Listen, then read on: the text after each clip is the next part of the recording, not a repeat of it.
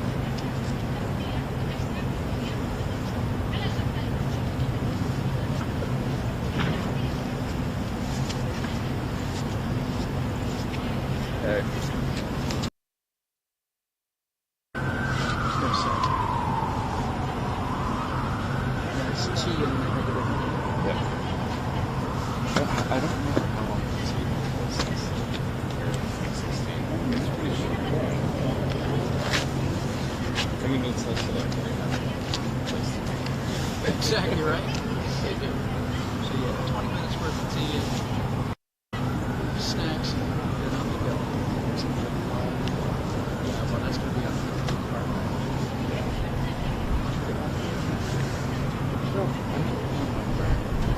I would assume I would think, yeah.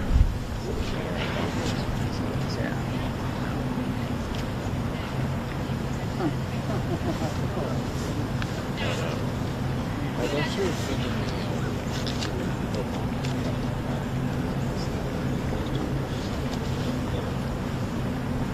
a good time for yesterday.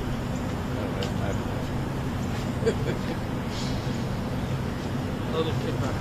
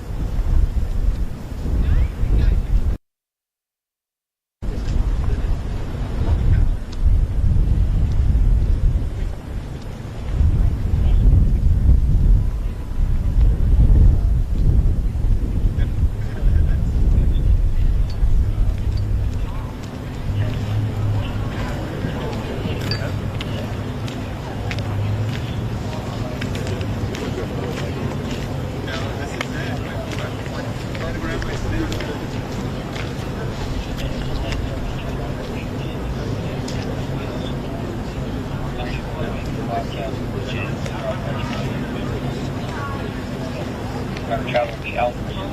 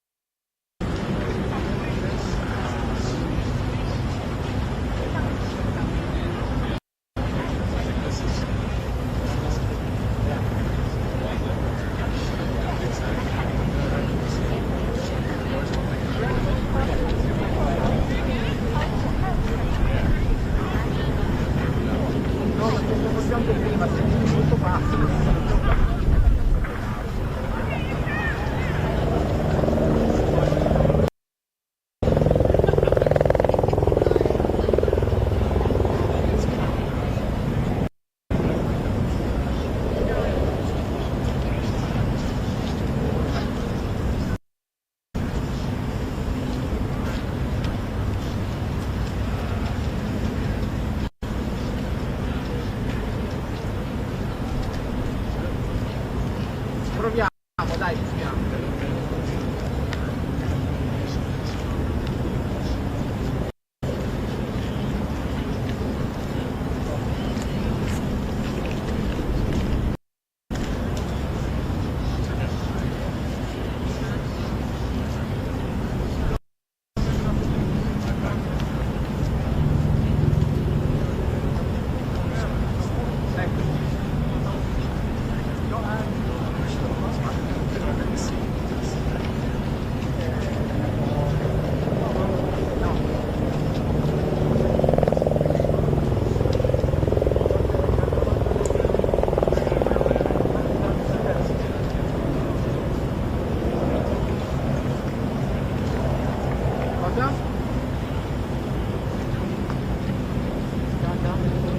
Ma no, non c'è nessuno vicino a me che parla in spagnolo.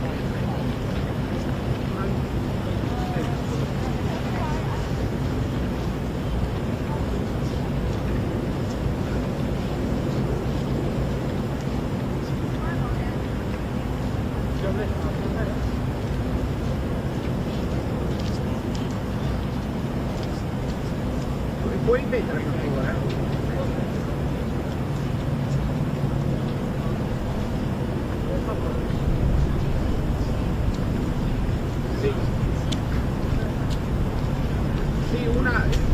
Oggi pomeriggio verso le 5 ore americane, quando la Trump tornerà, sarà oltre 250. Quello più importante per la preghiera è proprio quello sull'accelerazione. E da oggi pomeriggio inizieranno poi tutte le promozioni, iniziando da Chicago, Atlanta, Arizona e in California. Però voglio dirvi che poco fa, quando è entrato Trump, stavo guardando le immagini in diretta, pare che Melania Trump in qualche modo non abbia dato la mano alla First Lady. Quando la First Lady ha posto la mano, la Melania invece ha fatto finta di aggiustarsi il cappello e aveva già rifiutato della First Lady Biden a prendere un tè poco dopo le elezioni. Proprio secondo lei Biden erano come gli artefici dell'irruzione dell'FBI nella loro casa a Mar-a-Lago, quindi c'è comunque paretta, non c'è simpatia tra le due First Lady. E l'ultima cosa, voglio dirvi che poi Biden, dopo il coronamento di Trump, prenderà l'aereo, non l'Air Force One, verrà chiamato in un altro modo, perché l'Air Force One è quello che usa poi il presidente Trump, e andrà in California questa sera. È usanza che il presidente americano uscente lasci Washington, e ci sarà comunque una cerimonia.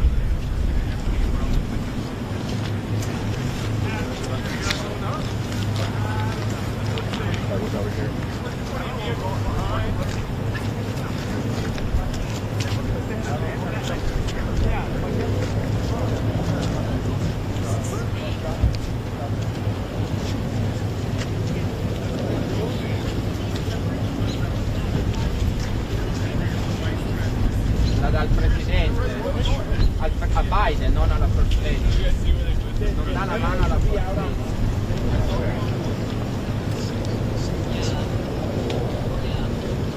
Dalla mano avanti va.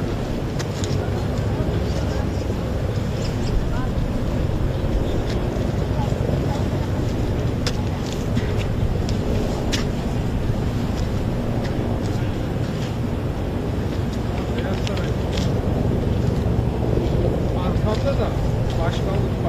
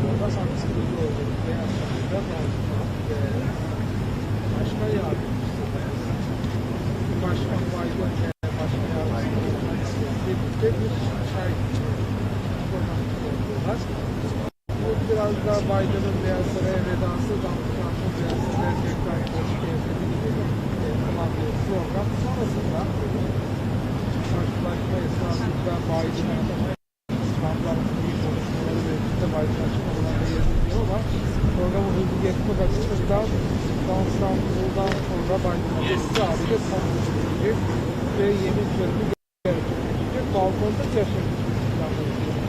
Havanın çok güzel ve komple binasının içerisinde gerçekleşecek. Bu da Türkiye sadece 8. olacak. Program 7.30'a kadar saat tutacak. Tam 8 saat takipteydi ama Türkiye saati 20 civarında ABD'de seçimin başkanı Donald Trump yemin ederek önce başkan yardımcısı olacak, daha sonra kendisi yemin ederek ABD'nin ikinci başkanı olacak. Program sonrasında, kongredeki program sonrasında Biden'a elveda edilecek. Biden'le eşi uğurlanacak ve başkan yardımcısı uğurlanacak.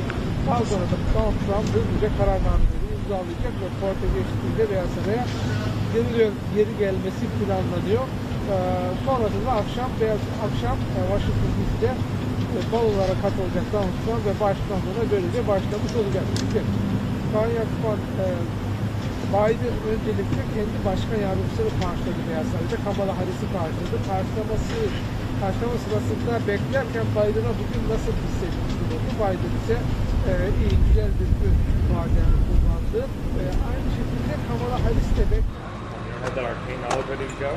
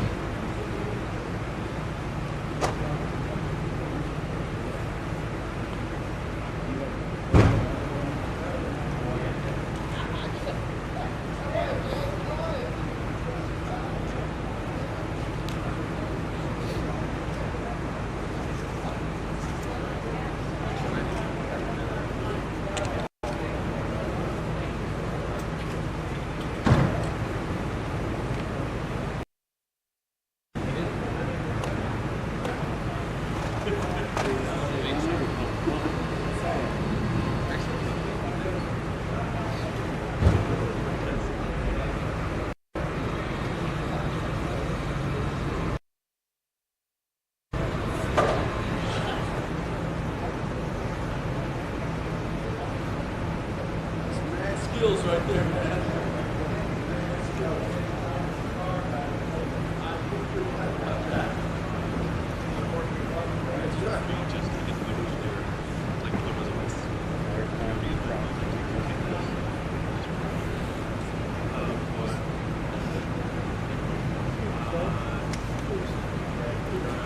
already going to go separately, but they're going to go be in the doors into the windows right here.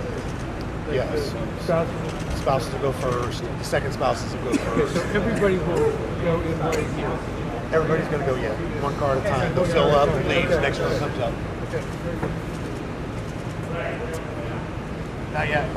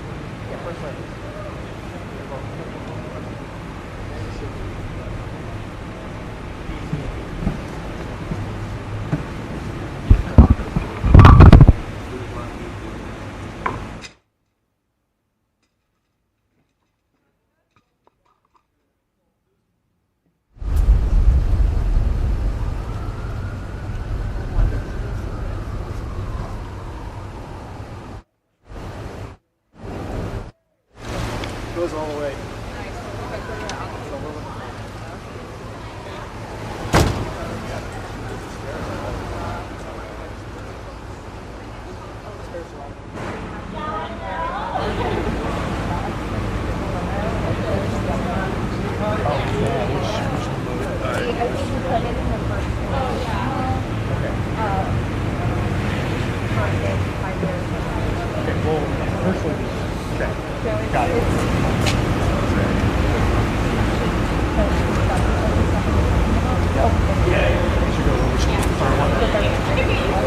That's where pioneers are.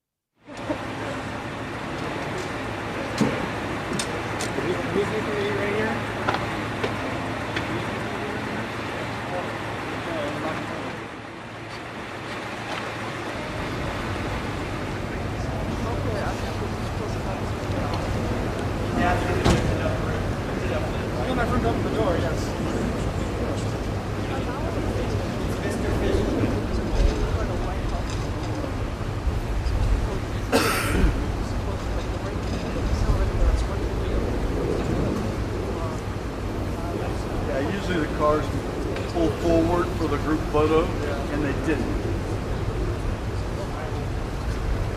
You guys know who these are? Mine and his. That's all right. If you do, you can pick it up and just put it in the bushes. We'll take care of it. They're coming out. Coming out.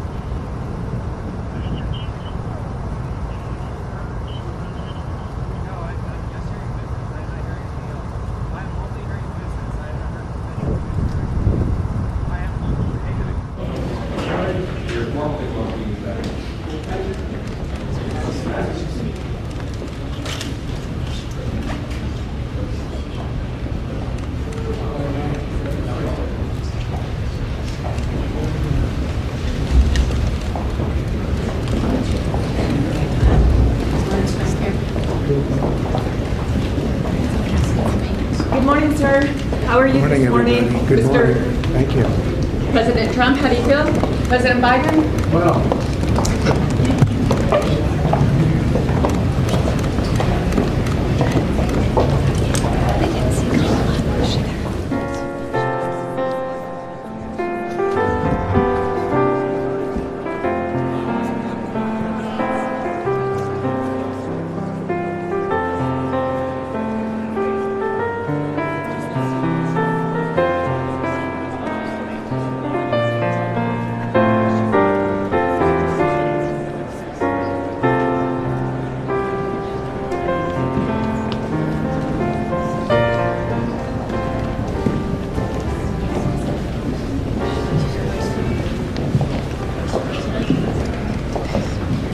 Good morning, Mr. Vice President. How do you feel?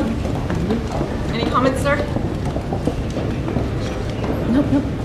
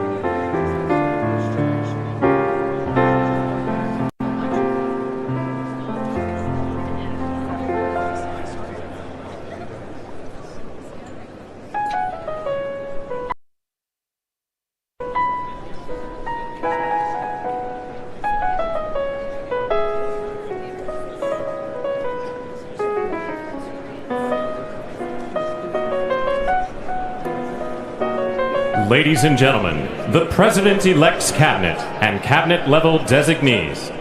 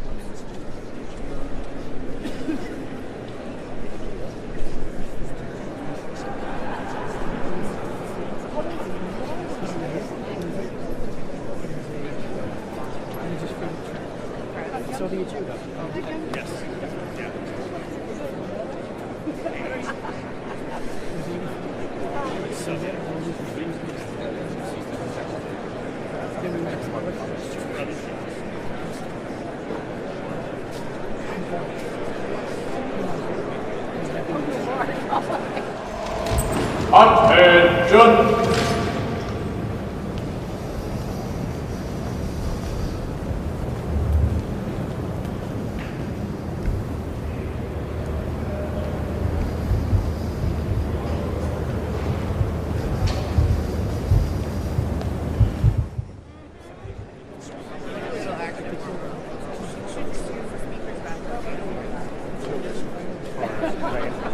Just trying to catch her eye.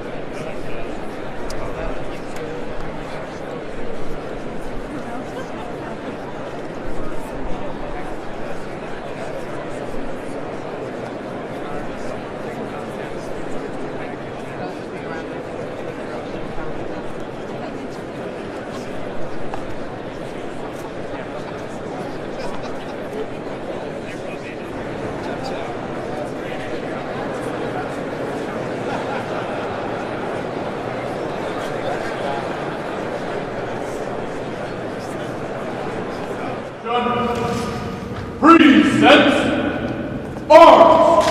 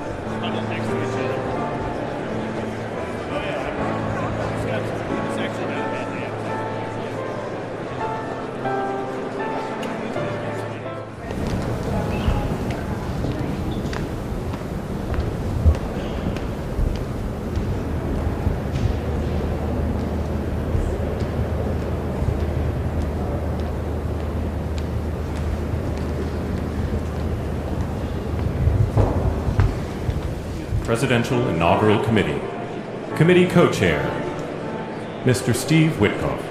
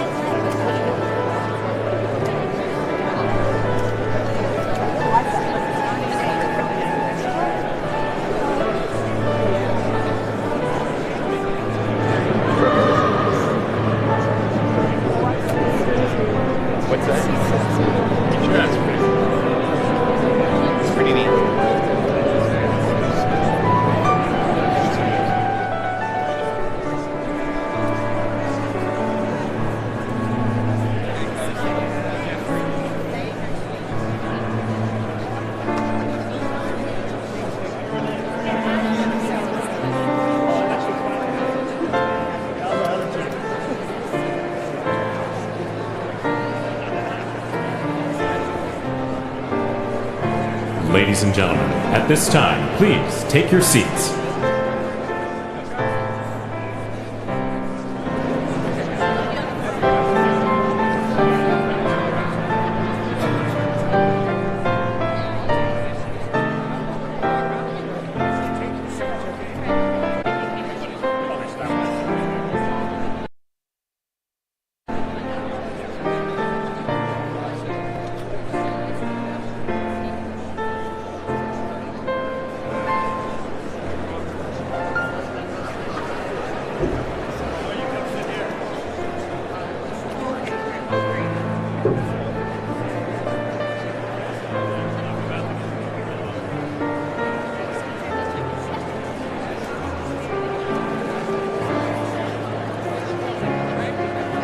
Ladies and gentlemen, at this time, please be seated.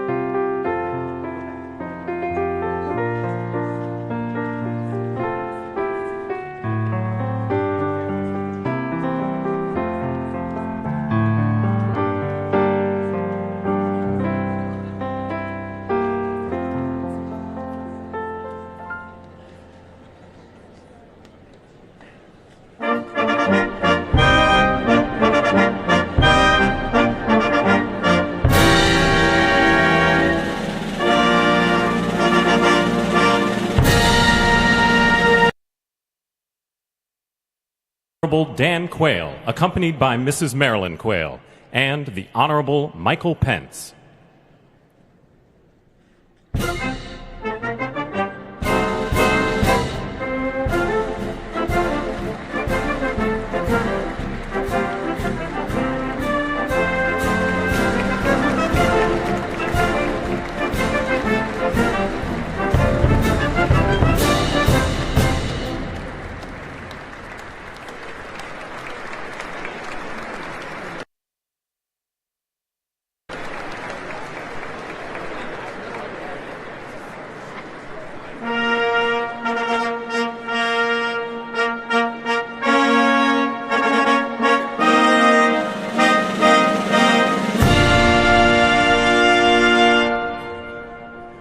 Ladies and gentlemen, the 42nd President of the United States, the Honorable William J. Clinton, accompanied by the Honorable Hillary Rodham Clinton.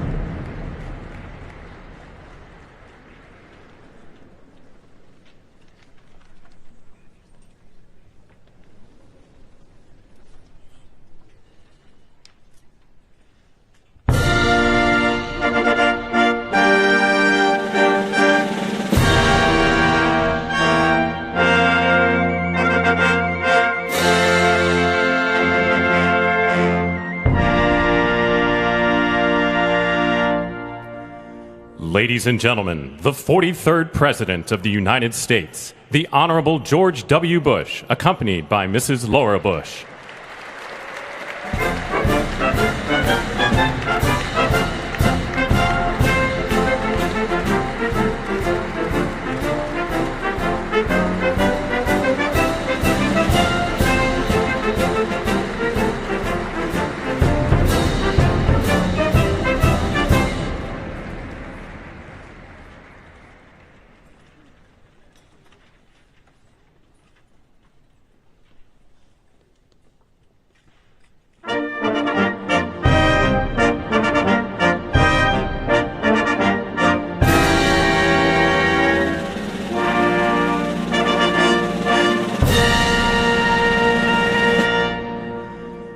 Ladies and gentlemen, the 44th President of the United States, the Honorable Barack H. Obama.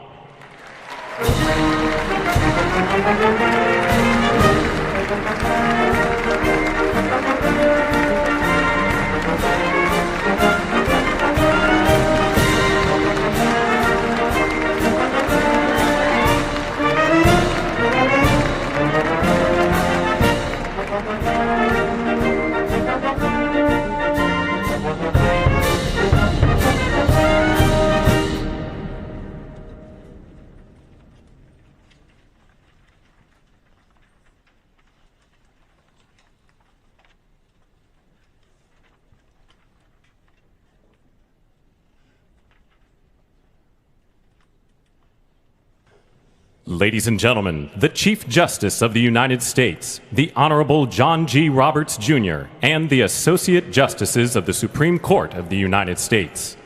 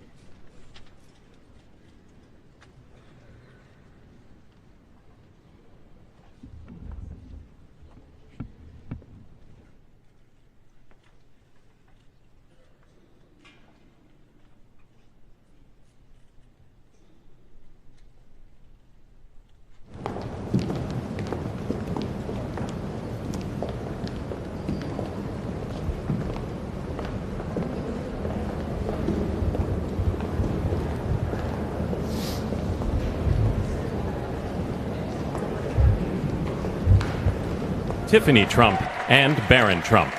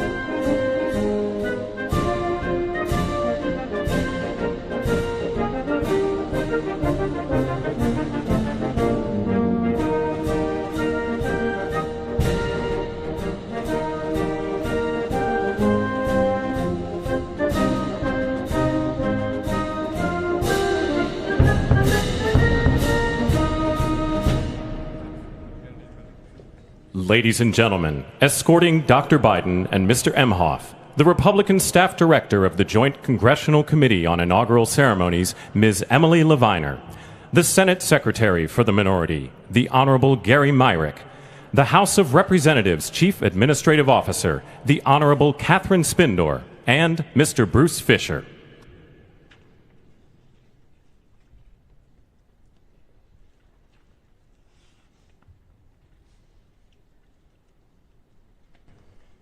Ladies and gentlemen, Dr. Jill Biden and Mr. Douglas Emhoff.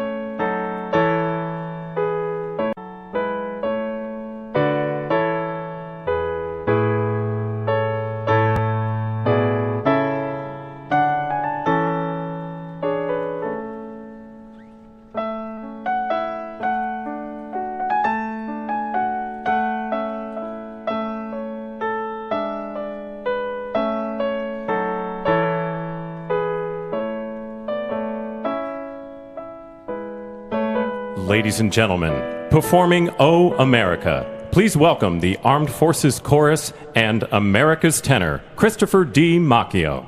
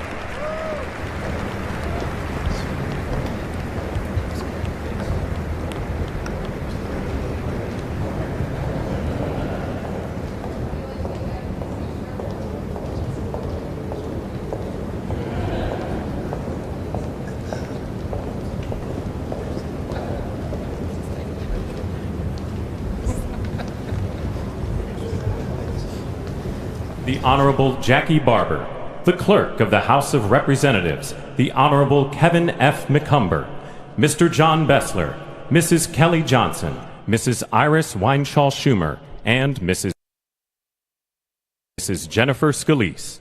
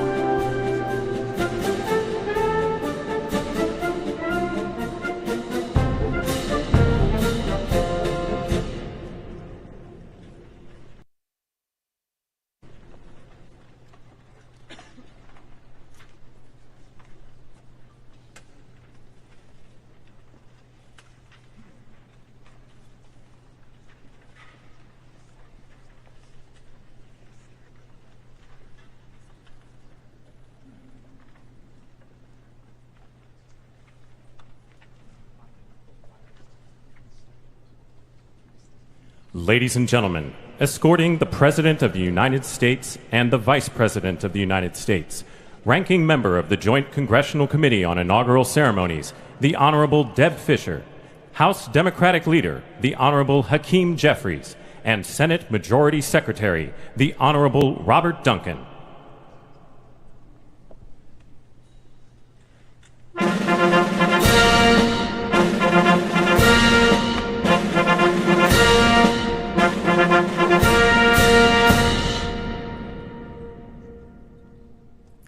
Ladies and gentlemen, the President of the United States, the Honorable Joseph R. Biden Jr., and Vice President of the United States, the Honorable Kamala Devi Harris.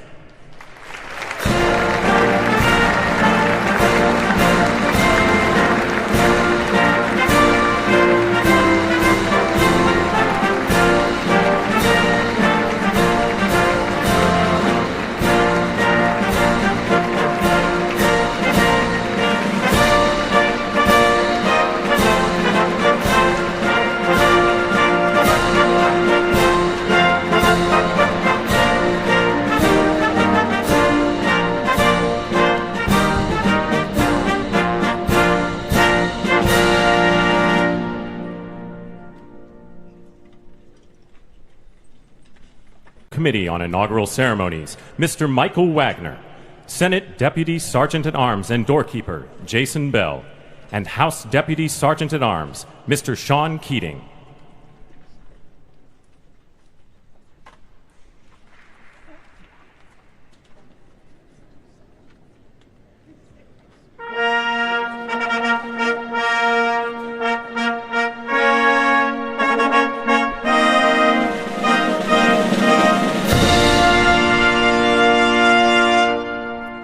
Ladies and gentlemen, the Vice President-elect of the United States, the Honorable J.D. Vance.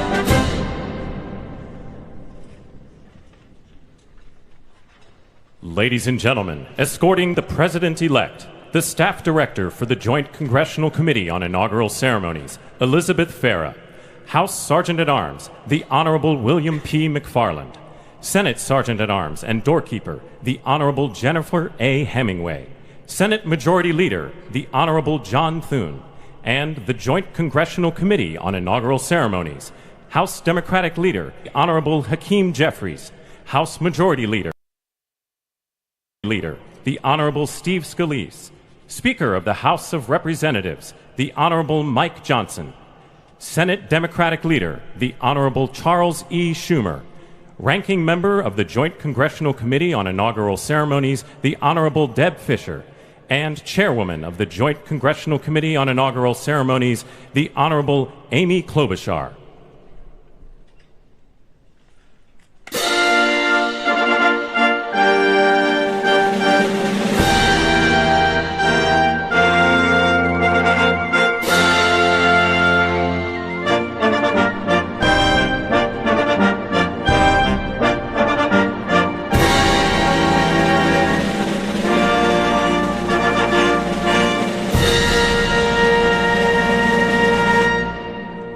Ladies and gentlemen, the President-elect of the United States, the Honorable Donald John Trump.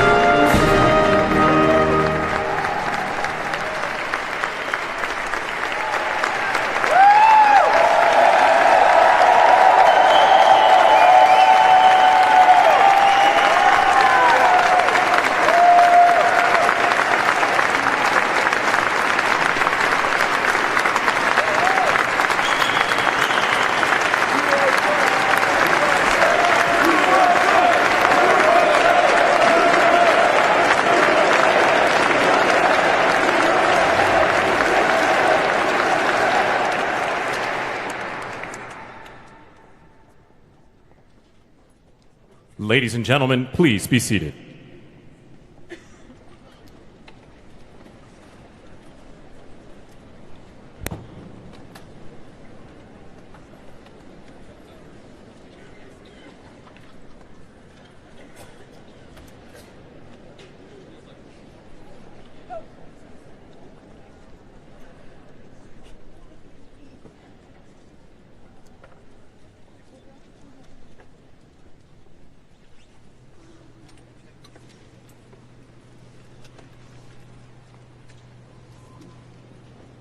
Please welcome the chairwoman of the Joint Congressional Committee on Inaugural Ceremonies, the Honorable Amy Klobuchar.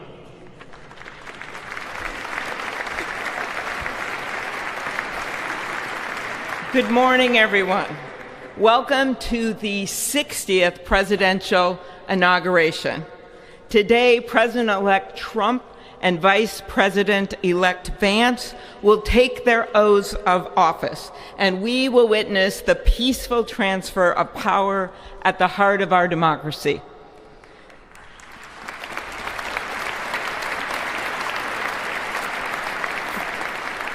For the past year, I've chaired the inaugural ceremony committee, which includes the leadership of Congress from both parties. We thank the committee and Capitol staff and law enforcement who worked so hard over the last year, and especially the last 3 days. You've done a beautiful job, and you have shown grace under pressure.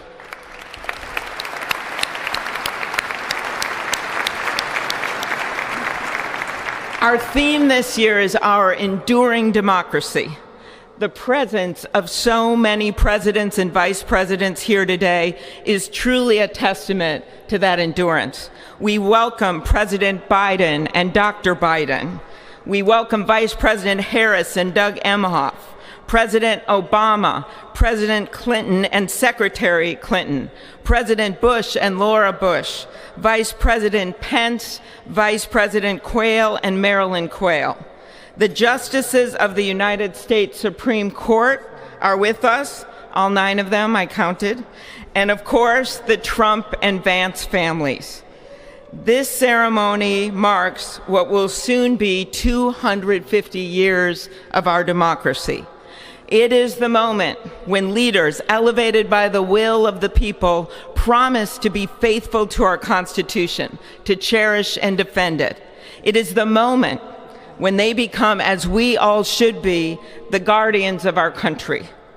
Through war and peace, through adversity and prosperity, we hold this inauguration every 4 years, and today it falls on Martin Luther King Day, a further reminder that we must strive to uphold the values enshrined in our Constitution, the freedoms, the liberties, and, as is inscribed on the entrance of the United States Supreme Court, equal justice under law.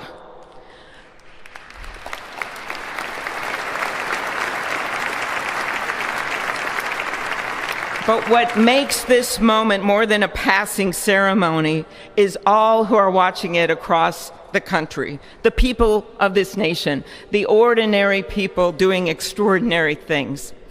President Kennedy, who at one point worked as a senator in this building and would often walk through this very rotunda, once said, "In a democracy, every citizen, regardless of interest in politics, holds office. Every one of us is in a position of responsibility." With that responsibility of citizenship comes an obligation not to seek out malice, as President Lincoln once reminded us, but to view others with a generosity of spirit despite our differences. With that responsibility of leadership comes an obligation to stand our ground when we must and find common ground when we can. With everything swirling around us, the hot mess of division, it is on all of us, to quote an incredible songwriter who just happened to be born in my state, to ensure that our nation's democracy is our shelter from the storm. There's a presidential palace or a gilded executive office building. Here it is traditionally held at the Capitol, the People's House. It is a fitting reminder of the system of checks and balances that is the very foundation of our government. 3 equal branches of government. That is how, for nearly 250 years, our great American experiment, grounded in the rule of law, has endured. So, as we inaugurate a new president and vice president, let us remember that the power of those in this room comes from the people. The construction workers who build our country, the teachers and healthcare workers who nurture us, the troops defending our freedoms, and yes, the firefighters in Los Angeles putting themselves on the line for us.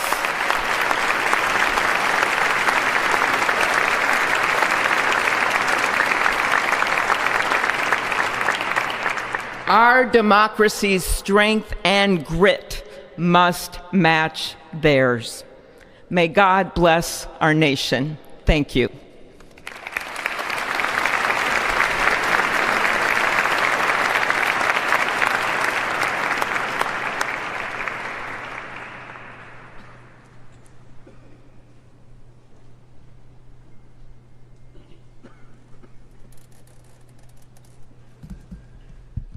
Good afternoon. Endurance through the years is the ultimate test. To persevere through time is the truest measure of an idea, an institution, and a nation. Our founders wrote the Constitution so that America could withstand all the twists and turns of time.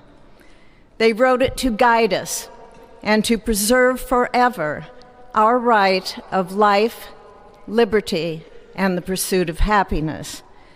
But as much as the truths and principles enshrined in our Constitution remain the same, our democracy promises the American people the power to change, to chart their own destiny.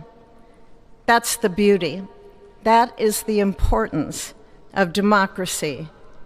It allows the endurance, the permanence of a nation through change.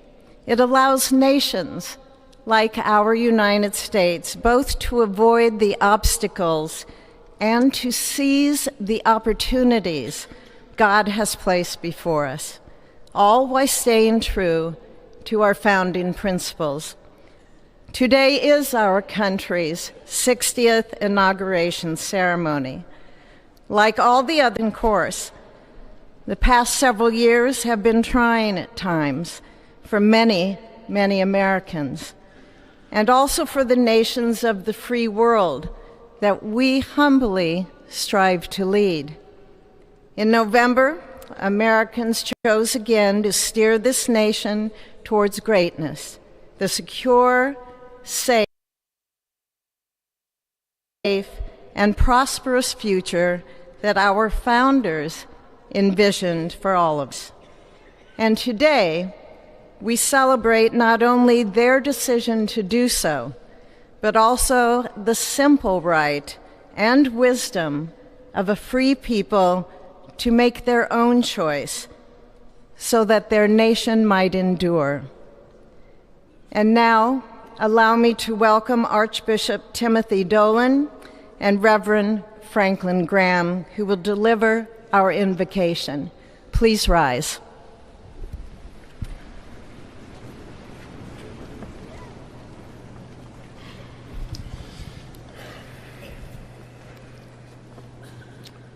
Be still and know that I am God, supreme among the nations, supreme on the earth. Let us pray. Remembering General George Washington on his knees at Valley Forge, recalling Abraham Lincoln at his second inaugural, with malice toward none, with charity for all, with firmness in the right as God gives us to see the right.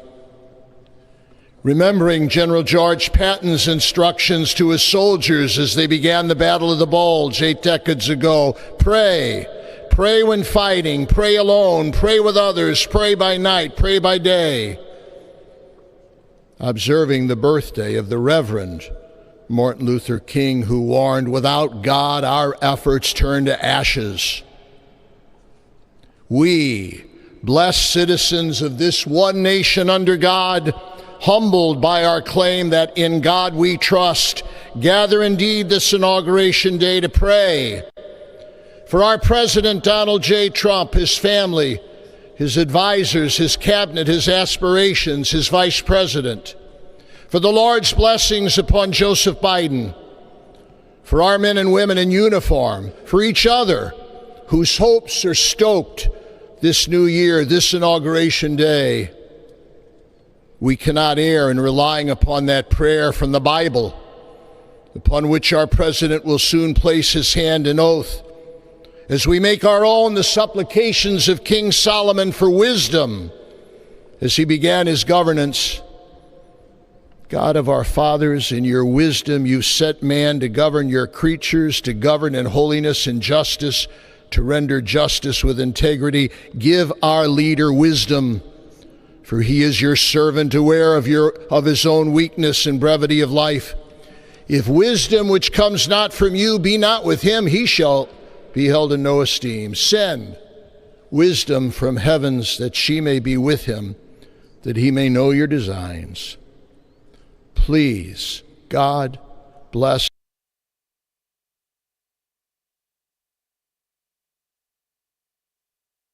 trust, who lives and reigns forever and ever. Amen.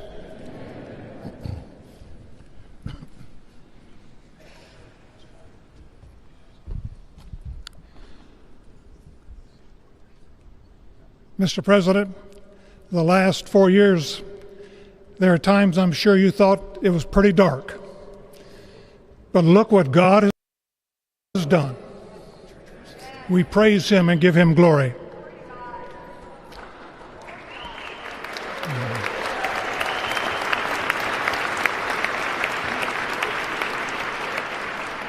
Let us pray.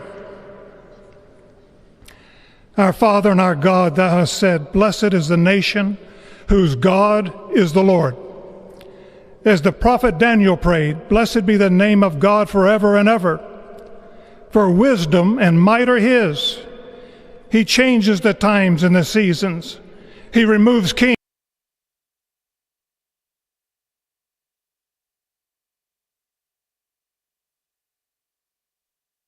who have understanding. Our Father, today, as President Donald J. Trump takes the oath of office once again, we come to say thank you, O Lord our God. Father, when Donald Trump's enemies thought he was down and out, you and you alone saved his life and raised him up with strength and power by your mighty hand.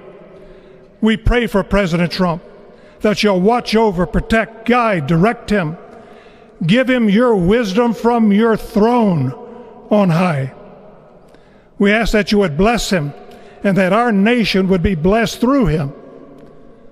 We also ask that you would bless and protect Melania as First Lady. We thank you for the beauty, the warmth, and grace that she shows not only to this nation, but to the whole world. We thank you for Vice President-elect J.D. Vance and his wife Usha and their young family. May he be a strength to President Trump, to stand beside him, to hold up his arms like Aaron held up the arms of Moses in the midst of battle. The prophet Samuel reminded the people, it was you that brought them up from the land of Egypt. And he said, now stand still, that I may reason with you before the Lord. So, Father, we take this moment to stand still, to remember the great things that you have done for this nation. Thank you for the protection, the bounty, the freedoms that we so enjoy.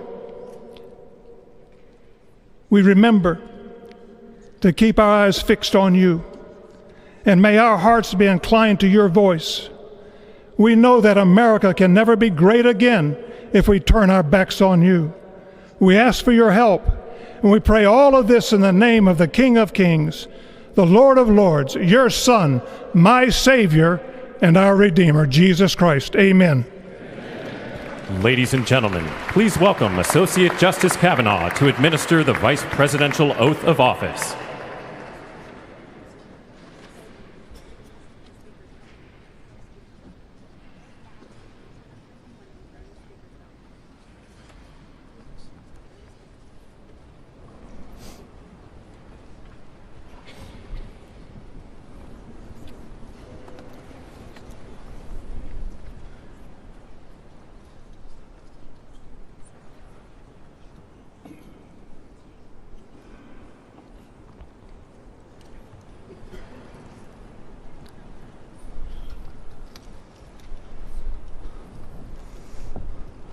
Please raise your right hand and repeat after me. I, James David Vance, do solemnly swear. I, James David Vance, do solemnly swear that I will support and defend the Constitution of the United States. That I will support and defend the Constitution of the United States against all enemies, foreign and domestic. Against all enemies, foreign and domestic.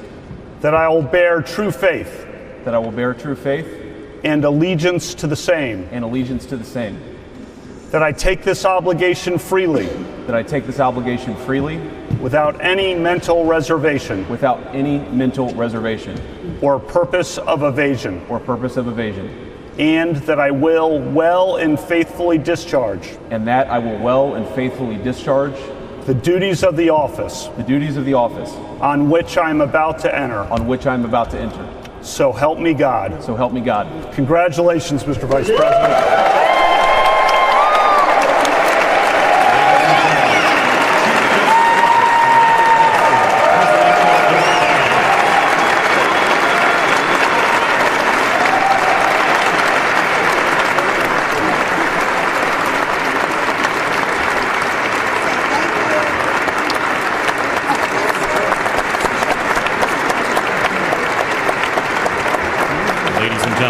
Please welcome Chief Justice Roberts to administer the Presidential Oath of Office.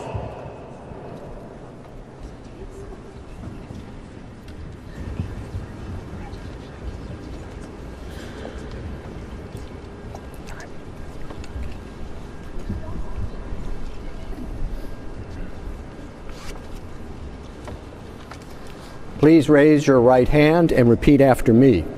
I, Donald John Trump, do solemnly swear. I, Donald John Trump, do solemnly swear that I will faithfully execute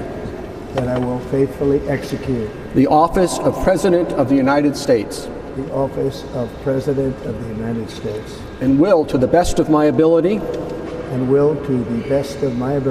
preserve, protect, and defend the Constitution of the United States. The Constitution of the United States. So help me God. So help me God. Congratulations, Mr. President.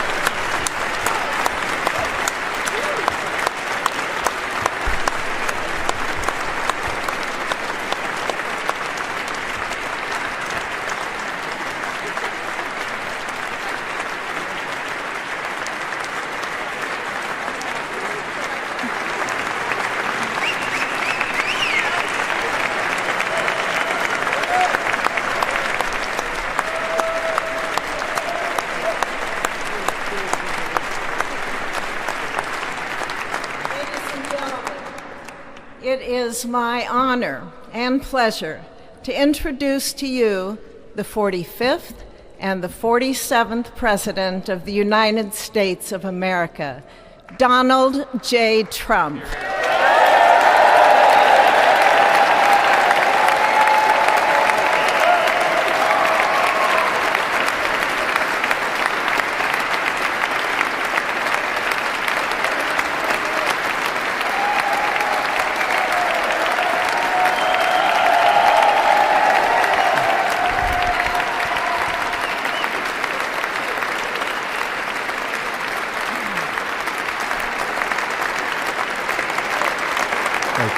Thank you very much, everybody. Well, thank you very, very much. Vice President Vance, Speaker Johnson, Senator Thune, Chief Justice Roberts, Justices of the United States Supreme Court, President Clinton, President Bush, President Obama, President Biden, Vice President Harris, and my fellow citizens. The golden age of America begins right now.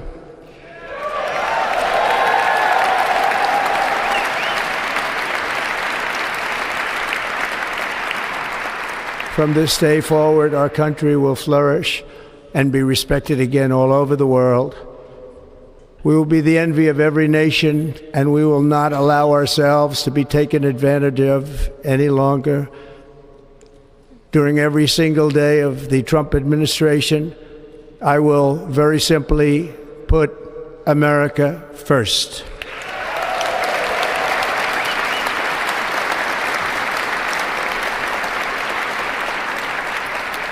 Our sovereignty will be reclaimed. Our safety will be restored. The scales of justice will be rebalanced. The vicious, violent, and unfair weaponization of the Justice Department and our government will end.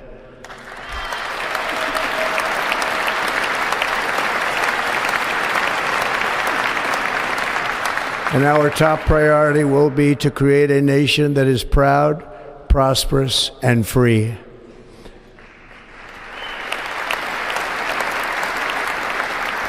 America will soon be greater, stronger, and far more exceptional than ever before. I return to the presidency confident and optimistic that we are at the start of a thrilling new era of national success. A tide of change is sweeping the country, sunlight is pouring over the entire world, and America has the chance to seize this opportunity like never before. But first, we must be honest about the challenges we face. While they are plentiful, they will be annihilated by this great momentum that the world is now witnessing in the United States of America. As we gather today, our government confronts a crisis of trust.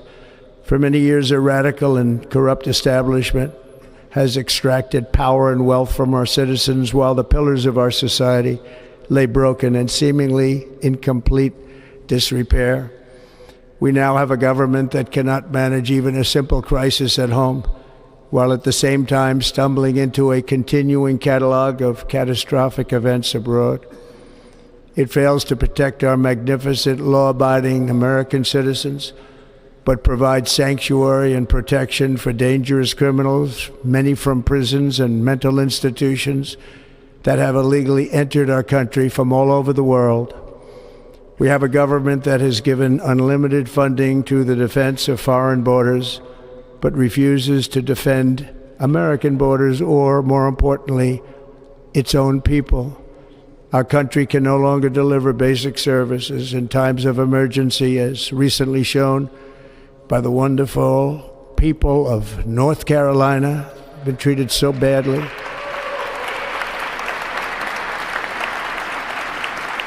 And other states who are still suffering from a hurricane that took place many months ago. Or more recently, Los Angeles, where we're watching fires still tragically burn from weeks ago without even a token of defense.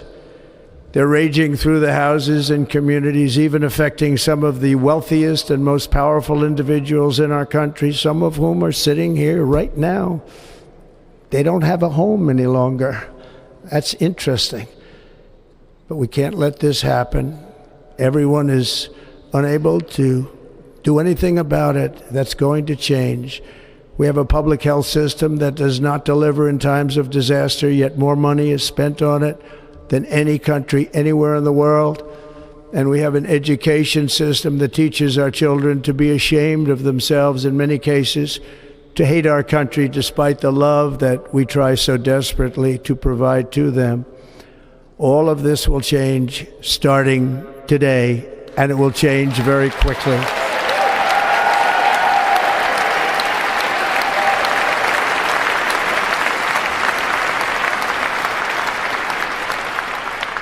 My recent election is a mandate to completely and totally reverse a horrible betrayal and all of these many betrayals that have taken place, and to give the people back their faith, their wealth, their democracy, and indeed their freedom. From this moment on, America's decline is over.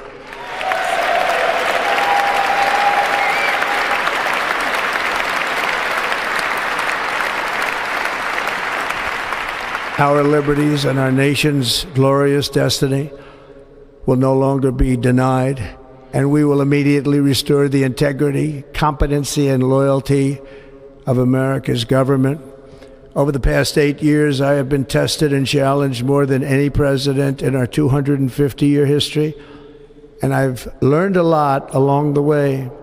The journey to reclaim our republic has not been an easy one, that I can tell you. Those who wish to stop our cause have tried to take my freedom and indeed to take my life. Just a few months ago in a beautiful Pennsylvania field, an assassin's bullet ripped through my ear. But I felt then, and believe even more so now, that my life was saved for a reason. I was saved by God to make America great again.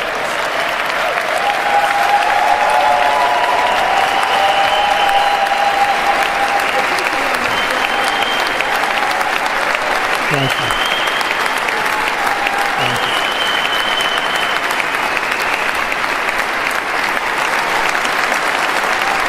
Thank you very much.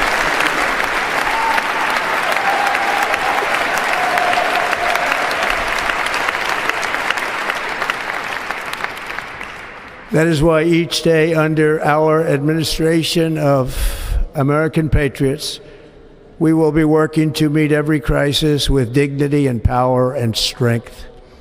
We will move with purpose and speed to bring back hope, prosperity, safety, and peace for citizens of every race, religion, color, and creed.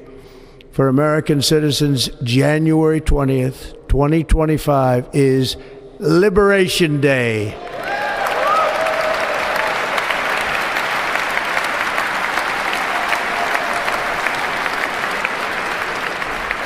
It is my hope that our recent presidential election will be remembered as the greatest and most consequential election in the history of our country. As our victory showed, the entire nation is rapidly unifying behind our agenda with dramatic increases in support from virtually every element of our society, young and old, men and women, African Americans, Hispanic Americans, Asian Americans, urban, suburban, rural. And very importantly, we had a powerful win in all 7 swing states. And the popular vote, we won by millions of people.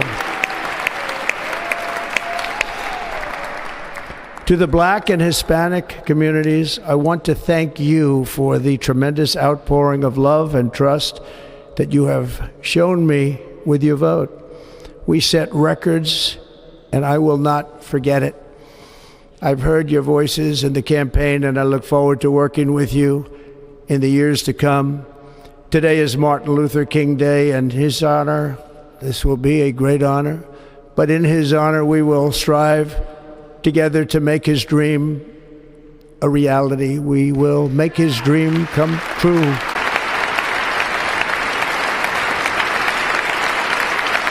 Thank you.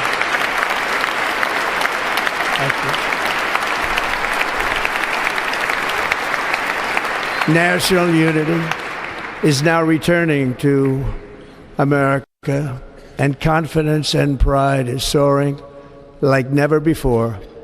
In everything we do, my administration will be inspired by a strong pursuit of excellence and unrelenting success. We will not forget our country, we will not forget our Constitution, and we will not forget our God. Can't do that.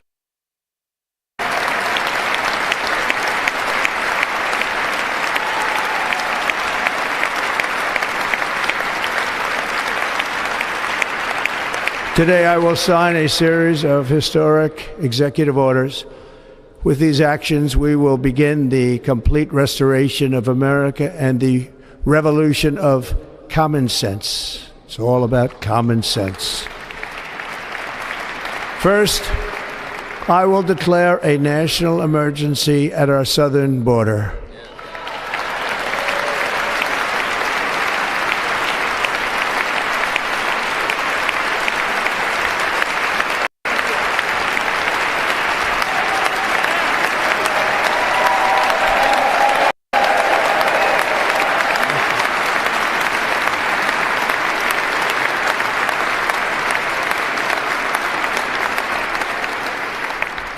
All illegal entry will immediately be halted, and we will begin the process of returning millions and millions of criminal aliens back to the places from which they came.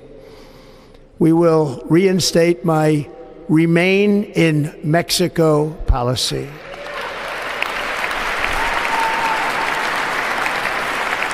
I will end the practice of catch and release.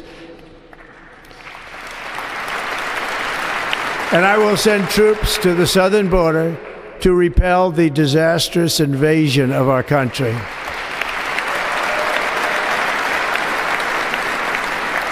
Under the orders I signed today, we will also be designating the cartels as foreign terrorist organizations.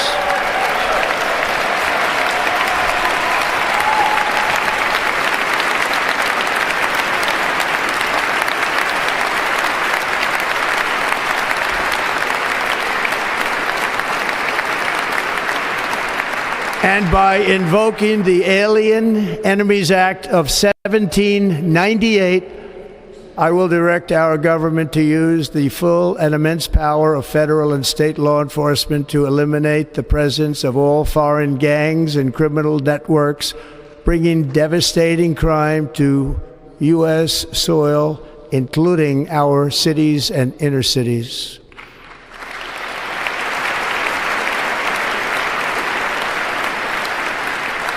As Commander-in-Chief, I have no higher responsibility than to defend our country from threats and invasions, and that is exactly what I am going to do. We will do it at a level that nobody's ever seen before. Next, I will direct all members of my cabinet to marshal the vast powers at their disposal to defeat what was record inflation and rapidly bring down costs and prices.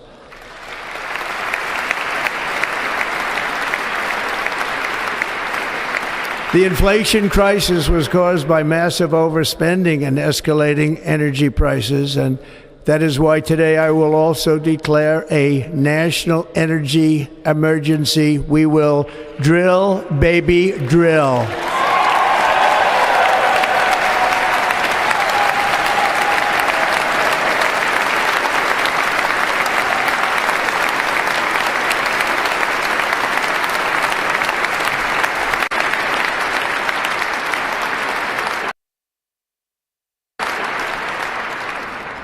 America will be a manufacturing nation once again, and we have something that no other manufacturing nation will ever have, the largest amount of oil and gas of any country on earth, and we are going to use it. Use it. We will bring prices down, fill our strategic reserves up again, right to the top, and export American energy all over the world. We will be a rich nation again, and it is that liquid gold under our feet that will help to do it. With my actions today, we will end the Green New Deal and we will revoke the electric vehicle mandate, saving our auto industry and keeping my sacred pledge to our great American auto workers.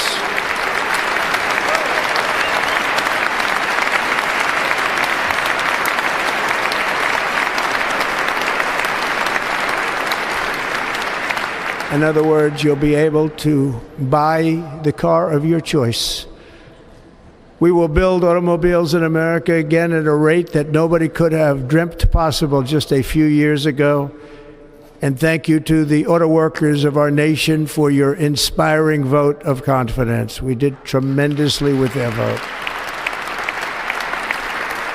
I will immediately begin the overhaul of our trade system to protect American workers and families.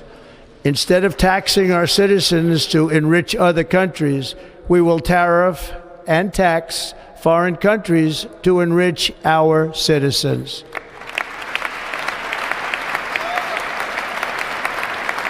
For this purpose, we are establishing the External Revenue Service to collect all tariffs, duties, and revenues. It will be massive amounts of money pouring into our treasury, coming from foreign sources. The American dream will soon be back and thriving like never before to restore competence and effectiveness to our federal government. My administration will establish the brand new Department of Government Efficiency.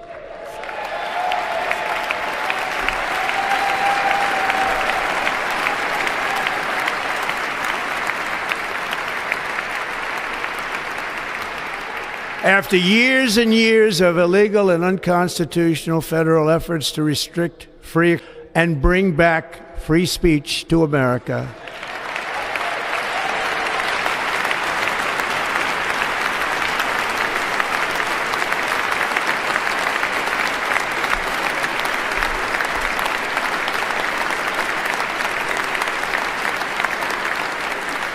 never again will the immense power of the state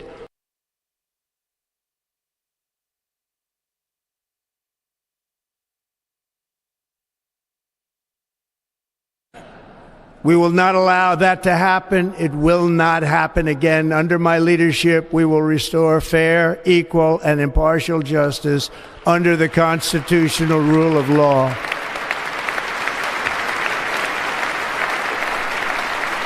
And we are going to bring law and order back to our cities. This week, I will also end the government policy of trying to socially engineer race and gender into every aspect of public and private life.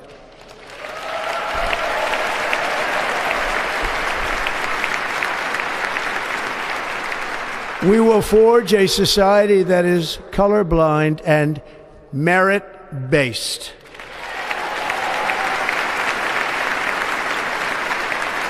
As of today, it will henceforth be the official policy of the United States government that there are only two genders, male and female.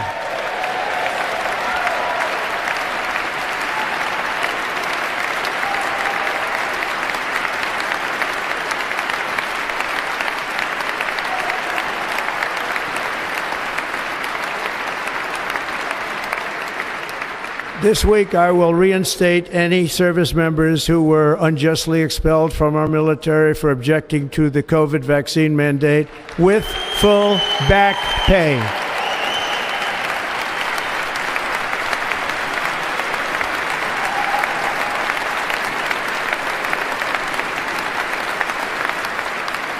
And I will sign an order to stop our warriors from being subjected to radical political theories and social experiments while on duty. It's going to end immediately. Our armed forces will be freed to focus on their sole mission, defeating America's enemies.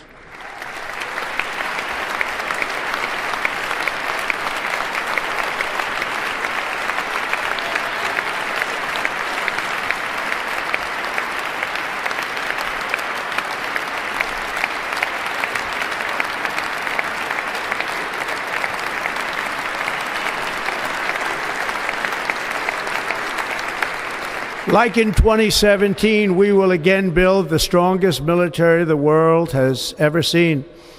We will measure our success not only by the battles we win, but also by the wars that we end, and perhaps most importantly, the wars we never get into.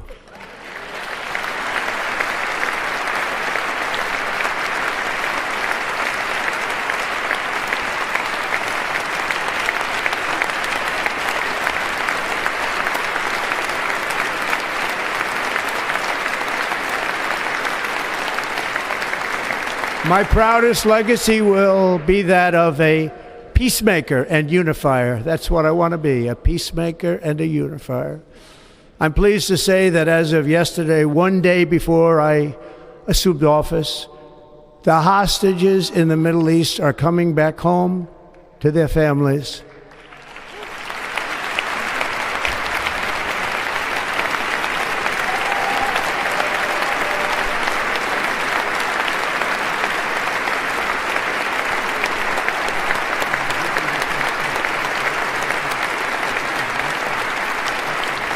Thank you.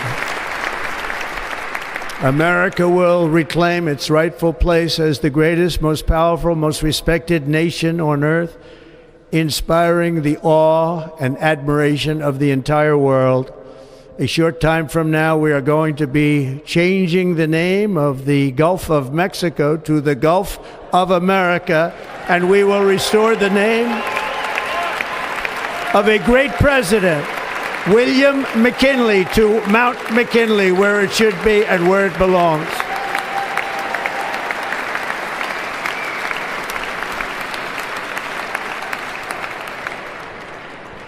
President McKinley made our country very rich through tariffs and through talent.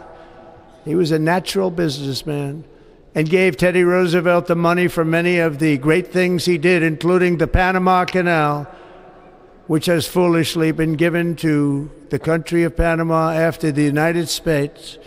The United States, I mean, think of this, spent more money than ever spent on a project before and lost 38,000 lives in the building of the Panama Canal. We have been treated very badly from this foolish gift that should have never been made, and Panama's promise to us has been broken. The purpose of our deal and the spirit of our treaty has been totally violated. American ships are being severely overcharged and not treated fairly in any way, shape, or form, and that includes the United States Navy. And above all, China is operating the Panama Canal, and we didn't give it to China, we gave it to Panama, and we're taking it back.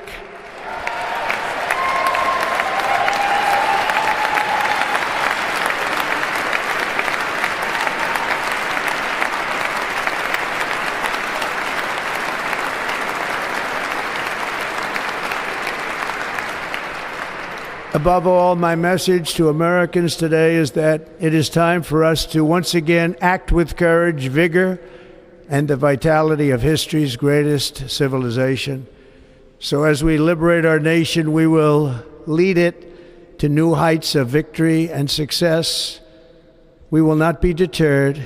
Together we will end the chronic disease epidemic and keep our children safe, healthy, and disease-free. The United States will once again consider itself a growing nation, one that increases our wealth, expands our territory, builds our cities, raises our expectations, and carries our flag into new and beautiful horizons. and we will pursue our manifest destiny into the stars, launching American astronauts to plant the stars and stripes on the planet Mars.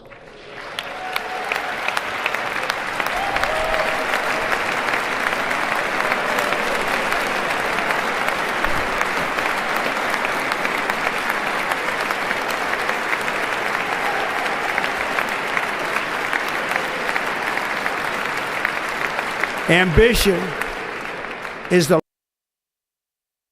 than any other. There's no nation like our nation. Americans are explorers, builders, innovators, entrepreneurs, and pioneers. The spirit of the frontier is written into our hearts. The call of the next great adventure resounds from within our souls. Our American ancestors turned a small group of colonies on the edge of a vast continent into a mighty republic of the most extraordinary citizens on earth. No one comes close. Americans pushed thousands of miles through a rugged land of untamed wilderness. They crossed deserts, scaled mountains, braved untold dangers, won the Wild West, ended slavery, rescued millions from tyranny, lifted billions from poverty, harnessed electricity, split the atom, launched mankind into the heavens, and put the universe of human knowledge into the palm of the human hand. If we work together, there is nothing we cannot do and no dream we cannot achieve. Many people thought it was impossible for me to stage such a historic political comeback. But as you see today, here I am. The American people have spoken.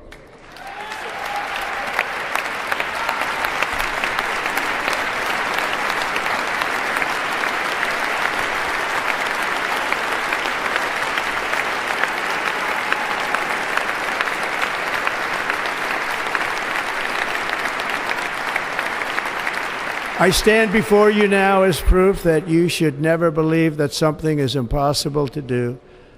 In America, the impossible is what we do best. From New York to Los Angeles, from Philadelphia to Phoenix, from Chicago to Miami, from Houston to right here in Washington, D.C., our country was forged and built by the generations of patriots who gave everything they had for our rights and for our freedom. They were farmers and soldiers, cowboys and factory workers, steel workers and coal miners, police officers and pioneers who pushed onward, marched forward, and let no obstacle defeat their spirit or their pride. Together they laid down the railroads, raised up the skyscrapers, built great highways, won two world wars, defeated fascism and communism, and triumphed over every single challenge that they faced. After all we have been through together, we stand on the verge of the 4 greatest years in American history. With your help, we will restore America, promise, and we will rebuild the nation that we love, and we love it so much.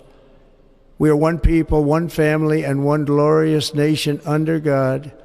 So to every parent who dreams for their child, and every child who dreams for their future, I am with you, I will fight for you, and I will win for you. We are going to win like never before.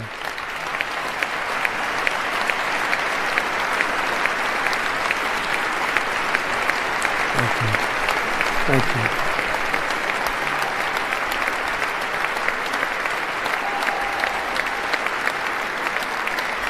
Thank you. Thank you. In recent years, our nation has suffered greatly, but we are going to bring it back and make it great again, greater than ever before. We will be a nation like no other, full of compassion, courage, and exceptionalism. Our power will stop all wars and bring a new spirit of unity to a world that has been angry, violent, and totally unpredictable. America will be respected again and admired again, including by people of religion, faith, and goodwill. We will be prosperous. We will be proud. We will be strong, and we will win like never before. We will not be conquered. We will not be intimidated. We will not be broken, and we will not fail. From this day on, the United States of America will be a free, sovereign, and independent nation. We will stand bravely. We will live proudly. We will dream boldly, and nothing will stand in our way because we are Americans. The future is ours, and our golden age has just begun. Thank you. God bless America. Thank you all. Thank you. Thank you very much. Thank you very much. Thank you.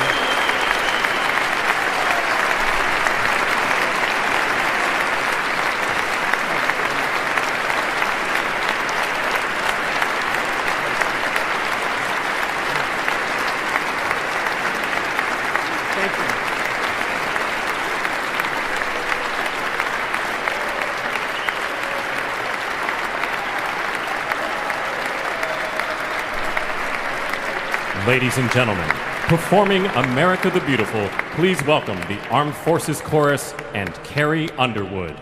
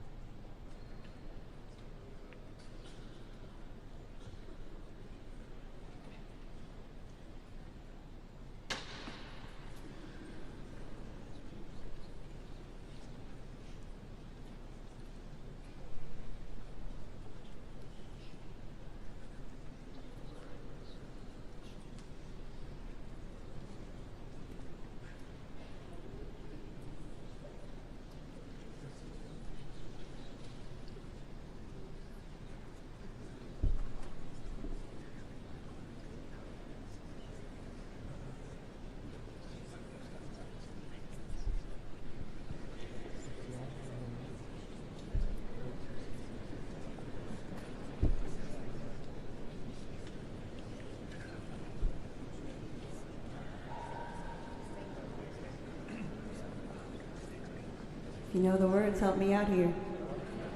Oh, beautiful for spacious skies, for amber waves of grain, for purple mountain majesties above the fruited plain. America, America, God shed His grace on thee and crown thy good with brotherhood from sea to shining sea.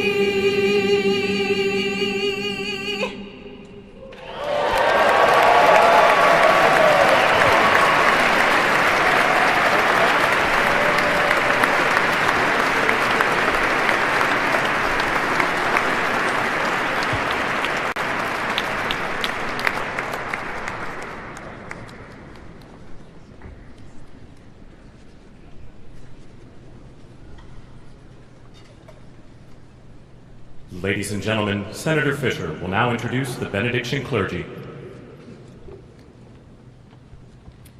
I now call on Rabbi Ari Berman, Pastor Lorenzo Sewell, and Reverend Frank Mund to provide prayers of benediction.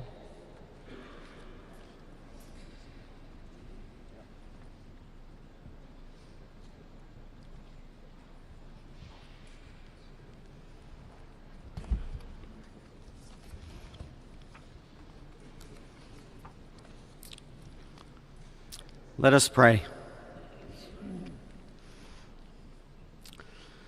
Almighty God, your prophet Jeremiah walked the streets of Jerusalem and blessed its inhabitants with the Hebrew words, Baruch in God. Thousands of years later, this great nation, which adopted these words as its motto, in God we trust, stands at a moment of historic opportunity. Americans are searching for meaning. Our merciful Father, help us rise to meet this moment. Bless President Donald J. Trump and Vice President J.D. Vance with the strength and courage to choose the right and the good. Unite us around our foundational biblical values of life and liberty, of service and sacrifice, and especially of faith and morality, which George Washington called the indispensable supports of American prosperity. Guide our schools and college campuses, which have been experiencing such unrest, to inspire the next generation, to pair progress with purpose, knowledge with wisdom, and truth with virtue. Hear the cry of the hostages, both American and Israeli, whose pain our president so acutely feels. We are so thankful for the 3 young women who yesterday returned home, and pray that the next 4 years brings peace to Israel and throughout the Middle East. Almighty God, grant all Americans the opportunity to realize our shared dream of a life filled with peace and plenty, health and happiness, compassion and contribution. Stir within us the confidence to rise to this moment. For while we trust in God, God's trust is in us, the American people. America is called to greatness, to be a beacon of light and a mover of history. May our nation merit the fulfillment of Jeremiah's blessing, that like a tree planted by water, we shall not cease to bear fruit. May all of humanity experience your love and your blessing. May it be thy will, and let us say, Amen. Let us pray for our 47th president. Heavenly Father, we're so grateful that you gave our 45th and now our 47th president a millimeter miracle. We are grateful that you are the one that have called him for such a time as this, that America would begin to dream again. We pray that we would fulfill the true meaning of our creed, that we hold these truths to be self-evident, that all men are created equal. We pray that you use our president, that we will live in a nation where we will not be judged by the color of our skin, but by the content of our character. Heavenly Father, in the name of Jesus, we are so grateful today that you will use our 47th president, the land of liberty of thee I sing, land where my fathers died, land of the pilgrim's pride from every mountainside. Let freedom ring, and because America is called to be a great nation, we believe that you will make this come true. So let freedom ring from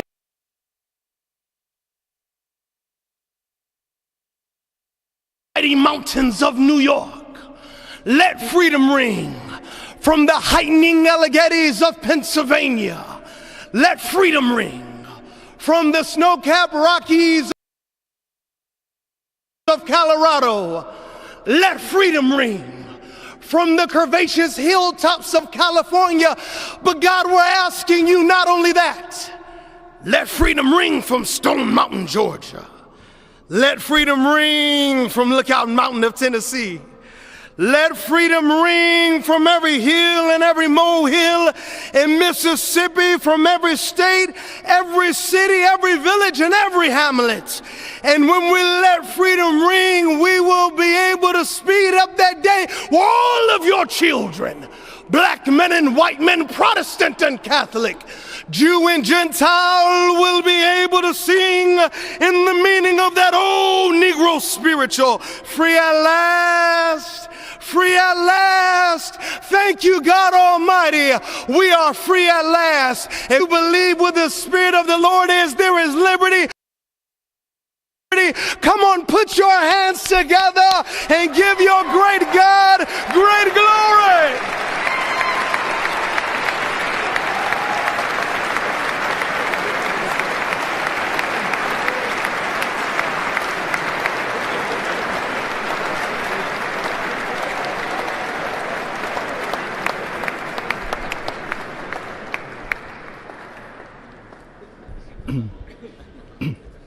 Almighty and eternal God, we gather here today in reverence, joined in our shared hopes and dreams for our beloved nation.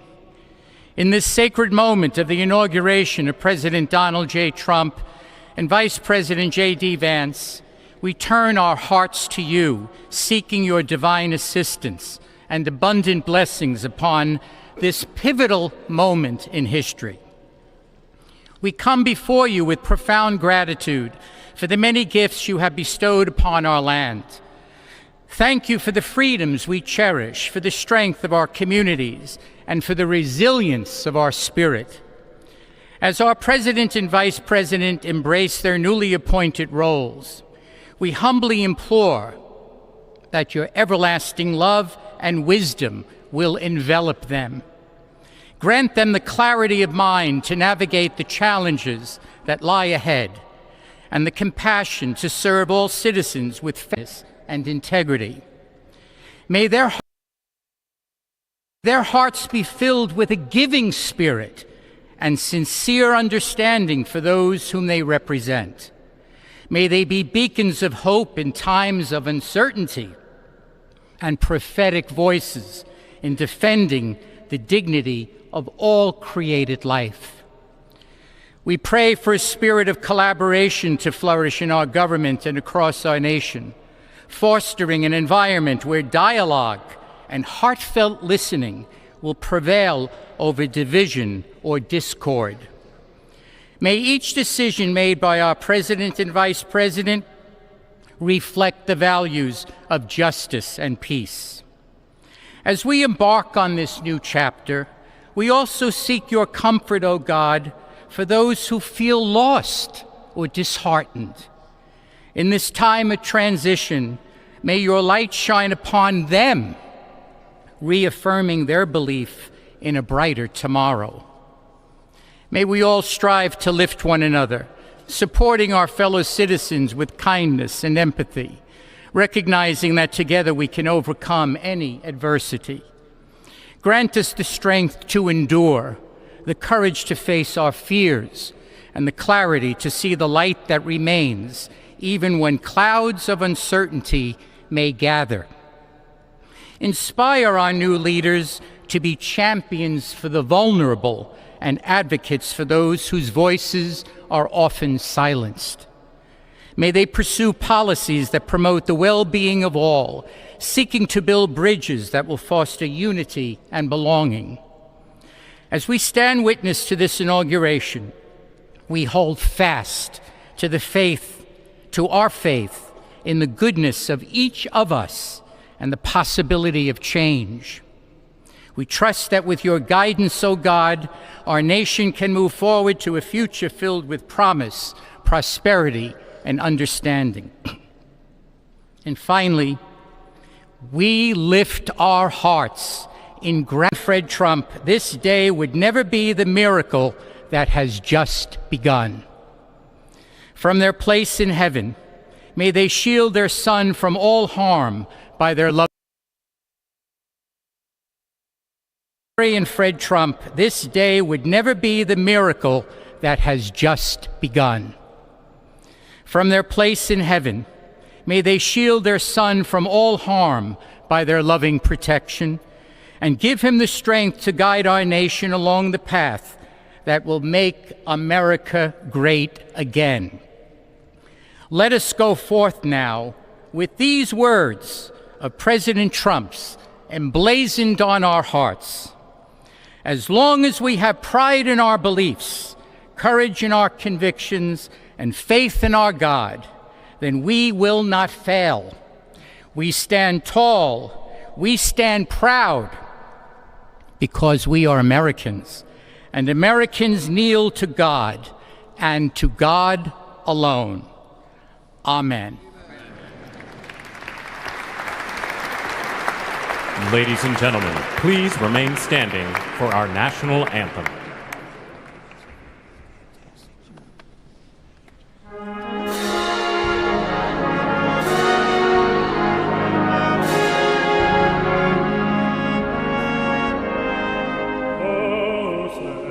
Can you say, o'er the dawn's early light, what so proudly we hailed at the twilight's last gleaming, whose blood stripes and bright stars through the perilous fight of the so gallantly streaming, and the rocket eagerly, heaven's bursting in earth, give proof through the night that our flag was still there. Oh, sailors at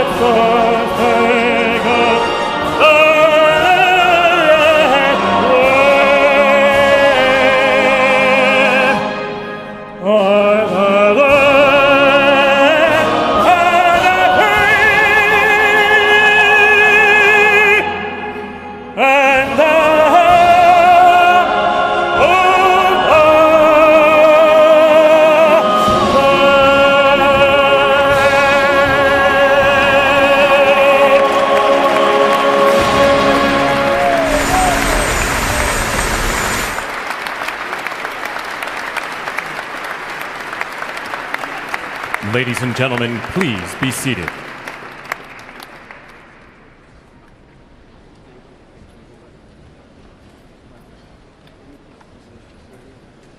Ladies and gentlemen, please remain at your seats while the President and official party depart the platform.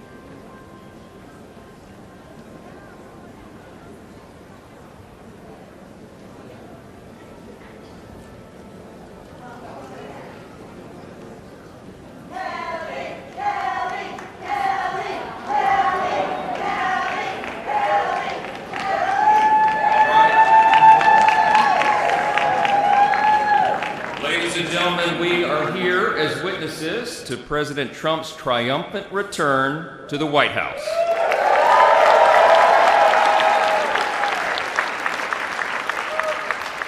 Right now, already this morning, you can feel it around the country. We certainly felt it here in the city. America is coming together and roaring back again, and it begins today, as the President just told us. I know we'd all rather be gathered together on the National Mall with hundreds of thousands of our closest friends, but our disappointment is well overcome with our excitement for the future that we feel today. We have the chance to make the next 4 years the most consequential period in our nation's history.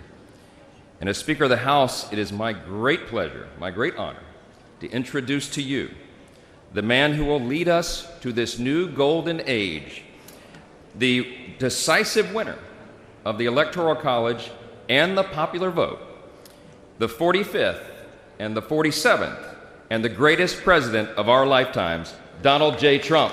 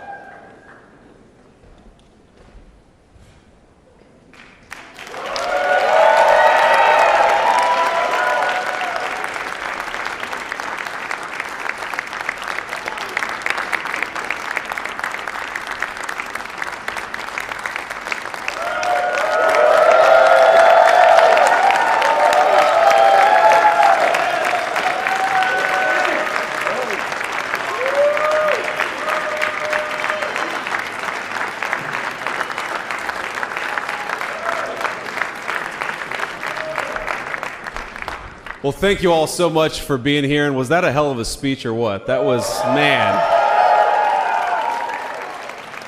That was a good way to start it off. You know, I didn't know exactly what the president would put in that speech, and I hoped to myself that he wasn't going to hold back, and sir, you didn't hold back. That was a hell of a way to start the next 4 years. But I just want to say from the bottom of my heart, and I know I speak for the president and for all of us, thank you, thank you, thank you for making this possible. We love you. We wouldn't be here without you, and we're going to make America great again together for the next 4 years.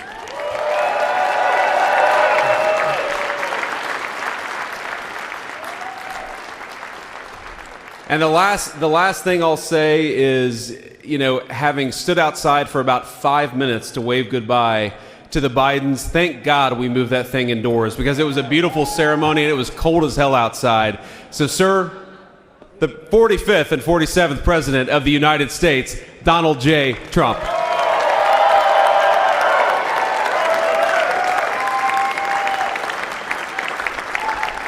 No, he's right. I looked, I said, oh, look at this beautiful sunny day. We blew it, and then I went outside and we were freezing. You would have been very unhappy. The sun was very deceptive, I will tell you. It is cold out. And I'm sort of saying, you know, that was so beautiful today. Maybe they should do it there every 4 years. Does that make sense? I don't know. Because, you know, the outdoor thing is really good, but it gets a little cold around this time of the year, as some people have noticed. And a lot of times they suffer through it. There was no suffering in that room. It was 72 degrees. It was perfect with the best acoustics I think I've ever heard in a room. This is not so bad either. But I just want to say, you're a younger, far more beautiful audience that I just spoke to. And I want to keep it off the record. I want to keep that off the record. Because I don't want to have all those big shots up there. I don't want to think you're more powerful than them, you look better than them, and I love you. Now, we just had a great time. We just had a great day. This was amazing. You know, when you think we took a journey, I mentioned in the speech, a lot of people said that was not a journey that was possible, and it was indeed possible. I didn't really know too much about what they were saying when they said that, but a lot of people felt it. And we hooked up with J.D. very early. I watched J.D. over a period of time. I endorsed him in Ohio. He was a great senator, and very, very smart. The only one smarter than him was his wife. That was, I would have chosen her, but somehow the line of succession didn't work that way, right? But now she's great and he's great. This is a great, beautiful couple and unbelievable career. I just said to him, you are very upwardly mobile, because he hasn't been doing it that long, but he picked it up so quickly. Remember, the first week was a little bit like the fake smooth sailing for him. He took on everybody. He took on the meanest. I don't want to use the word corrupt because we're into a new system, so let's wait till the corruption begins, because it will. But he took on some pretty mean people, and he handled it well. I want to also congratulate Mike Johnson for the job that he's doing.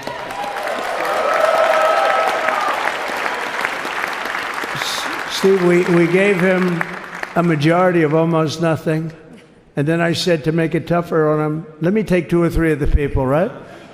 I said, he'll only have to suffer with that for about 3 months. How are they doing, by the way? Are they? Is that moving along? Totally unified. I said, do you mind if I take this one, that one, and a couple of others? He didn't mind. He can handle it. No, he's a man that's liked by everybody. I've never met a man like this. You've got how many is it, 219 or 220 or something? 220. And of the 220, 219 really like him. I noticed he got 1 negative vote once about 2 weeks ago. But I think even 220 like him, if you want to know the truth. And that's very unusual. I know a lot of nice guys in Congress, and they have 35 people that hate him. So if you have 35 people that hate you and you only have 1 or 2 or 3 votes, you'll have 5, I think. But that's going to be like, you know, the good news is when we get to that 5 number, it's going to feel like a massive majority. You can be really nasty to a couple of them at least, you know? So it's going to feel like hitting your head on the wall and stopping. It feels so good to stop. But he's done a fantastic job. And Steve Scalise is, he's our hero because, you know, I was with him. You talk about being shot. I was with him. He got some bad ones, and his incredible wife, and she really loves him. You know, you never know about that. I've been with other people. They were doing poorly, and the wife is like looking at her watch. She can't get out of the hospital fast enough. How's he doing? Oh, I don't know. He's all right. That woman was a mess. She was crying and crying. No, they're going to take him. They're going to take him. I told Steve when he finally woke up, it was a while too. The doctor told me it was the most blood they've ever transfused in any patient. They've never done anything like it. And here he is, the picture of strength, right? And he's been a great friend of mine, right? With a family, because of a family. And what a job you did. It worked out pretty much better than we even thought, right? And I did have a couple of things, you know, to say that were extremely controversial. It's such a beautiful, unifying speech. Please, sir, don't say these things. I said, I'm telling you, it's going to play great. They say, you're right. For this group of people, it's going to play great. You're the only ones I hurt by not, but we had some beauties, didn't we, Melania? She said, sir. Calls me sir when she's angry. I said, no, I'm only kidding. I better say I'm only kidding, or the press is going to pick that one up loud and clear. No, but she said, no, I think it would be terrible. It's such a nice speech. I think it's, you know, it all depends on your delivery. How was the delivery? Was it good? But she said it's such a beautiful speech. You can't put things in there that you were going to put in. And I was going to talk about the J6 hostages, but you'll be happy because, you know, it's action, not words that count. And you're going to see a lot of action on the J6 hostages. See a lot of action.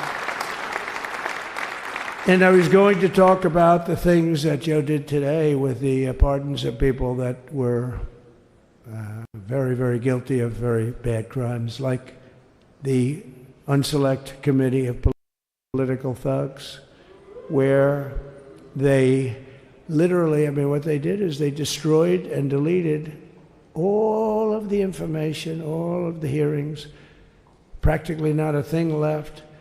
They deleted all the information on Nancy Pelosi having turned down the offer of 10,000 soldiers. You wouldn't have needed 10,000. You could have had 500, and it would have stopped. Because we may have had 1 million people that day, the people that were there. You don't see any photographs, but we have a lot of great photos. But you don't see those photographs. They don't put them in. They show the people at the Capitol. But I was talking about that. I was going to talk about that. They said, please don't bring that up right now. You can bring it up tomorrow. I said, how about now in front of the I'll bring it up right now. You know, this little time delay is good because we're getting great reviews on the speech. Now watch. They'll take the speech and say, I didn't like it because he left there and he talked to people. But we're giving you a little more information than we gave upstairs. But no, they pardoned a lot of people. They pardoned, before we even get to today, they pardoned, 33 murderers, absolute murderers, the worst murderers. You know, when you get the death sentence in the United States, you have to be bad because they don't give it much. And he pardoned almost everybody having a death sentence. And if you went through the crimes that were committed, you wouldn't even believe them, the level of violence, the people that were killed, the innocence of people that were killed and children killed by these people. And he pardoned them for whatever reason. He spared them, but they didn't spare the people that they killed. And, you know, who knows what happens in the future. It's one of the worst because a lot of times they let them out early after that. You know, they say you're going to be in for life, but then all of a sudden they get let out for good behavior and then they go on a rampage. You know, it's one of those little things, right? But I was going to talk about that. But I was really going to talk about the level of, you know, what's going on. Why are we doing this? Why are we trying to help a guy like Milley? Why are we doing Milley? He was pardoned. What he said, terrible what he said. Why are we helping some of the people? Why are we helping Liz Cheney? I mean, Liz Cheney is a disaster. She's a crying lunatic and crying Adam Kinzinger. He's a super crying. I never saw the guy not crying. He's always crying. I looked at him. I remember years ago he was actually on my side. And then one day, you know, when you don't want to kill people in wars, they turn against you. Liz Cheney hated the concept of not going to war with everybody. Let's kill everybody. Let's spend a lot of money on military equipment, you know, where her father works, right? And but what she did was incredible. Think of it. They destroyed and deleted all of that information that went on for almost 2 years against Trump. And the reason they did, because it was all false. Like the person that said, I tried to strangle a Secret Service agent. That's one of the toughest human beings I think I've ever seen. I actually had a friend. I put my hands around his neck because he wouldn't go to the Capitol. Made up fiction. And I was rebuffed. And the guy on the right is a massive weightlifter. Probably stronger than me. Do you think he's stronger than me, honey? You know who I'm talking. Possibly stronger than me.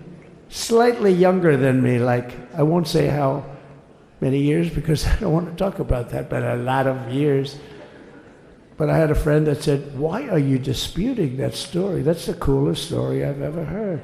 That I would attack a karate champion, get slightly rebuffed, and then throw my arms around a guy with a neck about this big. Even though there are bars, you know, there are bars, you can't really do that anyway. So I wanted to talk about that. But all of that stuff got deleted. And the reason it got deleted is they were all caught in lies. You know, Secret Service testified, and they said it didn't happen. Actually, the two guys are very embarrassed. They're suffering because their friends are saying, did Trump really do that to you? But they gained a whole new respect for me. But it was just make-believe stuff, and there were a lot of make-believe stories made up. So rather than suffer the wrath, like the story with Nancy Pelosi, I offered her 10,000 soldiers. She knows it. She admitted it on tape. that her daughter made. She's a videographer or whatever you call her, which I'm glad she is. So she can't be in good stead with Nancy. But Nancy said it was my responsibility as she's leaving the Capitol. She said it was, and it was. She's in charge of security at the Capitol. But I offered them up to 10,000 soldiers, even more. One time I said more, as many as you need. But you needed 400 or 500. If 4 or 5, you 10,000, that would be more than the number of people there by lot.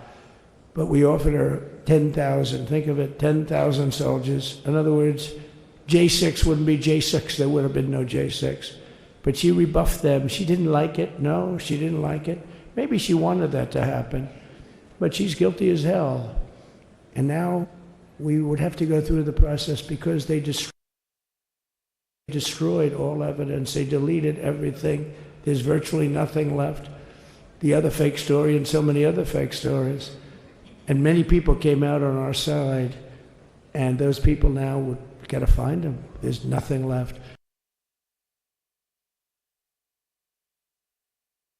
So that's a criminal offense. If that were a civil case, it would be a criminal offense. If that happened civilly where you did that, it would be a criminal offense.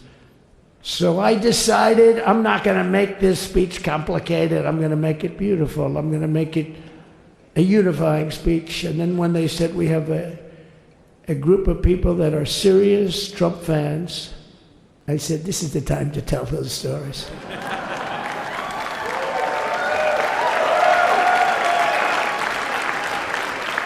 He knows. So anyway, but seriously, I'd like to, I think it was a tremendous success. I think we're very lucky we put it inside because it is really cold. We just went to the helicopter out of respect to something that's taken place for a long time. I guess it's as old as helicopters. You used to get into a stagecoach, now you get into a helicopter. Times change. But it's pretty old custom. And it's a beautiful custom, actually. It's a beautiful custom. I wish we could have had a better relationship. I wish we could have had a better relationship between Republicans and Democrats. I was with Senator Schumer. I said, Chuck, I think it's time we all start getting along a little bit because it doesn't make sense. I mean, we literally never get a Democrat vote. They never get a Republican vote, almost. And although there is a bill coming up very shortly that we have a lot of Democrat votes, right? That's going to be a very beautiful bill. We're going to have a deciding, I would say, within a week or so, I think. And it's going to be a very good bill. You all know what I'm talking about. So I just want to thank you all for being here. You have been our fans from day one. All these people all over. You've been our fans. This has been there's never been anything like it. There's never been anything like it. This has been a movement like no movement ever in history for probably any country, let alone this country. You know, if somebody's running for president, and if they go out and they announce they're going to Arizona, they're going to Nevada, they're going to someplace, if you have 200 or 300 people, that would be standard. Ronald Reagan would go out. I mean, outside of the last couple of days where people get a little excited, but even then you have a couple of thousand people. But if you're going to go someplace, any place, any one of the swing states, one of the other states, I mean, how about the non-swing states? We won Alabama by 48 points. We won Tennessee by massive numbers. Wyoming, we won by numbers that are, nobody's ever seen numbers like that. And, you know, places like California, we did great, but when they send out like 38 million ballots, nobody knows where the hell they're sending them, and then they come pouring back, the whole thing. You know, they passed a law in California that if you work in an election bureau, and if you so much as ask for a voter ID, if you say, sir, ma'am, could I please look at your voter ID? They have the right to put you in jail. You're a criminal. Can you believe that? There's only one reason that happens. They want to cheat. So they had it where voter ID wasn't accepted. But now if you even ask for it, this is seriously a bill that was just signed, passed in their legislature, and it was signed. And I think when we get things cleaned up and we get back to a little bit of normalcy, I'm going to ask the speaker to really get involved because I think we would have won the state of California because, you know, if you look at my numbers with Hispanic, we're at 56%. And we won the Texas border that had never been won. As the governor said, he's doing a good job, the governor, by the way, of Texas. But as the governor said, it hasn't, oh, did I get lucky? Did I get lucky? Supposing I said, you know, he's not here, but the governor of Texas has done a terrible job. Wow, look at you. You mean we couldn't get you up in the front row? I tell you. Supposing I said, JD, the governor of Texas, he's not doing his job.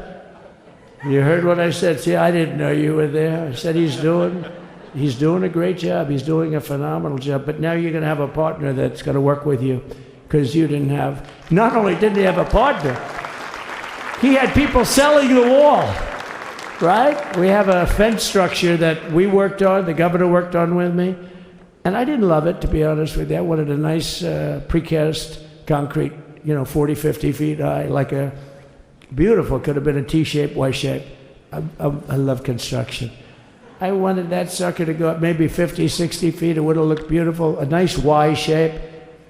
And they said, the problem is, sir, they climbed that like a rabbit. I said, what do you mean? No way. And they brought some of these guys out. They climbed it like... And the other thing is you hit it with acid and the thing will disintegrate. You know, they have things for concrete. So they needed very hardened steel, very special steel. And then they needed 7,000-pound concrete inside that steel, you know, inside that steel. And then they have a rebar that's the toughest steel made. Very hard to cut. So this is why very little is cut.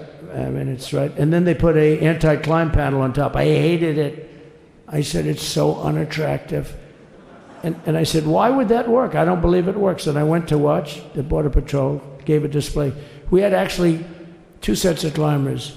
The guys that climb up walls with drugs on their back, I mean, they got like 60, 70 pounds of drug, and they go as fast as you can walk. They go bip, bip, bip. Or we have Mount Everest type climbers. And honestly, the drug guys were much better. I couldn't believe it. The drug guys blew them away, right? But it's true, the anti-climb panel, they couldn't get around it. They just couldn't. You didn't have it. So sometimes you sacrifice beauty for efficiency. And we did. So we built this wall, and we built over 500 miles of wall. That's why we had such good numbers. The famous chart that came down, very thankfully, the chart that came down on my right, Governor, had I not looked over there, I'm not speaking right now. You might be speaking here. You want to know the truth? You, JD, you've got a lot of great people in this party, but I got very lucky, but we had the best numbers we've ever had. But I bought, you know what happens is when you fill it up, it's like water. You fill it up. Now we have 571 miles of wall. And they would always say, you know, when we renovated a wall, so there'd be like a piece of plywood sitting there for 60 years, or a 2x4 sitting for 60 years on the ground and rotting. Because, you know, and they'll say, you didn't build a new wall. Here we're building 50 feet up in the air, 30 feet sections, 50-foot sections, all steel, all concrete, all everything. And all, by the way, they don't even want me to say this, but what the hell, doesn't take that long time.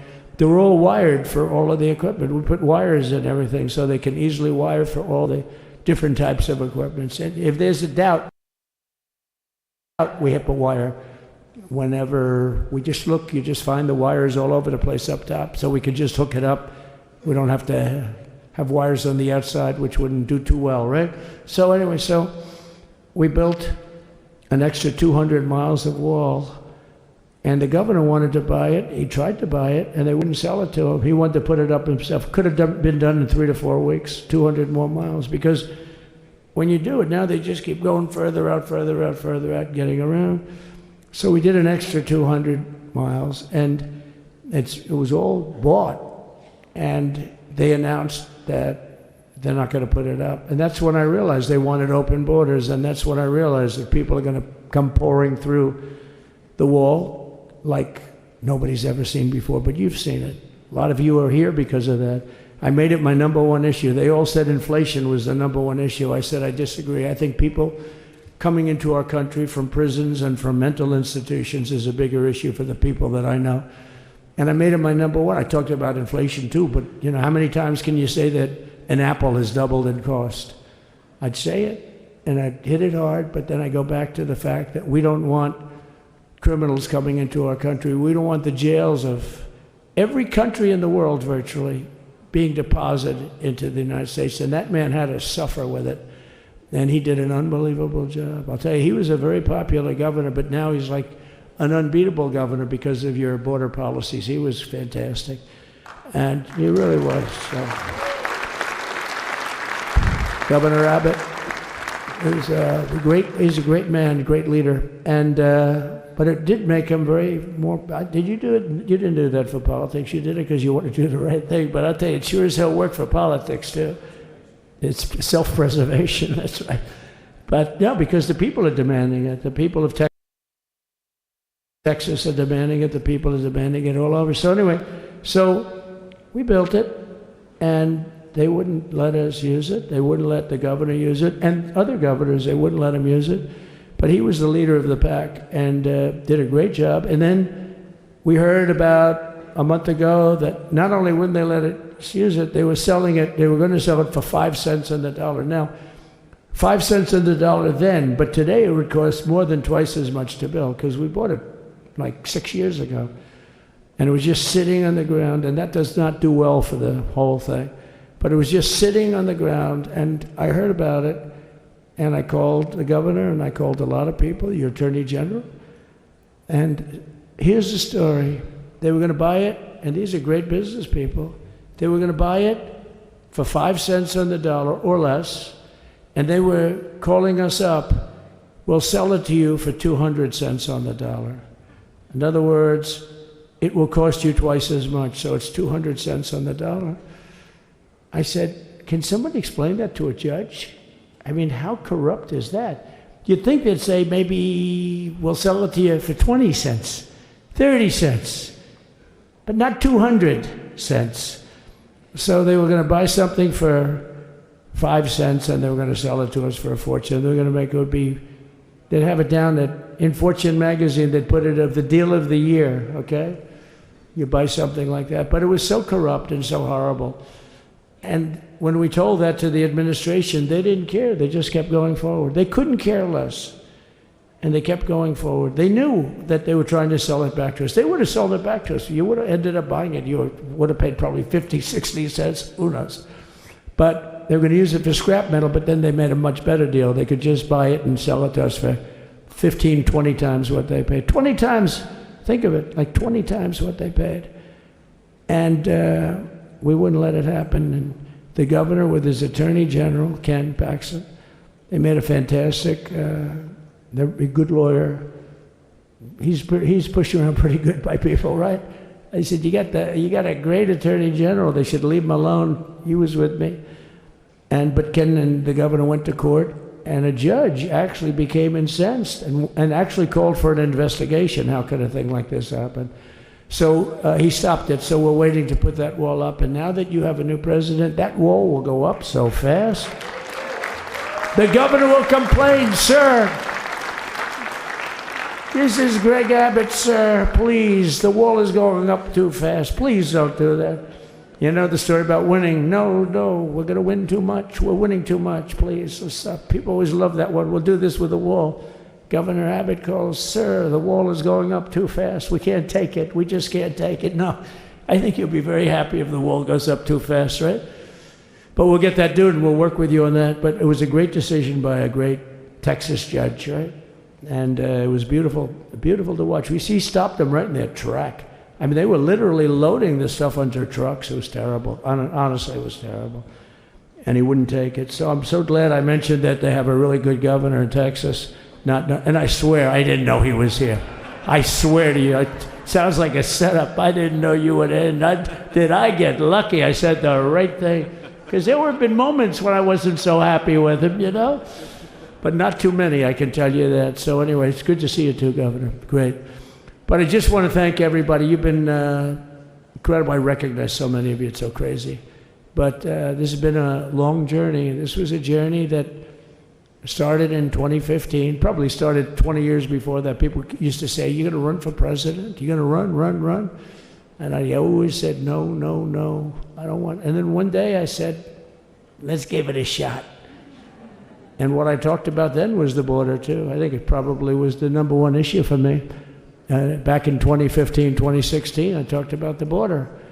And now I talked about the border, but this border is much worse. We fixed the border. It was totally fixed. There was nothing to talk about. 2020, by the way, that election was totally rigged, but that's okay. It was a rigged election. You know the only thing good about it? It showed how bad they are, showed how incompetent, and frankly, historically, this is a much bigger event. If that would have gone like it should have, the bad thing about it is some bad things happen, like a lot of people in our country that wouldn't be in our country right now. So that's the bad part. But I will say that it started in 2015, and right from the beginning, we went to the top. Day one, they announced Trump, and Trump went to number one and stayed there for the whole primary. And then we took on Hillary. She didn't look too happy today. We took on Hillary, a very nice person, but we took on Hillary and we defeated Hillary. And then we did much better the second time in 2020. You know, we got millions more votes. We got millions, like 10, 12 million more votes than we did the first time. No president has ever gotten that many more votes. I got like 9 million more than anybody else had ever gotten. And they said we lost. And because of that, I said to Melania, what do you think? And she said, you want to do this again? And had we lost, and had I thought we lost, I wouldn't do it again, because that's like the ultimate poll, right? But I knew how well we did, and this time we made it too big to rig. It was so big. They tried. They tried like hell in the butt. They tried to do it, and around 9:02 they gave up. Last time they did bad things, but this time they just said, yes. You know, I don't know if you saw, Mr. Speaker, in Washington, they had placards. They were all set to march. They thought it'd be closer. A gentleman asked me, a very respected gentleman asked me yesterday, how come the polls were so wrong? They showed you winning, but not in a landslide. I said, because people that are true Trumpers are so angry at the whole polling system and at the writers, the fake news, that they don't want to talk to anybody. So when you call somebody from Trump, who are you voting for? They say, it's none of your business. I'm not telling you. And that was probably 40% of the people they called. So they would discard that one, and they didn't show that. And then when the election happened, you know, the vote came, and it was much different, much higher than we're going to win, but they really thought, they couldn't believe. The one man said, I mean, it was so much higher. We won all 7 swing states. We won the popular vote by millions of votes, which is hard for a Republican. I'll tell you who came through. The unions came through. The auto workers were great. The Teamsters were great. The firemen were great. I think almost every union was great. The only one that weren't great, although Sean was great, and the Teamsters, Sean O'Brien, the head of the Teamsters, was fantastic. But generally speaking, the head of the union was against Trump, but the union would be with us for like 80, 85%. Look what we did with the auto workers in Michigan. Look what we did with the Teamsters. The Teamsters were unbelievable. They were a solid Democrat vote, and they voted for Trump. So we had a great experience. Now we have to go to work and get it done, because we have to do something that's going to be great. We're going to turn our country around, and we're going to turn it around fast. And I think this was a better speech than the one I made upstairs, okay? I think this was better, JD. I think this was much better, and I got to see my friend. So, Governor, take care of yourself. You call me, we'll start working. You know what that means with him? He's going to be calling me tomorrow morning at about 6. And I said, how about next week? You call me and we're going to get it started real fast. We'll really help you a lot. You've done a fantastic job. Protecting something was just, it's not supposed to be for the states. And amazing job you've done. Thank you very much. And I want to thank everybody. And I have a First Lady who's been incredible. She's been incredible. I shouldn't say this. I'm going to get hell when I say this, but her feet are absolutely aching. You know, those heels. And we thought we were leaving. We were going home. Sir, would you be able to go down and say hello to some of your other fans that are here? I said, oh, I didn't know that. Wow. Did you get to see pretty clearly the picture, I hope? Good. That's good. But because you wouldn't want to make the same speech again, right? But she said, darling, I love you so much, but my feet are killing me. I said, honey, let me just see how far it is. I asked the person. Oh, not that long, maybe 400 or 500 yards. That's 5 football fields. I said, can you make it? She said, we're going to make it no matter what. We're going to make it because we have to go. Right? Right? And then we went out to the helicopter, though, just prior to this and said goodbye. And it's a custom. And the wind is blowing like crazy. And with the hat that she's wearing, she almost blew away. We almost lost off her. She was being elevated off the ground. She almost blew away. No.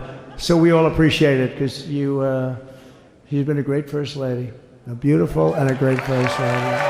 And they love our First Lady. You know, JD, whenever I make a speech, I see hundreds of times, we love our First Lady. We love, and they do, and they should. She's great. So I just want to thank you very much. I just want to thank everybody. And I felt that, I said to JD, should we give him the A treatment, the B treatment, the C, the D, or the F? You know what the F is? Hello, everybody. Thank you for being here. Bye-bye. I gave you the A+ treatment. Thank you. Thank you all. Thank you, Governor. Thank you all very much. Appreciate it.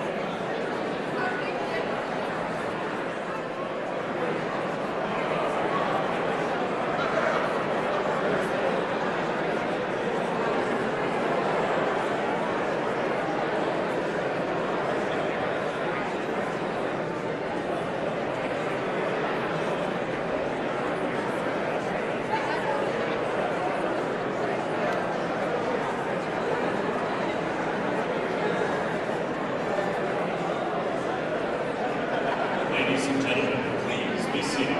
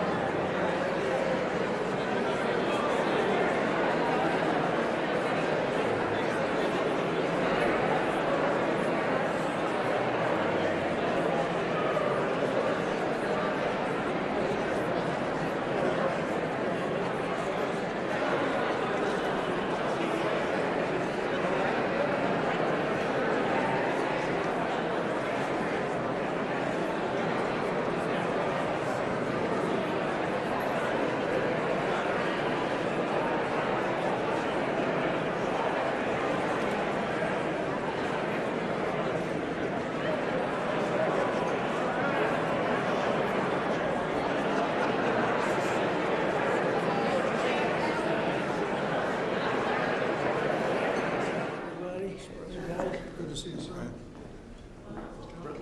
Mr. President, sorry. Good to see you, sir. Congratulations.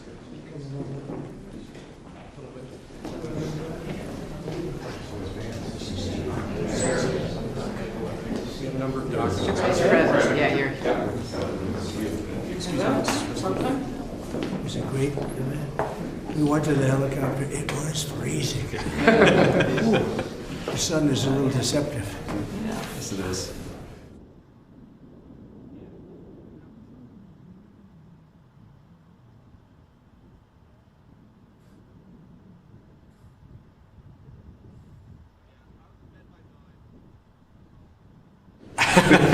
It's a tradition. Sir, the first is 22 cabinet and cabinet level appointments for your signature. Okay.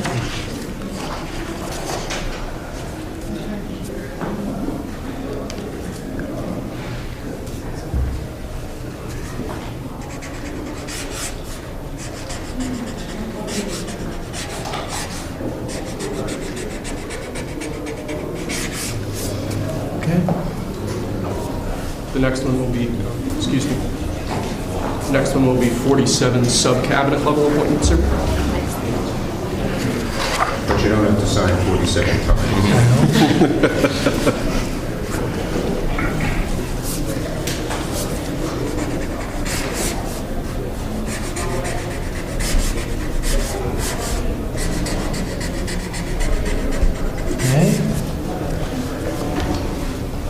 Thank you, sir. You now have 31 acting designations and appointments to effectively take control of the government. Let's do that. Yeah, that's important. That's important, isn't it?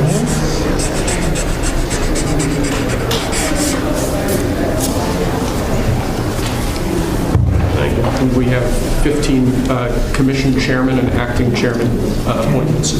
Send it. Commission chairman and acting chairman.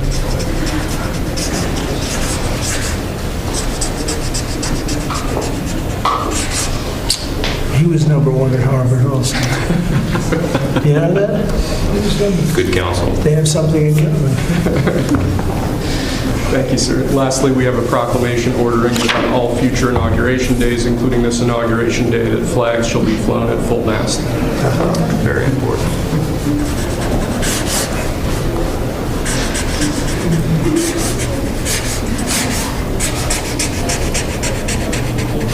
That was a beautiful place to have an inauguration tonight.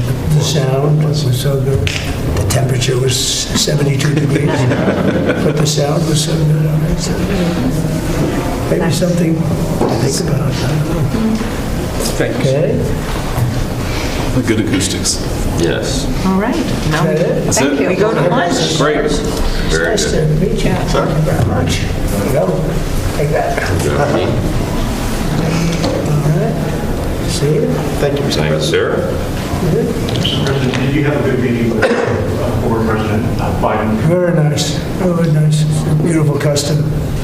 Mr. President, It goes back as long as helicopters. Before that, it was a stagecoach.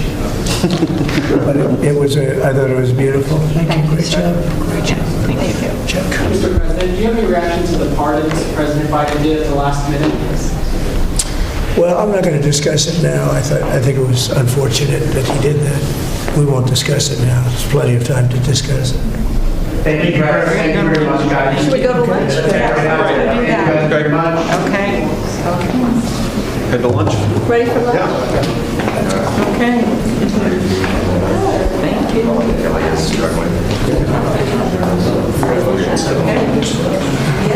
right. That was 3 times the number of appointments you did in 2017, sir. On day one, plenty of time. Just getting started. A lot of good work to do. Closure. So where are we going to stop? It's good counsel. Try to look through your documents. So that's when they keep reading.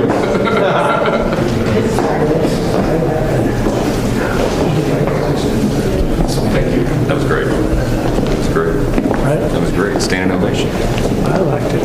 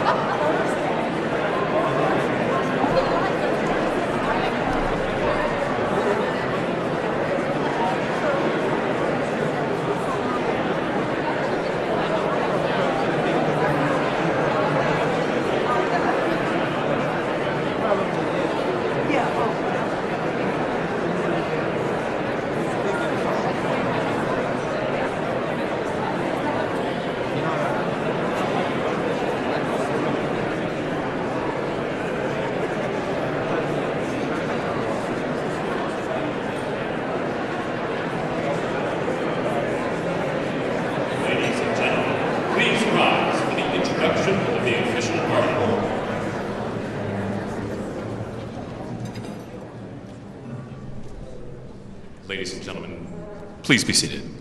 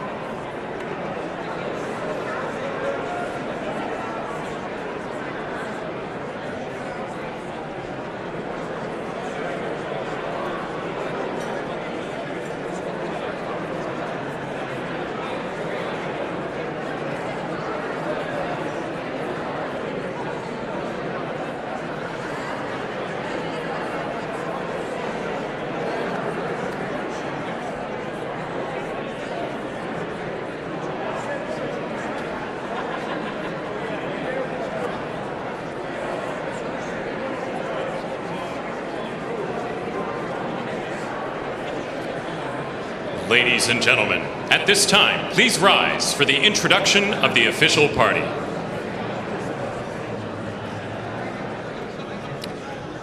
Please welcome members of the Joint Congressional Committee on Inaugural Ceremonies, the Speaker of the House, the Honorable Mike Johnson, accompanied by Mrs. Johnson, Senate Democratic Leader, the Honorable Charles Schumer, accompanied by Mrs. Weinschall Schumer, House Majority Leader, the Honorable Steve Scalise, accompanied by Mrs. Scalise, and House Democratic Leader, the Honorable Hakeem Jeffries.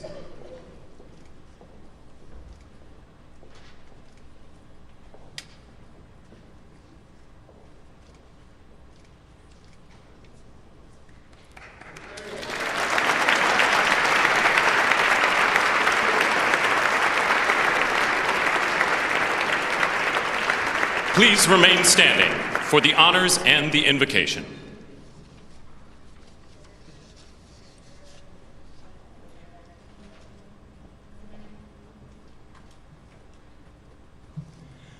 Ladies and gentlemen, escorting the Vice President of the United States, ranking member of the Joint Congressional Committee on Inaugural Ceremonies, the Honorable Deb Fischer and Mr. Fischer.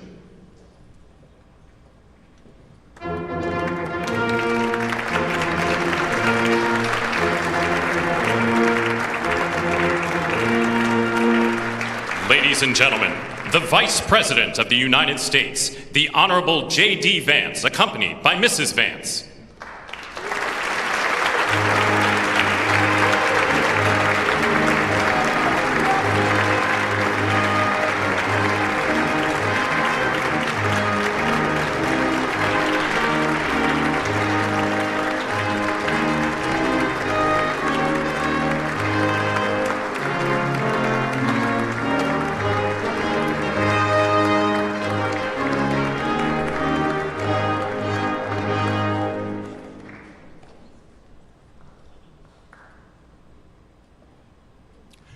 Ladies and gentlemen, escorting the President of the United States, the Chairwoman of the Joint Congressional Committee on Inaugural Ceremonies, the Honorable Amy Klobuchar and Mr. Bessler.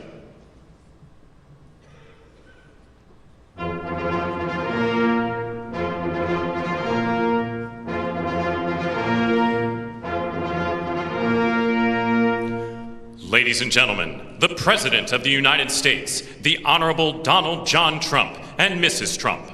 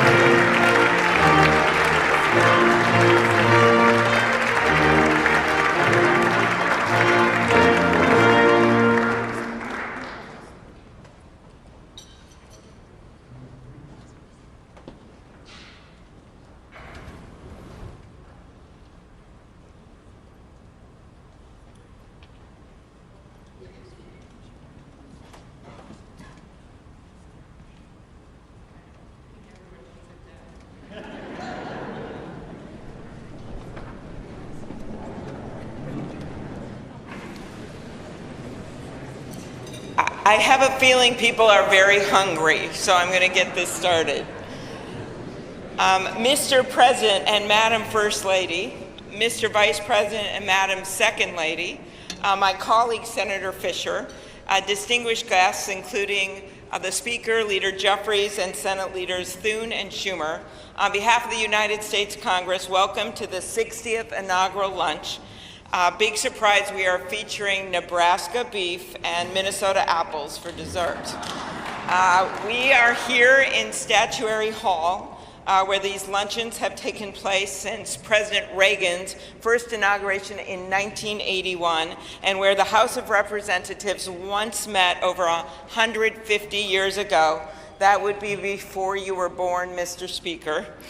In 1864, after the new House wing of the Capitol was built, and in the midst of the Civil War, Congress dedicated this chamber to host statues chosen by every state. Walking into the hall, we all passed under the arch, holding the marble Car of History clock. The statue shows Cleo, the Greek muse of history, holding a book to record events as they happen. And as you can see, she's heard a lot of stuff. And as she rides her chariot forward into the future, she looks behind her to remember the past. She remains here as she has for hundreds of years, a reminder that history will remember the events of the present, and it is on us to write that history right now. Speaking of art, the painting right here before you, I chose this painting for this lunch this summer, and it's titled American Horizon.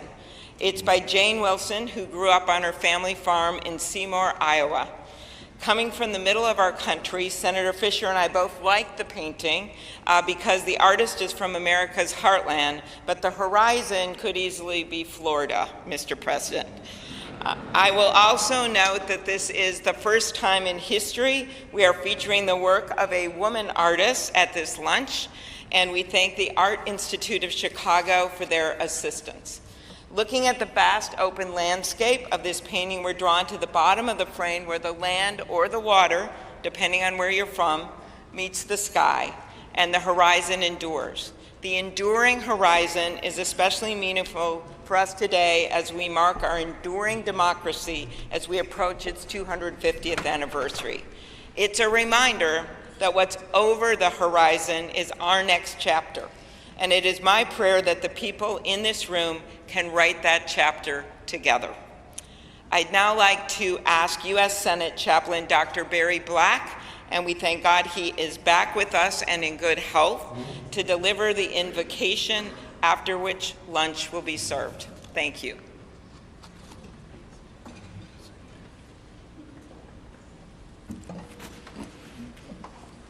Let us pray. King of kings and Lord of lords, whose kingdom is above all earthly kingdoms, and who judges all lesser sovereignties. Look with favor upon President Donald John Trump and Vice President James David Vance. Empower them with the wisdom and courage needed for our times. Protect them from the vicissitudes and challenges that obstruct the making of a world of justice, peace, and righteousness. Lord, give them a deep desire to do their best for our country and world, and a determination to act in ways pleasing to you. Preserve their families in health and strength by your grace and power. Bless now this luncheon as each of us finds your grace sufficient for every need. We pray in your sovereign name. Amen.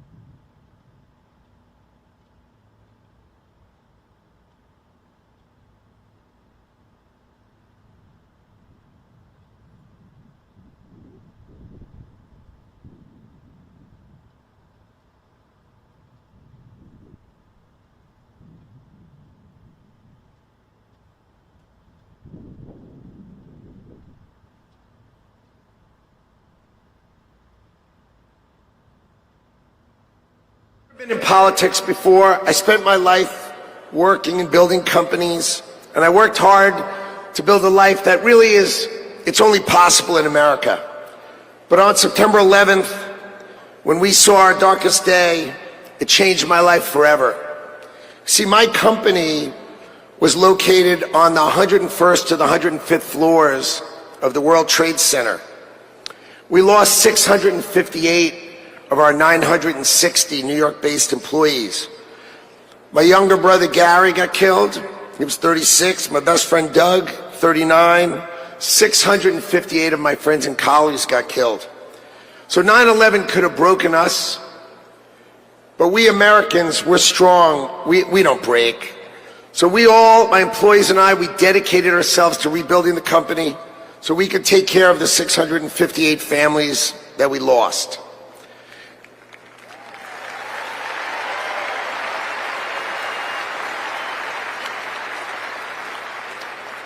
And I want you to know, we received thousands and thousands of cards and letters, and most importantly, we received all of your prayers, and that mattered to us and helped carry us through.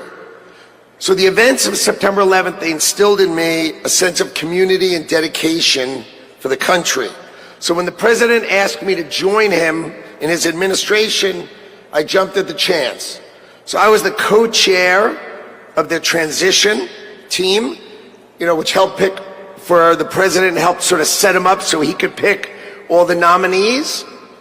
And then I'm really proud to tell you that he was nominated, President Trump has nominated me to be the next Secretary of Commerce for the United States to serve all of you.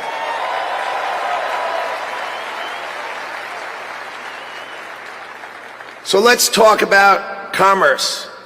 You see, we plan to end the decades of policies that threw American workers to the wolves.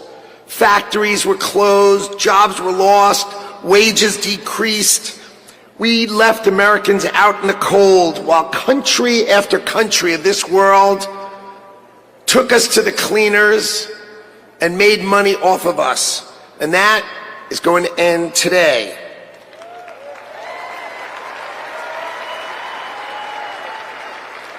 At the start of the 20th century, America was the richest country on earth, and we defended our workers from unfair trade policies with tariffs. And we only made money. We had no income tax. All we did is charge other countries and foreign companies, if they wanted to sell to America, you had to pay for entry. Okay, so imagine this. The U.S. government had no income tax.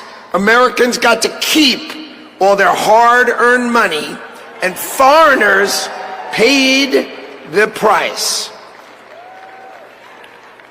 So now, what's happened? We have the Internal Revenue Service. That means charge us internally. Now imagine politicians who can't even balance their own checkbook, taking our money, and what do they do every year? Let's just take more, let's just take more, let's just take more. So this is how Donald Trump is going to end it and fix it. Last week, he announced that we're going to return America to greatness by creating, and today is its birthday, the External Revenue Service. So if you're always wondering, is some bureaucrat going to cut your benefits? Not under Donald Trump. Not under Donald Trump. It means foreign companies are going to pay if they want to come and sell products to the wealthiest country on earth. And if they want to compete with American workers, then let's just not tax our American workers. It means creating level playing fields, and it means that America will be great by reducing the taxes that we pay and driving the ones that they pay.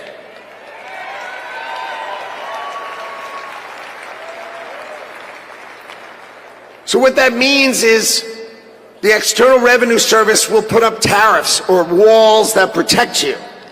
And that means if these companies don't want to pay, there's only one thing they can do: build the factories in America, hire Americans with great high-paying jobs.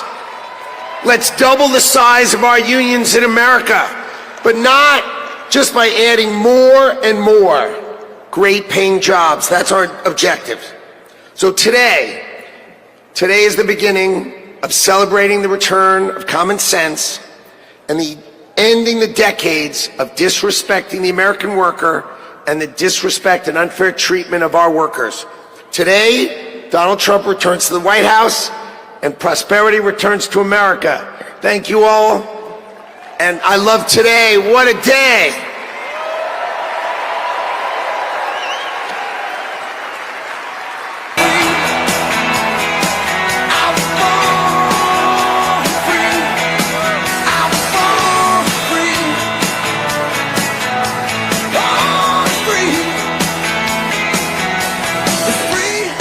Thank you. Well, come on now, can't you feel it? The American spirit is alive and well.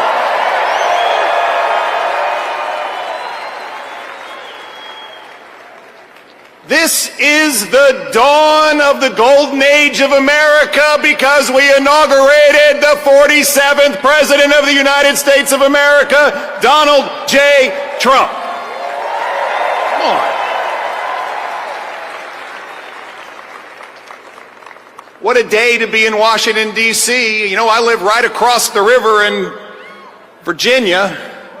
And by the way, in Virginia, we know that taxes have to be low, jobs have to be plentiful, and it's your money, not the government's.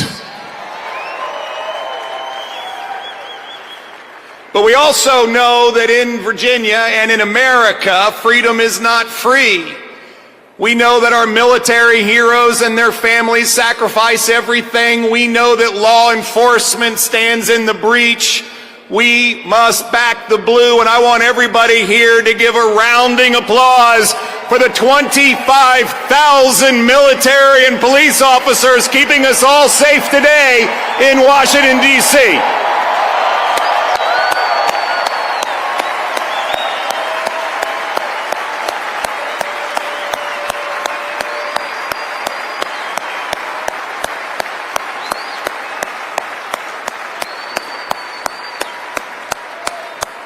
God bless America.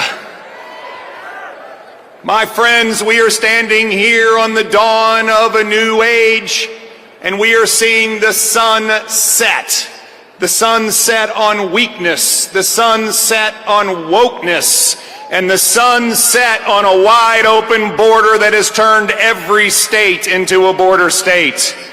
We are seeing the dawn of a prosperous America, the dawn of a secure and safe America, and the dawn of a world that sees peace because we have a strong America.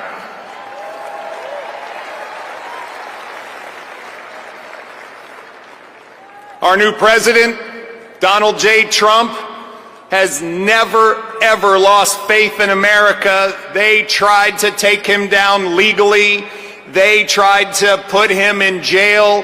They tried to even assassinate him. And he never gave up on America, and America, we will never give up on him.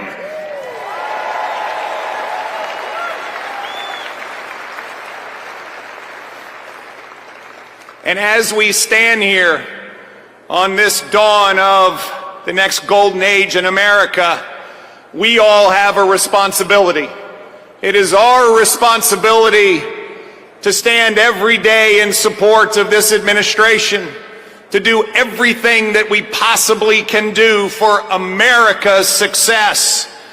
President Trump deeply believes this, and both he and J.D. Vance have already gone to work. He is signing executive orders. He is closing the border. He is bringing down inflation. He is stepping into the breach. Ladies and gentlemen, it is time for America to be prosperous again. It is time for America to be safe again. It is time for America to be strong again. And it is time for America to be great again.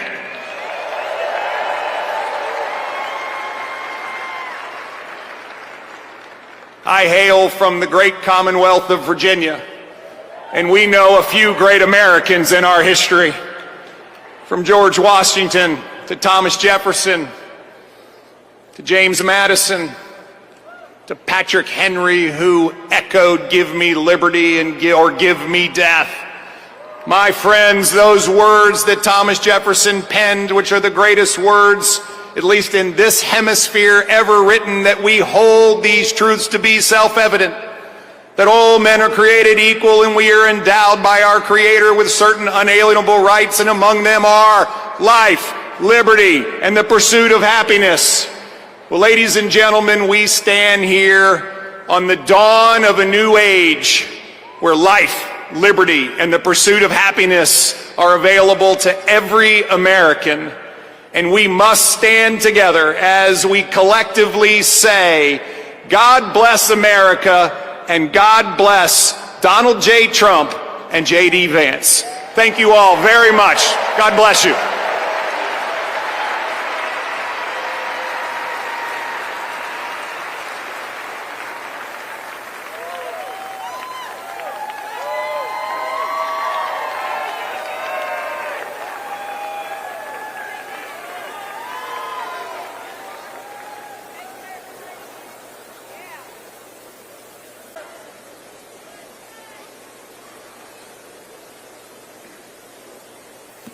Ladies and gentlemen, please welcome to the stage, Mr. Elon Musk.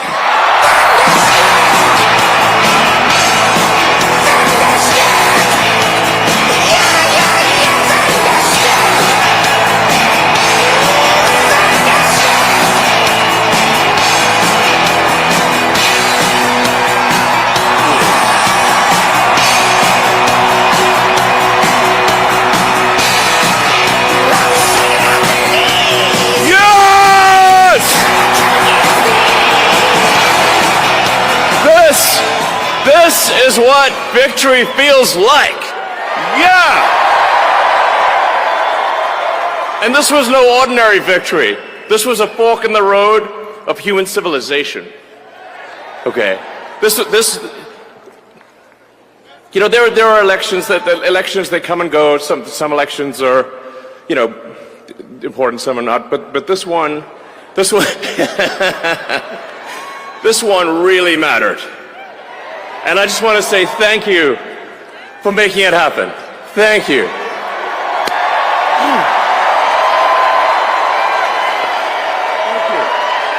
My heart goes out to you. It is thanks to you that the future of civilization is assured. Thanks to you. We're going to have safe cities, finally, safe cities. Secure borders, sensible spending, basic stuff. And we're going to take Doge to Mars.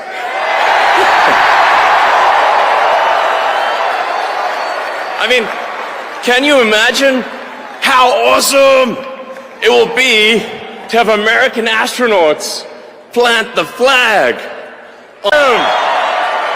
Yeah! How inspiring would that be? You know, there's always problems in life. You know, there's this problem, solve that problem. But you know, there need to be things that inspire you. There need to be things that make you glad to wake up in the morning and say, I'm looking forward to the future. Yeah. And I love you guys.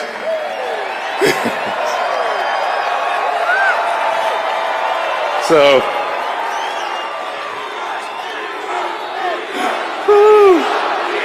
and let me tell you, I'm gonna work my ass off for you guys. So, I really will. So, And yeah, but I'm super fired up for the future. It's going to be very exciting. As the president said, we're going to have a golden age. It's going to be fantastic. And one of the fundamental things, one of the most American values that I love is optimism. And this feeling like we're gonna make the future good. We're gonna make it good. So, man, I can't wait. This is gonna be fantastic. So thank you again, and yeah, I'm just so excited about the future. Thank you guys. Thank you.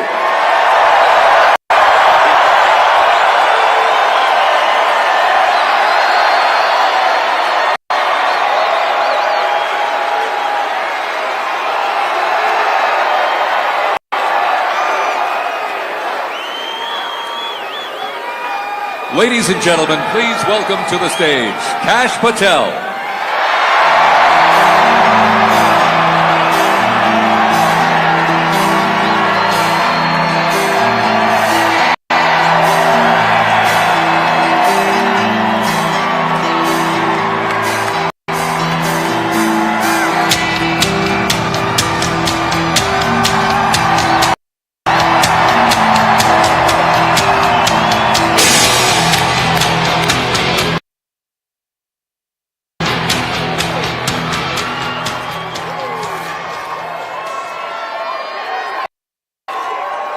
My, oh my, how do you follow Elon Musk when he tells you you're going to take you to Mars?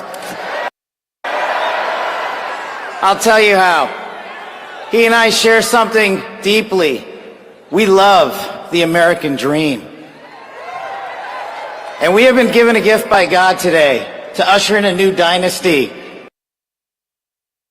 Because we just inaugurated Donald J. Trump as our 47th president. And we just inaugurated J.D. Vance as our Vice President of the United States. And we did that because the American dream is alive and well. Because you chose that our dream can be the dream for our children and the dream for our world. And we are at a crossroads here in America. But our future is bright because you had the courage to stand for your convictions. So I'm humbled here to talk to you about why I love the American dream.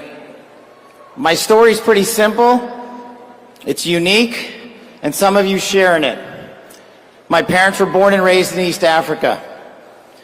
My father in the 1970s fled a genocidal dictatorship in Uganda if it was allowed to break through the system of constitutional justice. He fled, like so many others. He married my mother. They moved here. They waited in line. They stood in line because the American dream was worth standing in line for.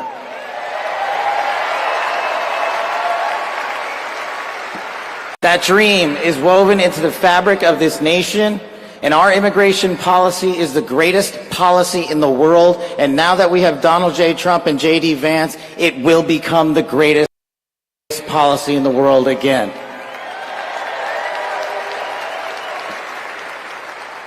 But dreams and hopes aren't enough, my friends. We got to get to work. And we got to accept the realities that too many of you know from your communities.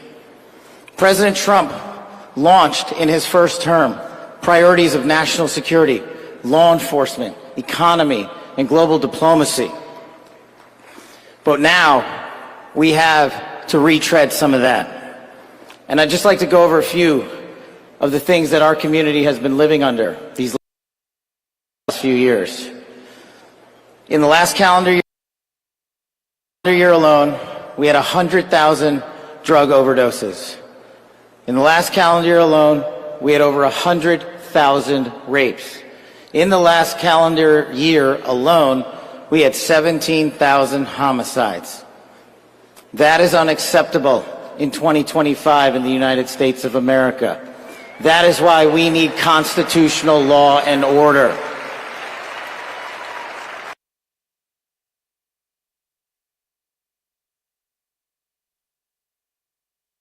The CCP fentanyl.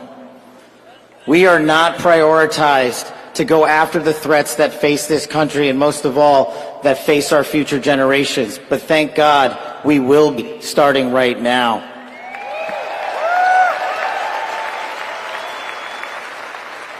President Trump and J.D. Vance's leadership and administration will usher in the priorities that I cherished during my 16 years in government service. That we will always, always honor the men and women who wear the cloth of our nation and stand on that wall and tell you nothing's getting by them tonight. And so to them, thank you.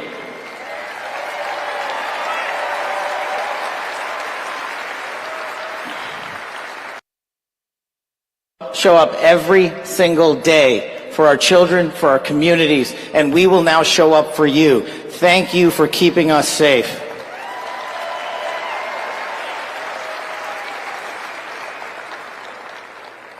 To the men and women in law enforcement, and maybe I'm biased on this one. Our police officers, our sheriffs, our federal agents are some of the greatest warriors that God has ever created. And we will put them first because they have our backs, and now we will have your backs.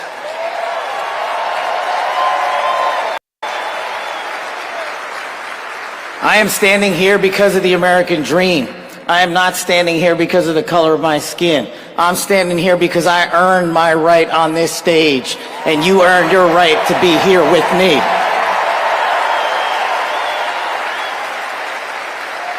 And I promise you this, with every fiber of my being, that our law enforcement, that our teachers, that our first responders, that our veterans, that our men and women in uniform who dare to serve this country and put themselves below the rest of our needs will be reprioritized to the top of the heap because they are standing on that wall, and we will not let that light go dark on them.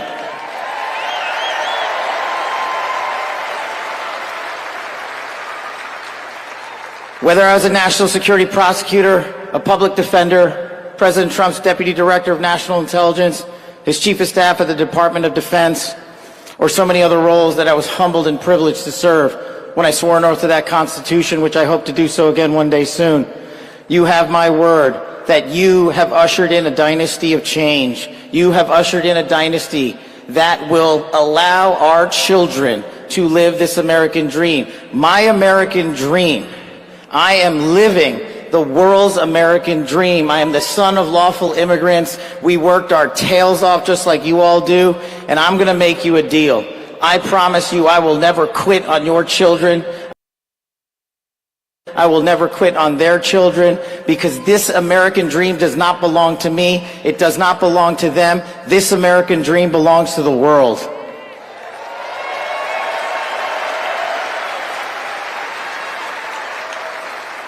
So in closing, I just want to tell you this.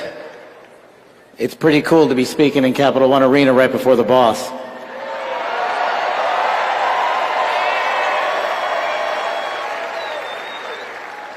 You've inspired me beyond words. Your love, your devotion, your commitment to our country, everywhere I go, shows us that we are not only the beacon of hope, but we are the land of constitutional justice. We are the land under Donald J. Trump and J.D. Vance, where we are going to end the two-tier system of justice. We are going to remove the weaponization of the intelligence community for political purposes. And we are going to put the men and women of America first.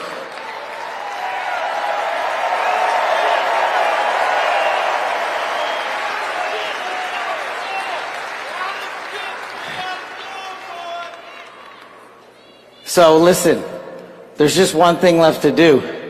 We all got work to do. We've got the greatest president and the greatest vice president in the history of the world. And so I just need you all to do a little bit more. Every time you see a law enforcement officer, every time you see a veteran, every time you see a teacher, shake their hand. Give them a little bit of your time, because they're giving us all of our time. And don't forget to enjoy the ride, ladies and gentlemen. God bless America. God bless these United States of America. God bless every one of you. I'm living the American dream. My name is Kash Patel, and I ain't going anywhere. Let's go to work.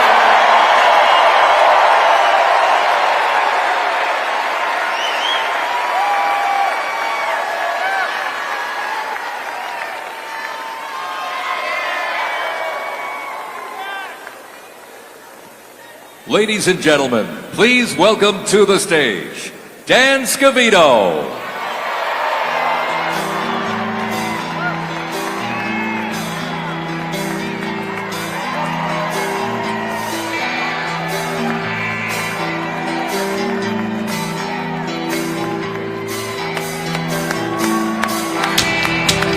Let's go! Let's go!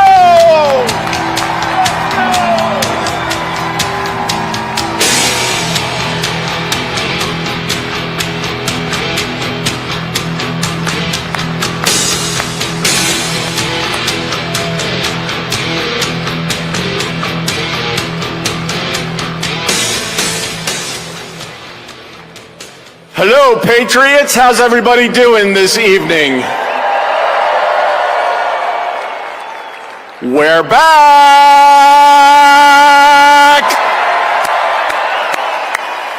USA! USA! USA! USA! USA! USA! USA! The 45th and the 47th President of the United States of America will be here shortly. He's down at the Capitol. He'll be in a little while. He'll be here. They asked me to come out and say a few words and say hello to you great American patriots that came from all over the country. Thank you for being here today.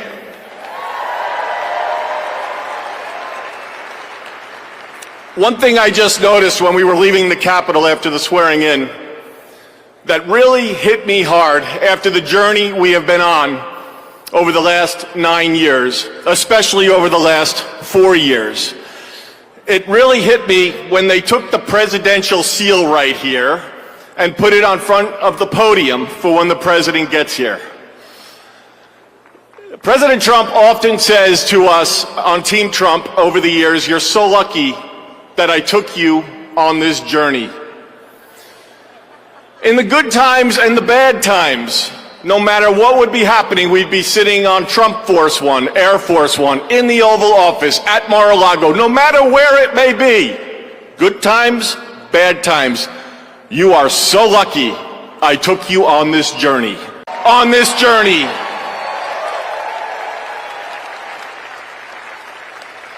There's been a lot of stops along the way from 2016 when we started back in 2015 with a small campaign team flying around the country, doing rallies, small team, 6, 7, maybe 8 people. Then it continued to grow. Before you knew it, the GOP nomination was going to Donald J. Trump in Cleveland in 2016. Fast forward, he became the 45th president of the United States of America. He had a great 4-year term, and you know what's been great? The last 4 years have not been great in many senses, but he's now going to be, he's back in office right now, and I'm just absolutely so pumped up for what this president is going to do. He loves each and every one of you in this arena. The guy cares. He has a fighting spirit, as you saw in Butler, Pennsylvania, with the assassination attempt that came a few months ago. You could say that again. Fight, fight, fight. It's a moment that I will never forget, being there and in the hospital with him. I want to just give you a behind-the-scenes moment with the president and the heart that he has. We were in the hospital he had blood coming down his ear. He wanted to know how his staff was. Myself and Susie were with him, and Stephen Chung and Walt, and even the Secret Service. How are you guys doing? The guy just got shot in the damn head, and he's worried about us. Are you guys okay? He's on the phone with his family. Showed him a picture, the iconic photo of his fist raised in the air. Told him it was from Doug Mills from the New York Times, a great photographer. He looked at the picture, he's staring at the picture, one of the most historical photos of all time. There'll never be anything like it.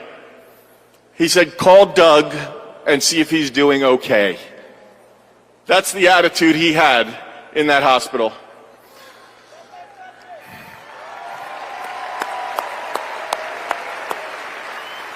Our president has been resilient through a lot. And I don't need to get into all of it because you're all familiar with it, and I'm convinced much of it that went on over the last 4 years is why he won the election in an electoral landslide.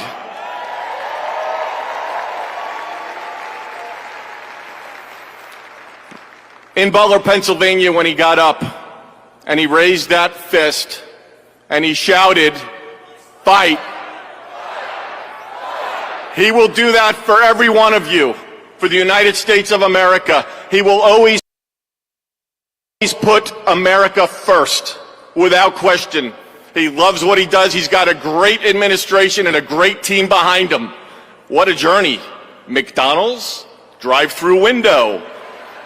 Garbage trucks showing up at a rally, and him on the plane putting on his orange vest. Sir, are you going to take that off? I'm going to the rally in my orange vest. The guy is 1 in a trillion. There will never be anybody like this man again. Enjoy this moment. Enjoy this movement. And together, we will continue to fight, put America first, and make America great again. God bless everybody here. We love you. Thank you.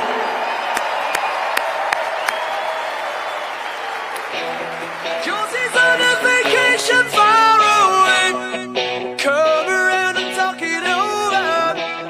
So many things that I wanna say. You know I like my girls a little bit older. I just wanna use your love tonight. I don't wanna lose your love tonight.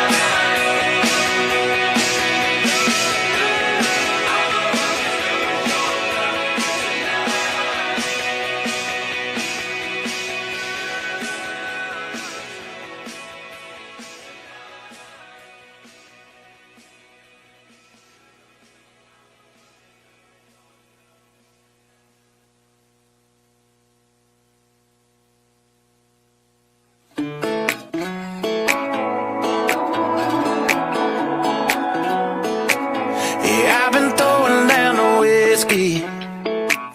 I ought to get my money back.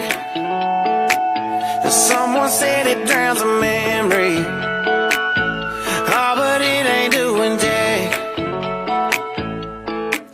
Yeah, I've been sipping, I've been buzzing, shooting doubles like it's nothing. All but nothing makes you go away. I need something you prove, something stronger than I'm used to.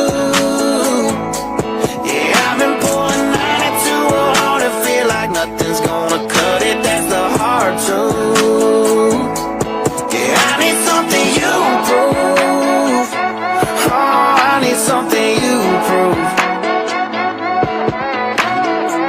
Put them up till they're shutting them down, yeah. You never ain't out around, yeah. Don't matter what time, what town, I can't get you gone. Turn the bar, yeah, upside down. Just looking for something that does it.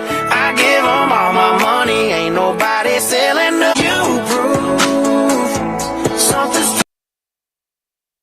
stronger than I'm used to. Yeah, I've been pulling 92 hard to feel like nothing's gonna cut it. That's the hard truth. Yeah, I need something you prove. Oh, I need something you prove.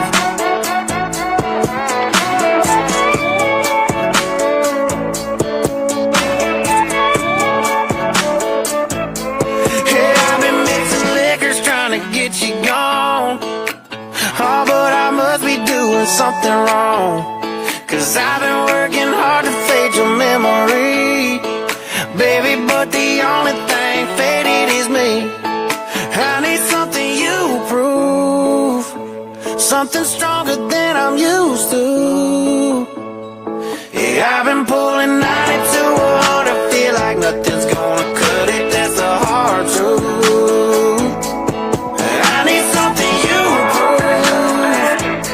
Oh, I need something you prove.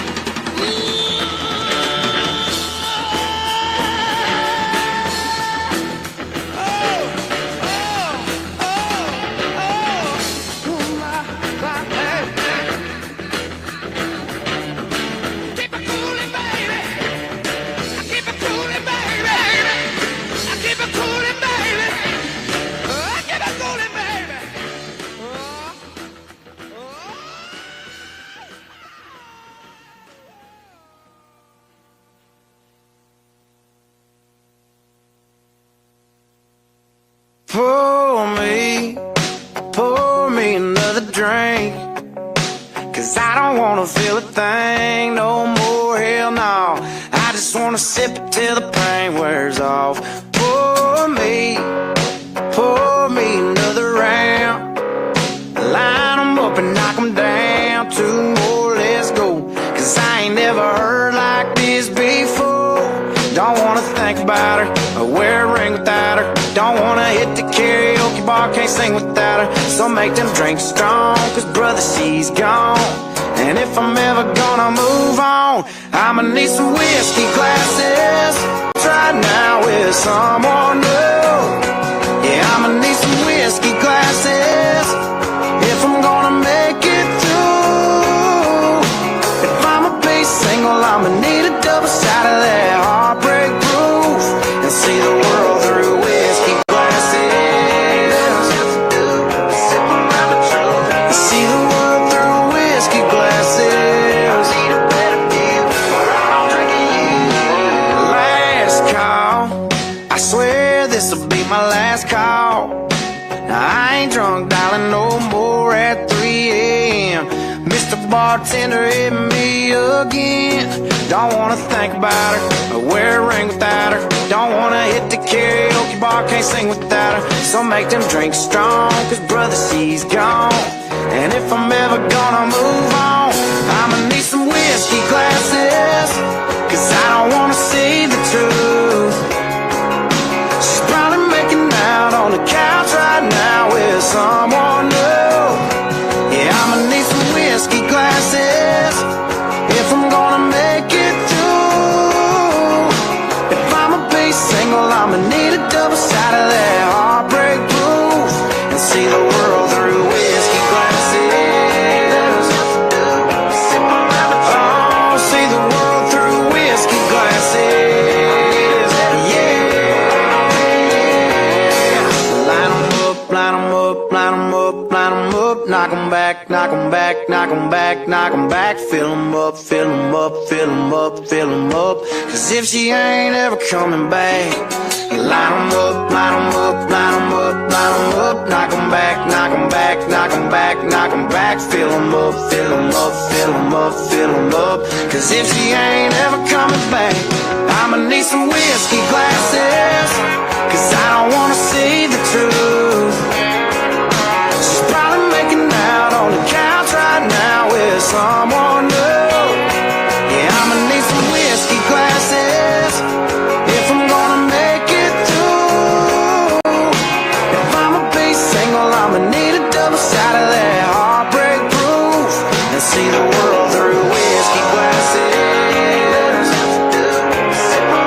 Oh, see the world through whiskey glasses.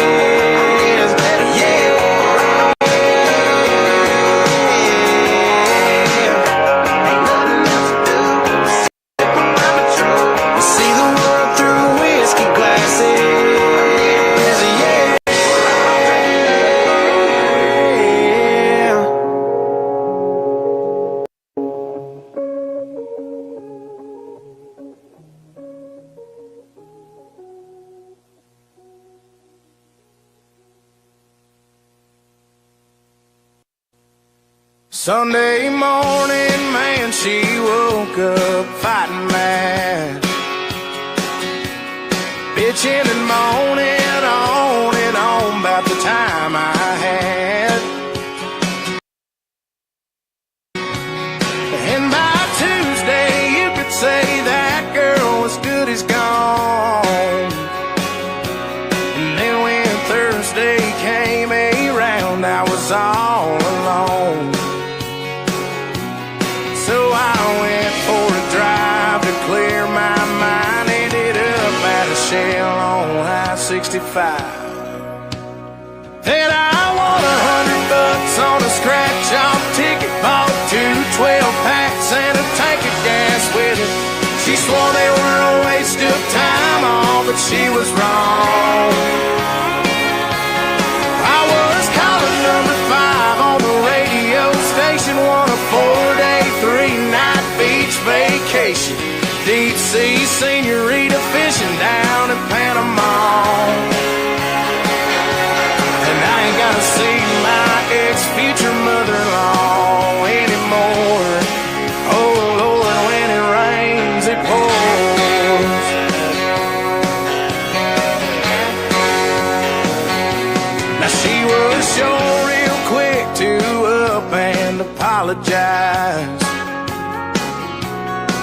when she heard about my newfound luck on that FM dial. And it's crazy how lately now it just seems to come in waves. What I thought was gonna be the death of me was my saving grace. It's got me thinking that her leaving is the only logical reason that I got the last spot in the Hooters parking lot, and the waitress left her number on my check with a heart. She picked up on the first ring when I gave her a call, and I only spent $5 at the Moose Club raffle, won a used four-wheeler and 3 free passes for me and 2 of my buddies to play around a golf. And I ain't gotta see my ex-future mother-in-law anymore. Oh Lord, when it rains it pours, when it rains it pours. I've been on one hell of a redneck road for 3 weeks now. It all started on the day that she walked out. Then I won $100 on a scratch-off ticket, bought 2 12-packs and a tank of gas with it. She swore they were a waste of time, all but she was wrong. And I was caller number 5 on the radio station, won a 4-day, 3-night beach vacation. DC senorita fishing down in Panama anymore. Oh Lord, when it rains it pours. When it rains it pours.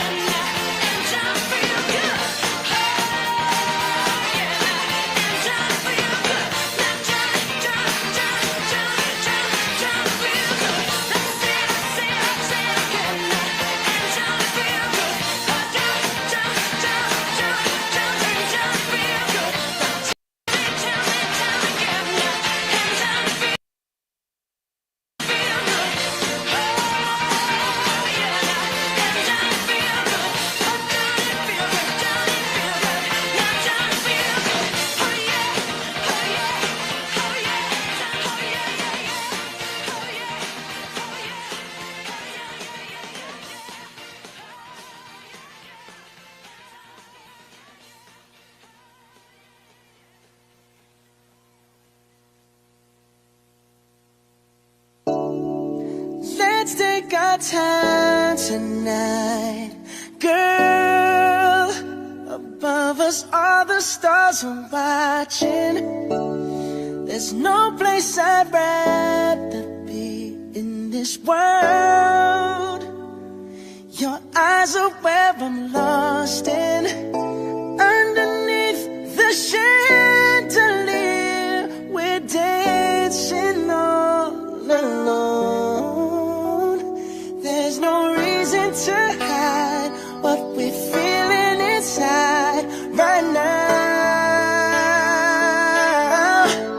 So baby, let's just turn down the lights and close the door. Ooh, I love that dress, but you won't need it anymore. No, you won't need it no more. Let's just kiss till we're naked, baby. Versace on the floor. Ooh, take it off for me, for me, for me, for me now, girl. Versace on the floor. Ooh, take it off for me, for me, for me, for me now, girl. I'll unzip the bag and watch it fall while I kiss your neck and shoulder. No, don't be afraid to show it all. I'll be right here ready to hold you. Girl, you know you're perfect from your head down to your heels. Don't be confused by my smile, 'cause I ain't never been more for real, for real. So just turn down the lights and close the door. Ooh, I love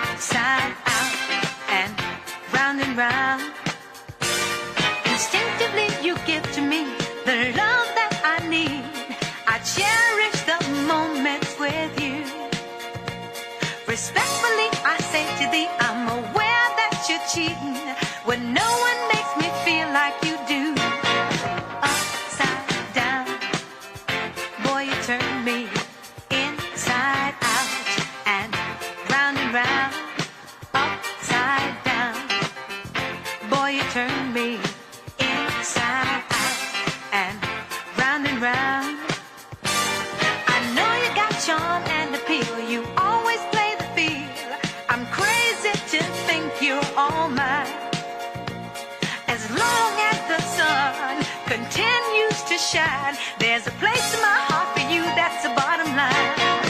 Upside down, boy, you turn me inside out and round, upside down.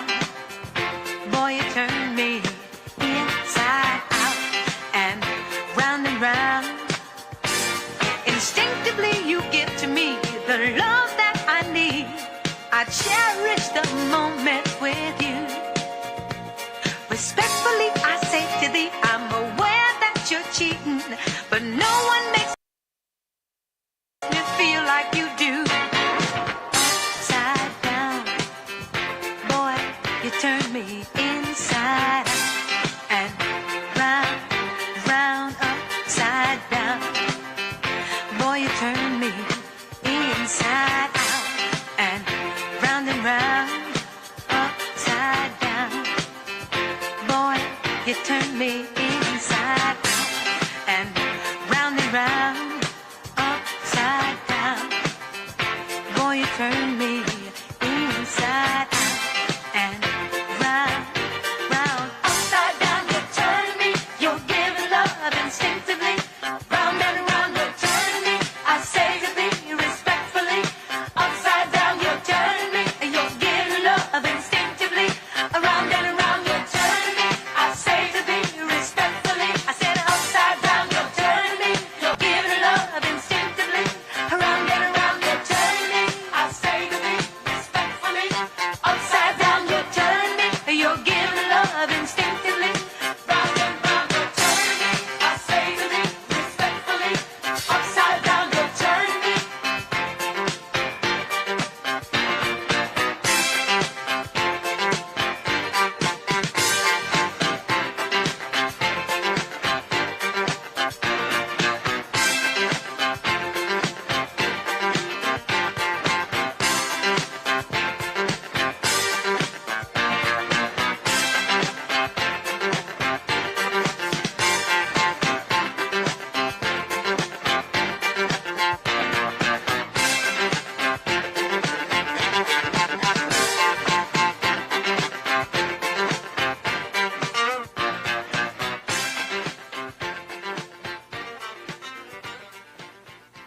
President.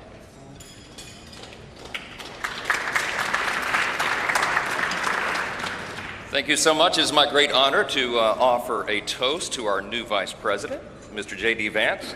J.D., you wrote something very poignant in your memoir, actually many things very poignant, but let me quote you here. What separates the successful from the unsuccessful are the expectations they had for their own lives. That's really meaningful. That expectation is a powerful thing. We remember the people in our lives who provided that to us. We all need that. Everybody needs hope and encouragement. They need a greater expectation. We need people in our lives who will make us look farther and reach higher. JD's written a lot about the people in his life that have done that. He's written about, we know the great story of your grandparents and what they did in your life. He's written about his professors and mentors that he met in law school. He speaks a lot about his gracious, beautiful wife, our new second lady, Usha. Is a great inspiration as well. And JD, you yourself have been inspiring people. Your story really has. It's one of the reasons that I believe God has raised your platform as he has, because you've been so faithful to tell that story and to inspire so many others. And so our hope and our prayer is, as you continue to do this, that as you go to help us execute on the America First agenda, that you also do what you've been doing so well all along, and that is providing a model for what is possible in America. What a great story. What an inspiring story you've had, and it's just getting started. I pray specifically that you inspire a lot of the young men in America. Some of them feel hopeless and stagnant sometimes, and you're a great example to all of them and to all of us, that if you work hard and you play by the rules and you do the right thing, you can make a better life. You're now the Vice President of the United States, my friend. So everyone, will you please join me in raising a glass to our own mentors, the people who inspired all of us, to the possibilities of our own future, to these great new horizons. What a perfect choice this was for the painting, the artwork today, and to the great example of our new Vice President, Mr. J.D. Vance. You're here.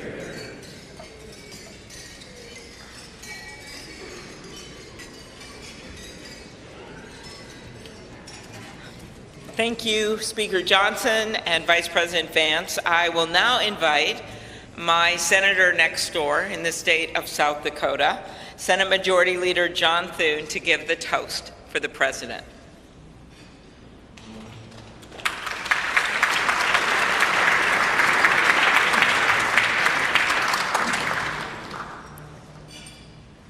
Well, Mr. President, Madam First Lady, congratulations. It is an honor for all of us to be able to be here today with you on this historic day as we celebrate your inauguration. Mr. President, one of the most important influences in my life when I was getting started in politics was Ronald Reagan. His philosophy of limited government, his belief in peace through strength, the strength of his convictions, were all things that appealed to me. But I was also drawn by his optimism and by his belief in America. And Mr. President, those are qualities that I see in you. One of the things that resonated throughout your campaign was the unshakable belief in our country. I'm looking forward to working with you over the next 4 years to build up our great country. It says in the scriptures that if you ask for wisdom, it will be given to you and given to you generously. And so I pray, and our prayer is, that God will richly bless you in the years ahead and grant you not only strength, but wisdom. And ladies and gentlemen, I ask you to join me in raising a glass to the President of the United States, President Donald Trump. Hear, hear.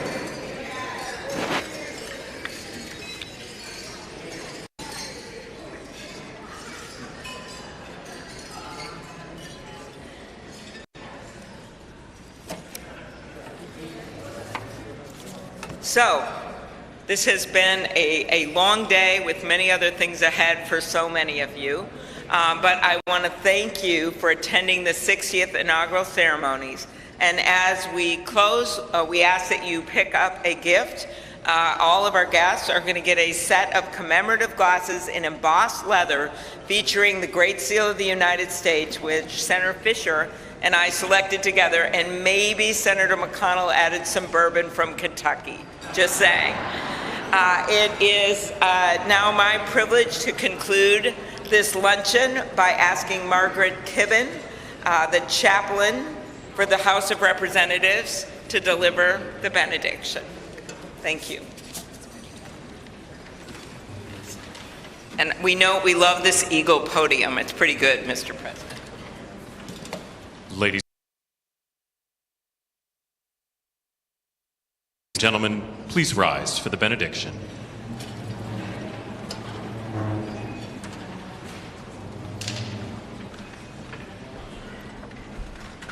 Would you pray with me? Holy and merciful God, having witnessed another successful moment in the experiment that you have entrusted into the hands of the American people, we pray your blessing on our 47th President of these United States, Donald J. Trump, and Vice President James D. Vance. Ensure that this mantle of singular responsibility that you have laid upon our President's shoulders remains secure in your will and safeguarded in your keeping. Uphold him as he preserves, protects, and defends the Constitution to the best of his abilities, relying on your divine help. God of power and might, grace and mercy, grant that your spirit of counsel has access to the President's heart to search it, to his mind to examine it, to his will to test it, that his faithfulness would bear witness to your truth. Surround him with angels and advisors who will serve as your agents to guide and guard him, caution and encourage him to remain upright and blameless in your sight.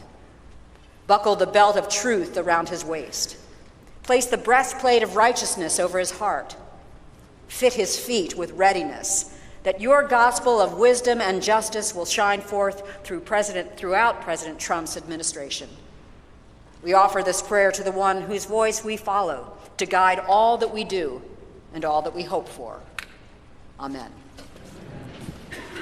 Ladies and gentlemen, please be seated. Please remain at your seats as President Trump, Vice President Vance, the Joint Congressional Committee on Inaugural Ceremonies, and the official party depart National Statuary Hall.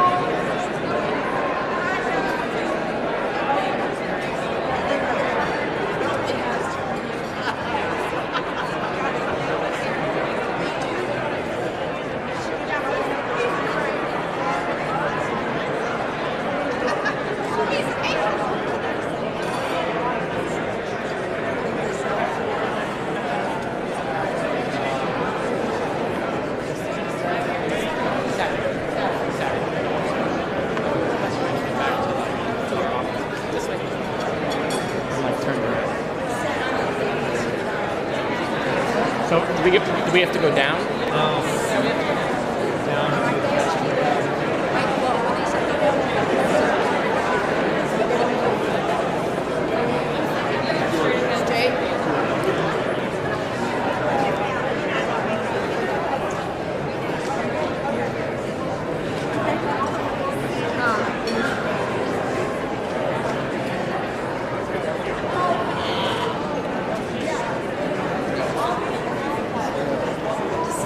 Step to the governor's mansion, and then 1600 Pennsylvania.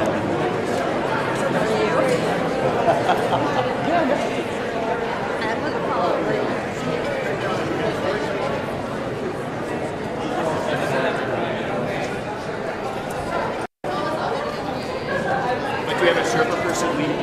I'm looking for her. Yeah, for my guy too. Hey, Linda?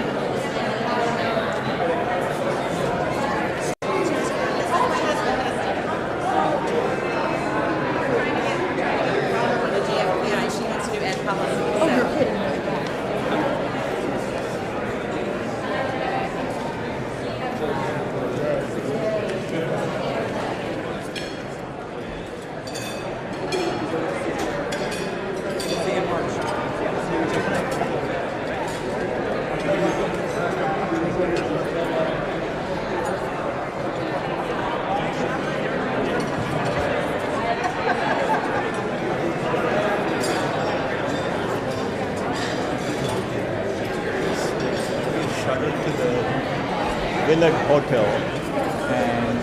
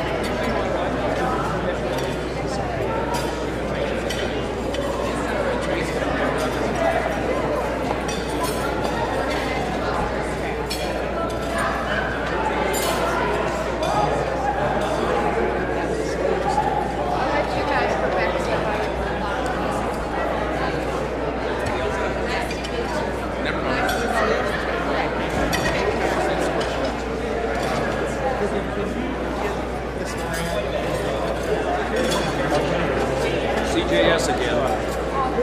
You too? I'm Jerry Moran. Hello there. Hello, Cynthia.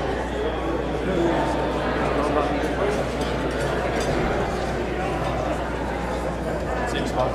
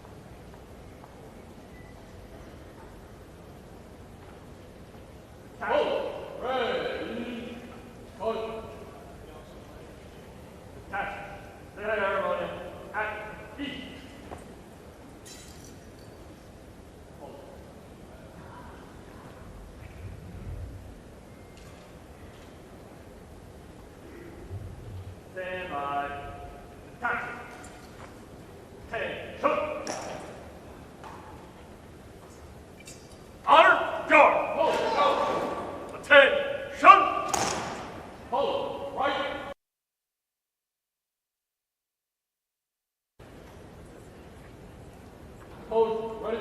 Going. Commanders, take charge of your units.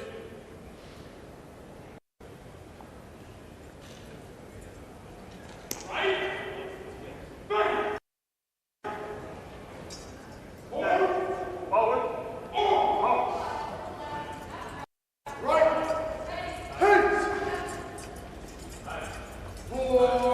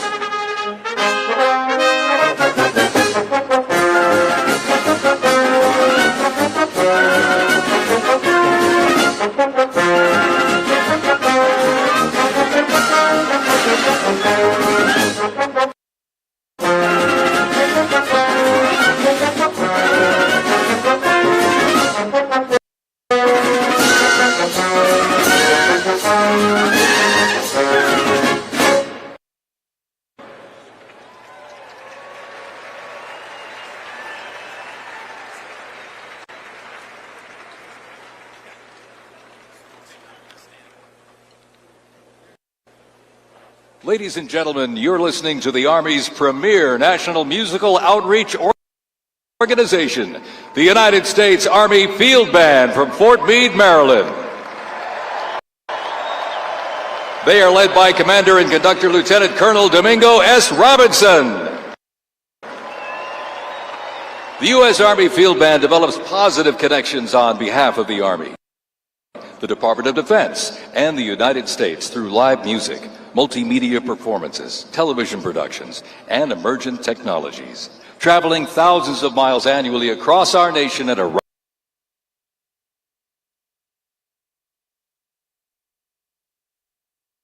soldiers and veterans while strengthening ties with communities worldwide.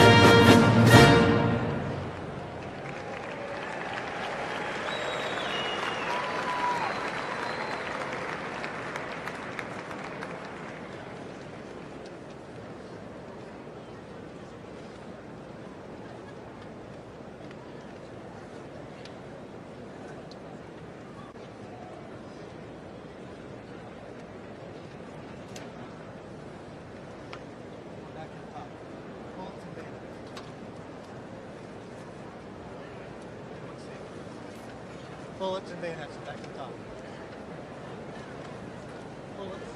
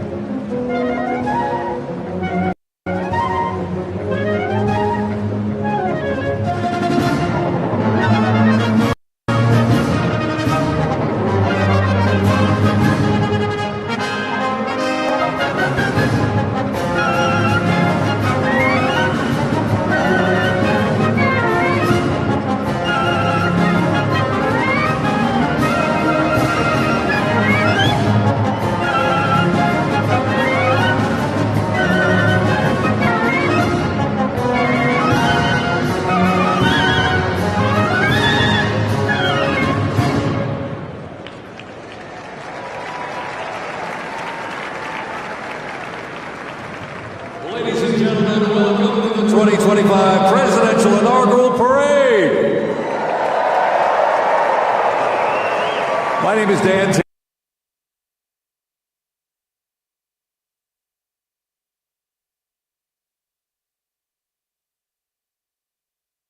Wanted to keep us warm. And I can tell you something, the talent that's going to be coming through these doors into this arena, it is going to get hot in here tonight.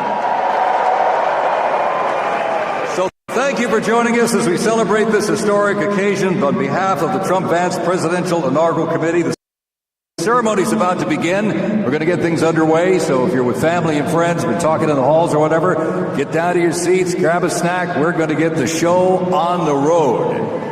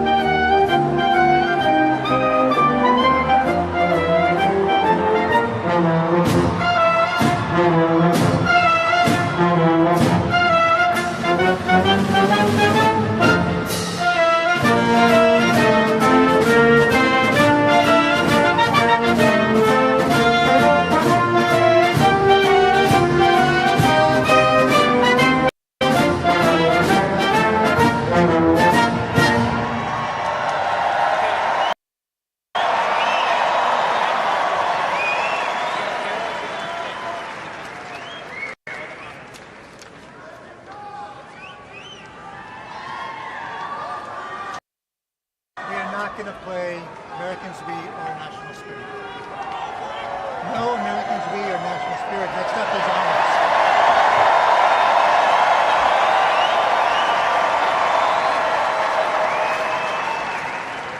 Next up, the herald will play honors.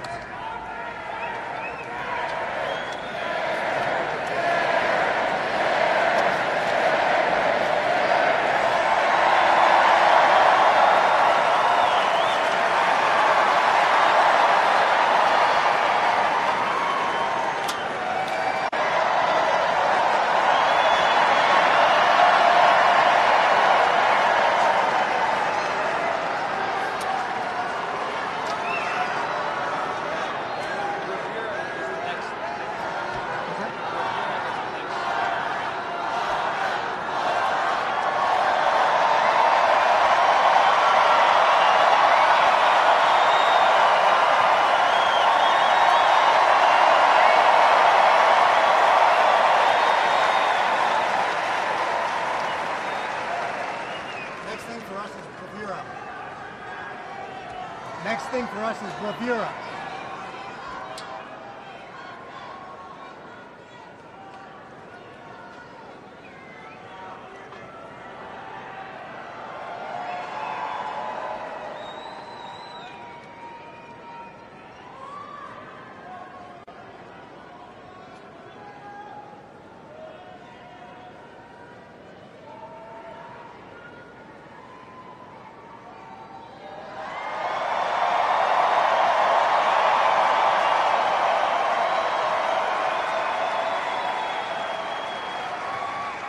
Ladies and gentlemen, we'd like to welcome the official fanfare music group of the President of the United States. Under the direction of Major Aaron Morris, the U.S. Army Band Herald Trumpets performing their fanfare that's actually written for the 47th President of the United States. Listen to this, it's amazing. This is Brass and Glory.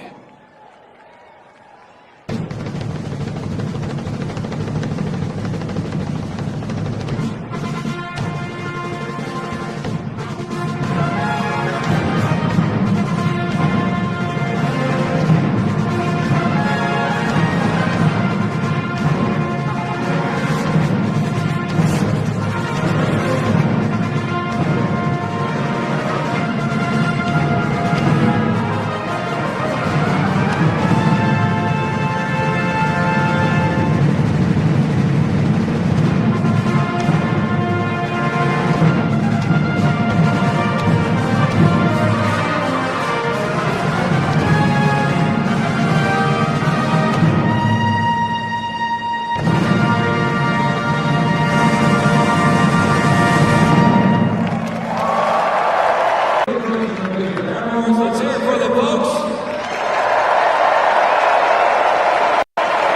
Brass and Glory.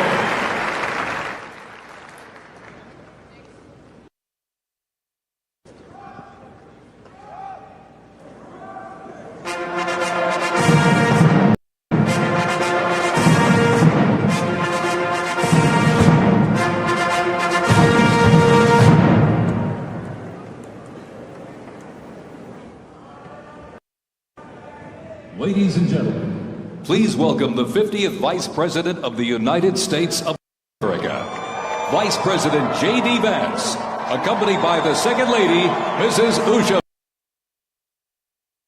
Vance.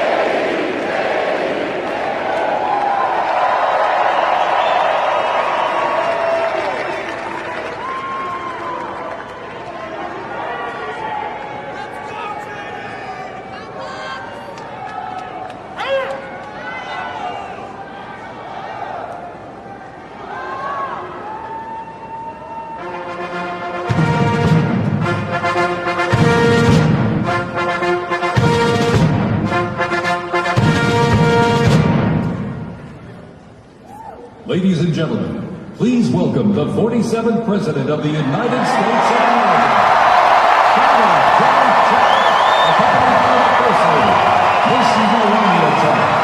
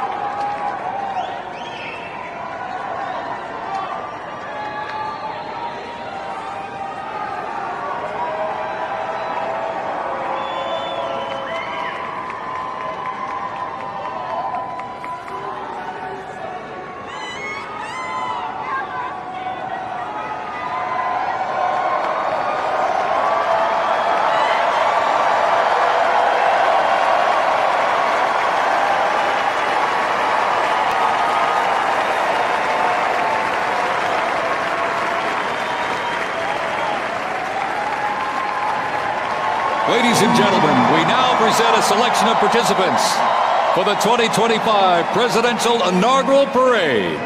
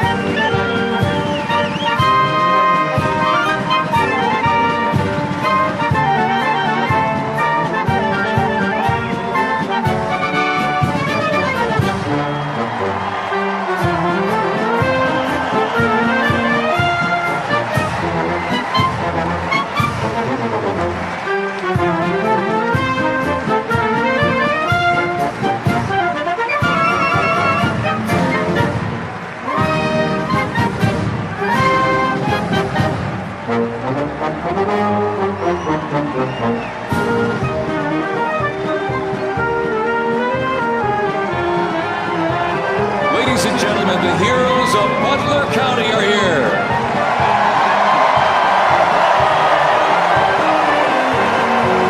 And they are here to pay homage to the life, selfless community service and sacrifice of Corey Comparatori.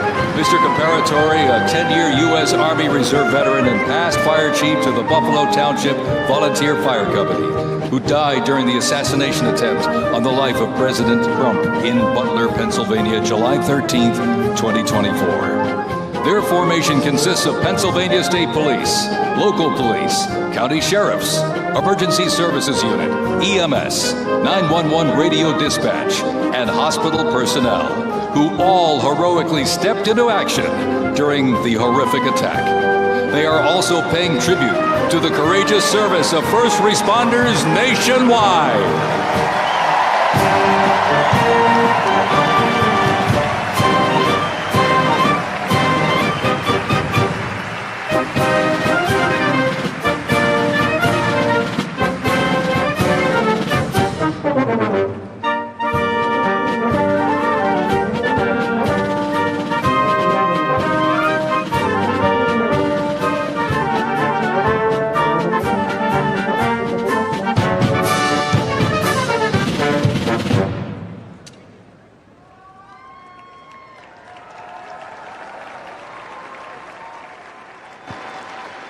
Ladies and gentlemen, at this very special event, let us now take a moment of silence in honor of Corey Comparatori.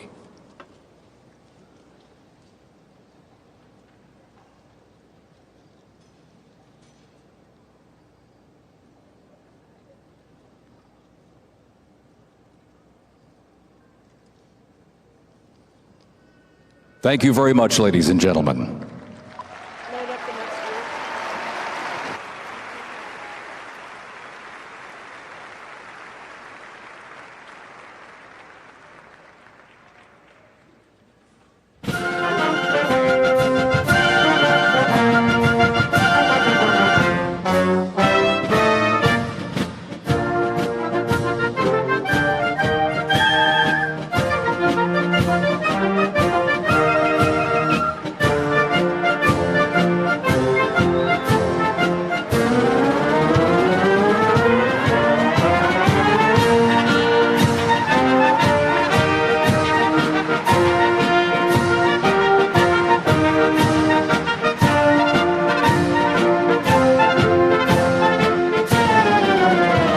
Present to you the New York Military Academy from Cornwall-on-Hudson, New York.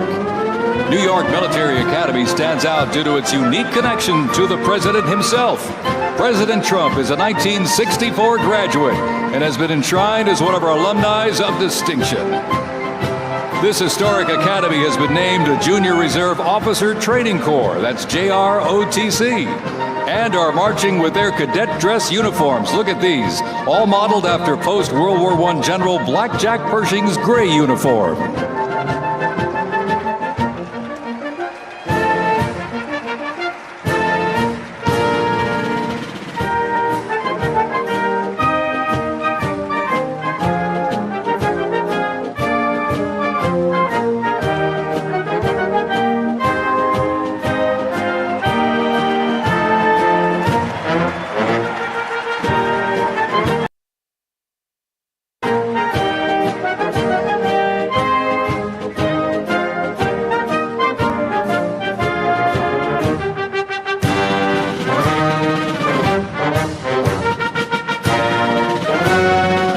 introducing the Palm Beach Police and Fire Honor Guard unit, representing the town of Palm Beach, Florida.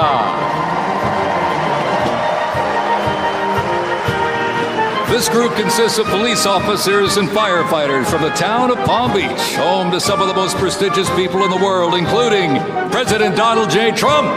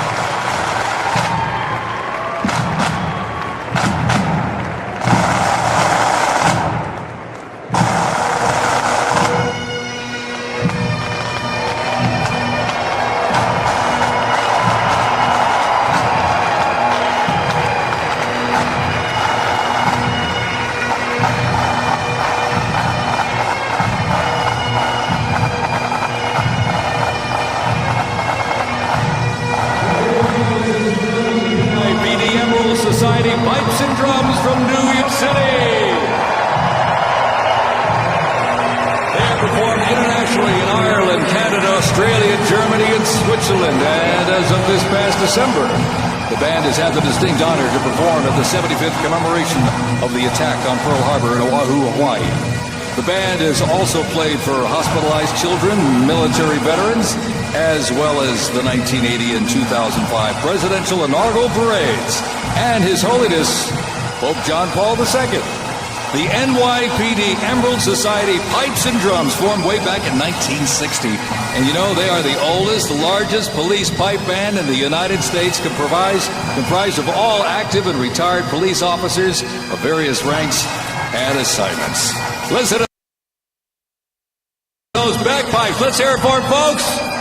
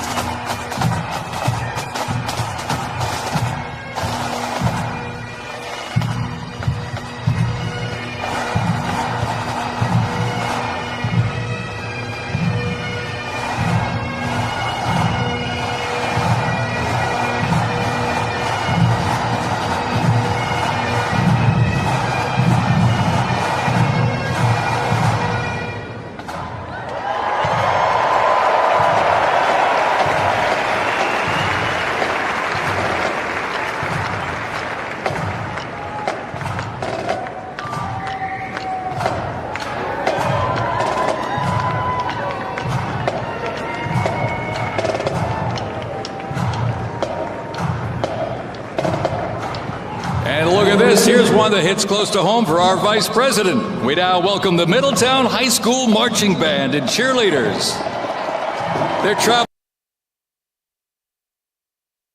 outstanding alumni, including our new Vice President of the United States, J.D. Vance.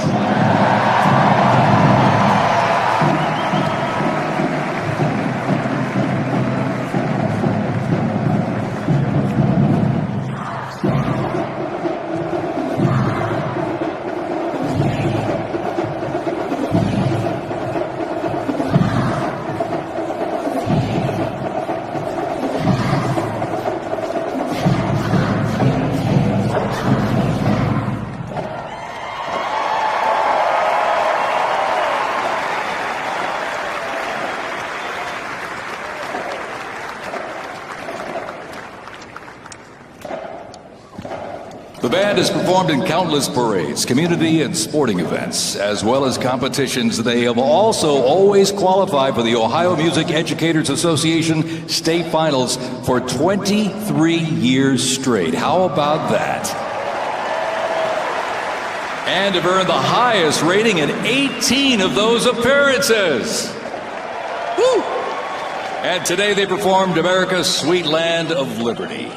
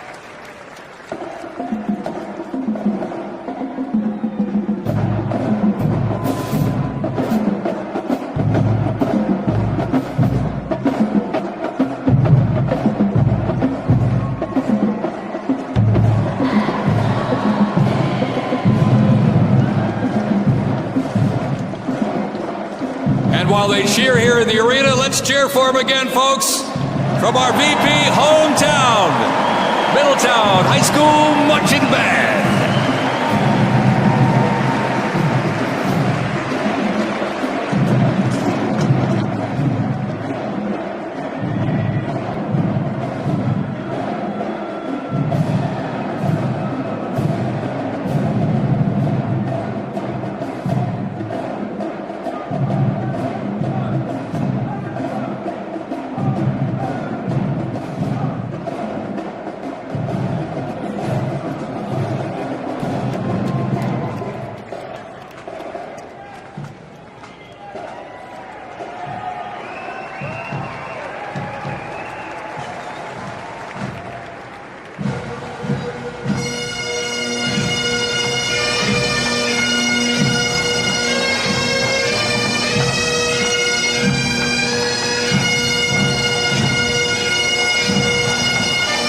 Ladies and gentlemen, entering the arena right now, traveling from Boca Raton, Florida, the Florida Firefighters Pipes and Drums. And they are well seasoned when it comes to civic events. They've played and participated in parades, memorials, and other ceremonial events across both the United States and Europe. Today, they are wearing their most notable uniforms. What a great photo opportunity. Consisting of the Glengarry headgear and kilts. And they are proud to honor their fallen brothers and sisters each and every day.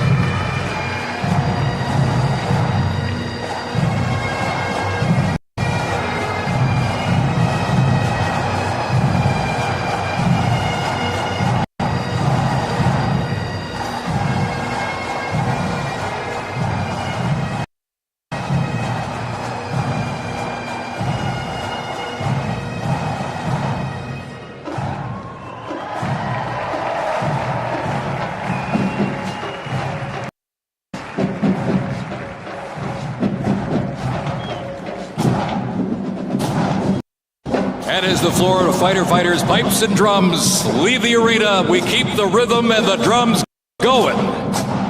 Please welcome the Stewart's Creek High School Marching Band. Traveling all the way from Smyrna, Tennessee, they are proud to represent the volunteer state in the 2025 Presidential Inaugural Parade.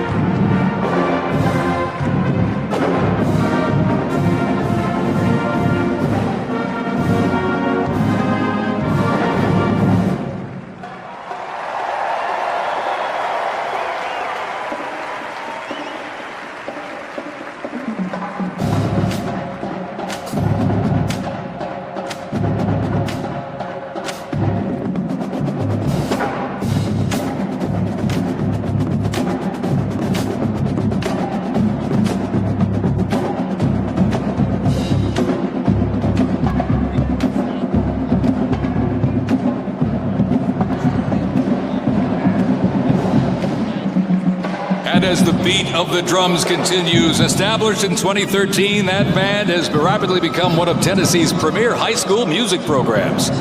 This band has participated in numerous civic events that honor significant moments in our nation's history, like the 75th anniversary of the attack on Pearl Harbor, Captain Jeff Kuss, United States Marine Corps memorialization, Chicago Thanksgiving Day Parade, and a Lincoln Memorial performance as well. The Stewart's Creek High School Marching Band, everybody! Make them feel welcome here in D.C.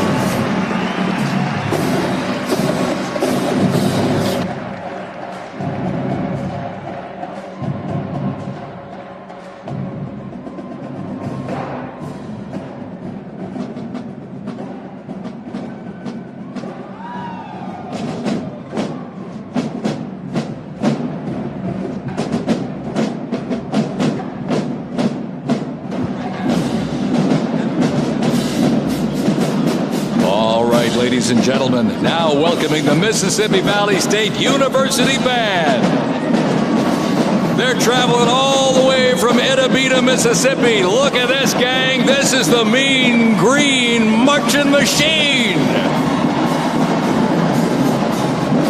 They are proud to represent historically black colleges and universities at the 60th Presidential Inauguration.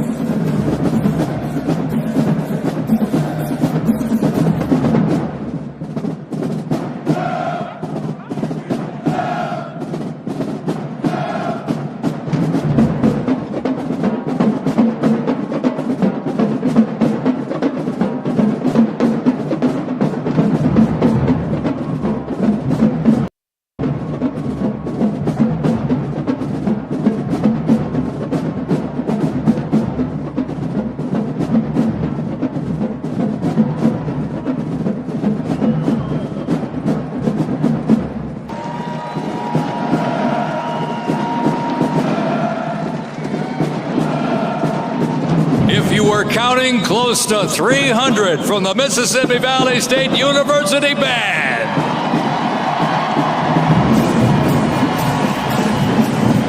You know, since its founding, the band has consistently played a significant role at their university and across the United States. They have performed for athletic events, Mardi Gras parades, Rose Bowl parades, and many, many more. The Mississippi Valley State University Band takes great pride in presenting culturally diverse presentations for students, faculty, and the surrounding Mississippi communities. Take a look at that brass out there. Woo! That's just part of the big green marching machine. The Mean Green Marching Machine from Inauguration, Mississippi, ladies and gentlemen.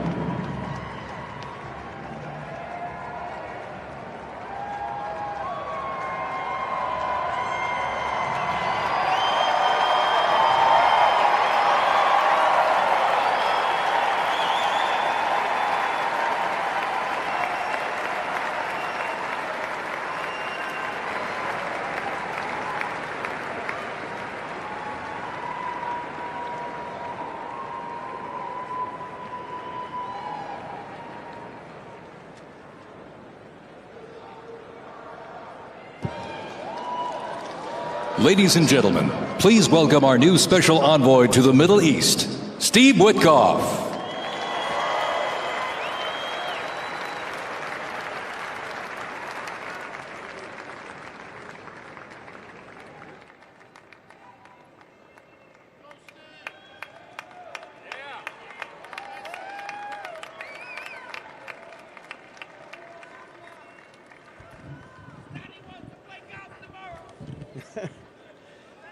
Good evening, everybody.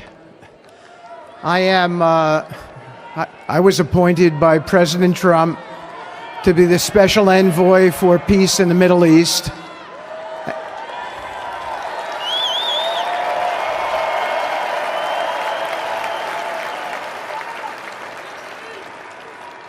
And I'd like to describe to you some of the things we're doing and how it informs on President Trump's policies. First of all, it is an honor to stand before you today as I reflect on the enormity of the role that President Trump has tasked me with. I am constantly reminded of the privilege it is to serve under the leadership of my boss, President Donald J. Trump.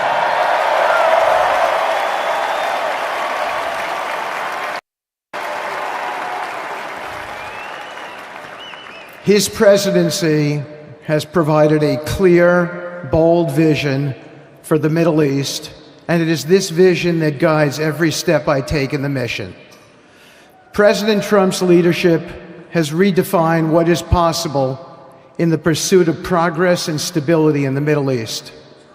His decisive, pragmatic approach ensures that even the most entrenched conflicts are met with fresh perspectives and innovative strategies.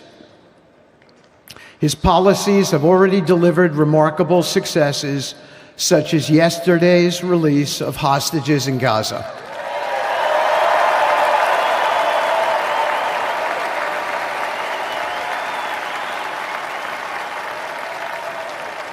Thank you. This achievement demonstrates the strength of President Trump's leadership and the respect he commands on the global stage. It is yet another example of his ability to deliver results in the most complex and challenging situations. The Abraham Accords, a testament to his vision and determination, have also brought historic progress to the region, transforming old rivalries into new alliances. These agreements are not merely symbolic. They represent a practical roadmap for peace, economic cooperation, and mutual respect across nations. My role, as President Trump has tasked me, is straightforward yet profoundly challenging: to turn his vision into actionable outcomes. He sets the agenda, he lays the framework, and he inspires people like me into bold action.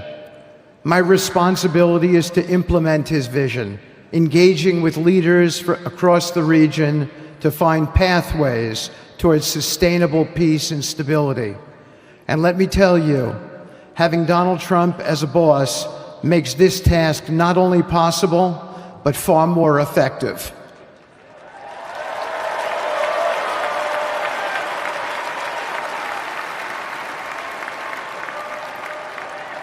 President Trump's reputation as a leader who delivers results resonates far beyond Washington. Leaders in the Middle East know he means what he says. His ability to cut through bureaucratic gridlock and focus on tangible results is the game changer. It allows me to approach delicate negotiations with the confidence that the full weight of the United States is behind me. The principles President Trump has laid out for our approach to the Middle East and foreign policy in general are fourfold, and they are clear. 1, respect for sovereignty. Every nation deserves the right to determine its own destiny, free from the interference of external powers. 2, economic prosperity as a bridge to stability. Through economic partnerships and investment, we can build a foundation for cooperation that transcends historical grievances. 3, courageous diplomacy. Real progress requires difficult conversations and bold decisions, and it is through these that trust is built and maintained. And finally, 4, reciprocity and accountability. The United States requires reciprocal actions from our partners. We are done carrying the financial burden for nations that are unwilling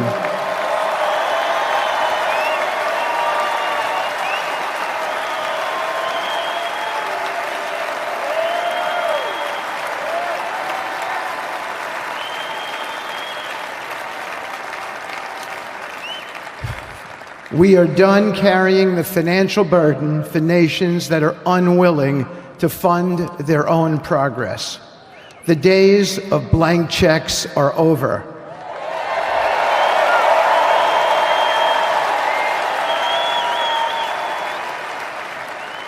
Partnerships under President Trump's leadership must be equitable, and contributions must reflect shared commitments to our goals.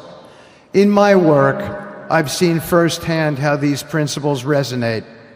They provide a foundation that transcends politics and speaks to the shared humanity of all people in a region. Leaders across the Middle East recognized that this Trump administration is serious about results, not symbolic gestures, but real, meaningful progress that improves lives. Thank you.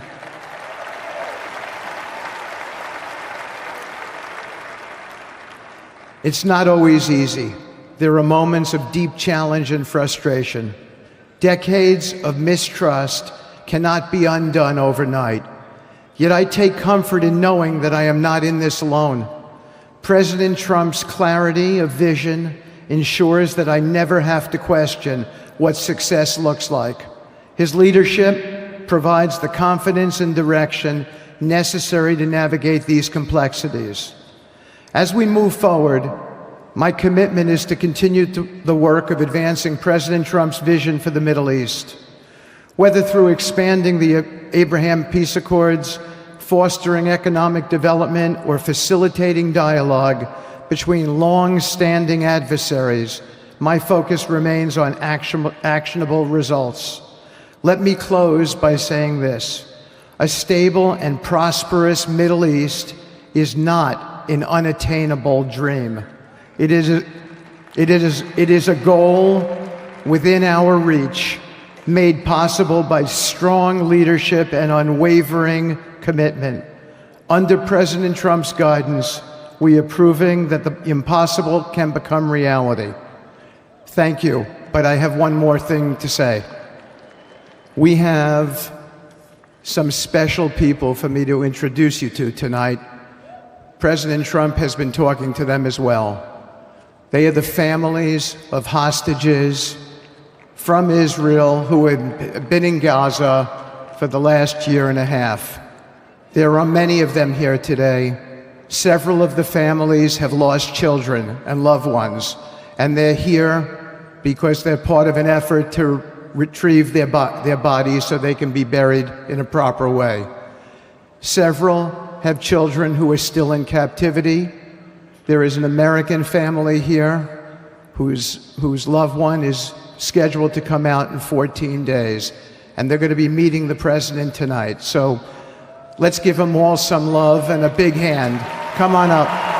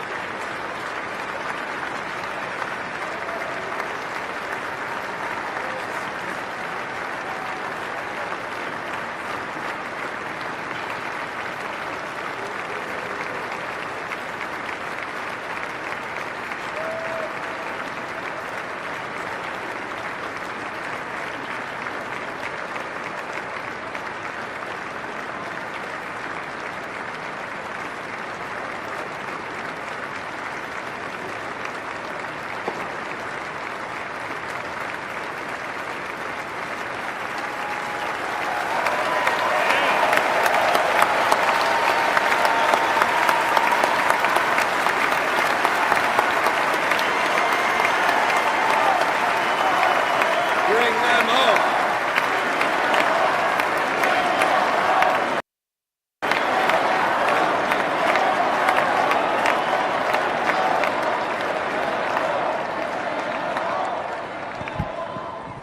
And now I get to introduce my dear friend and the President of the United States, Donald J. Trump.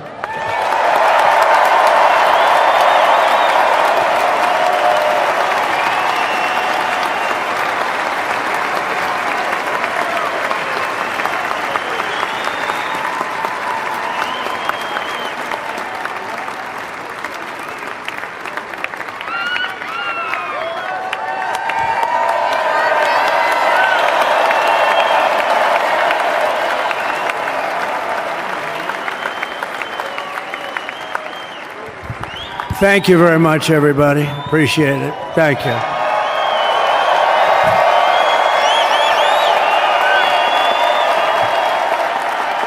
So now the work begins. We won, but now the work begins. We have to bring them home. And you know, tonight I'm going to be signing on the J6 hostages, pardons, to get them out. And as soon as I leave, I'm going to the Oval Office and we'll be signing pardons for a lot of people, a lot of people. And thank you to Steve Witkoff. He's a great guy. He's a friend of mine. He's been a very successful man. He's a great negotiator. He's a wonderful guy. People love him. And he's got a tremendous power of persuasion. And that's what we need. We don't need stiffs. We don't need stiffs. We got a lot of stiffs. You just had a whole load of them. And to the former hostages with us today, welcome. And welcome home. Some of the folks that came home yesterday, you saw that. More coming home every day now. They're coming home. But they were hurt. They were hurt. They were hurt. One had her head blown off, fingers on her hand, and her hand indeed was blown off. She was trying to defend herself from a bullet being fired. You believe this? A bullet knocked off her hand. I don't know. You look at it, it's a disgrace. We never stopped praying for you, and we're so glad that you're reunited with your friends and families, and God bless you all. And some of them are just saying, no, my son is gone, but please just bring home his body. Right, Steve? Many of you have told me that your son is gone, but bring home his body. It should have never happened. 3 years, it's ridiculous. Should have never happened. Wouldn't have happened. I also want to express my tremendous to join us in this celebration. It's a celebration of a big win.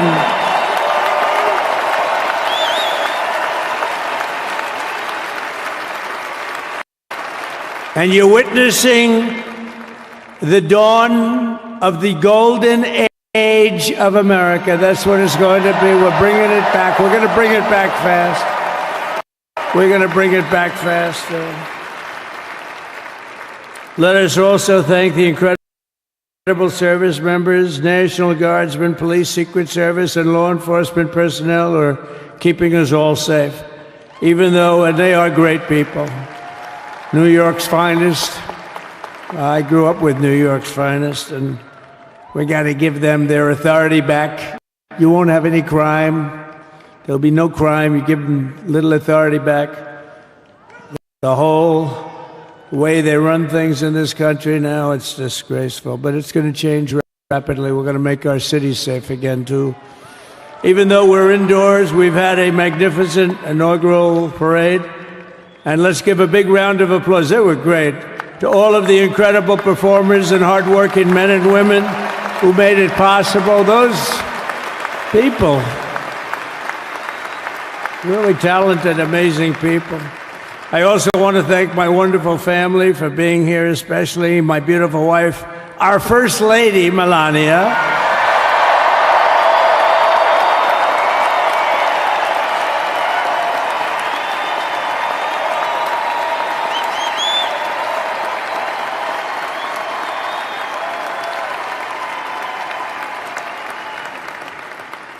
They love our First Lady. And also, JD. How good has JD been? And his beautiful wife, Usha. How good is JB? JD has been great.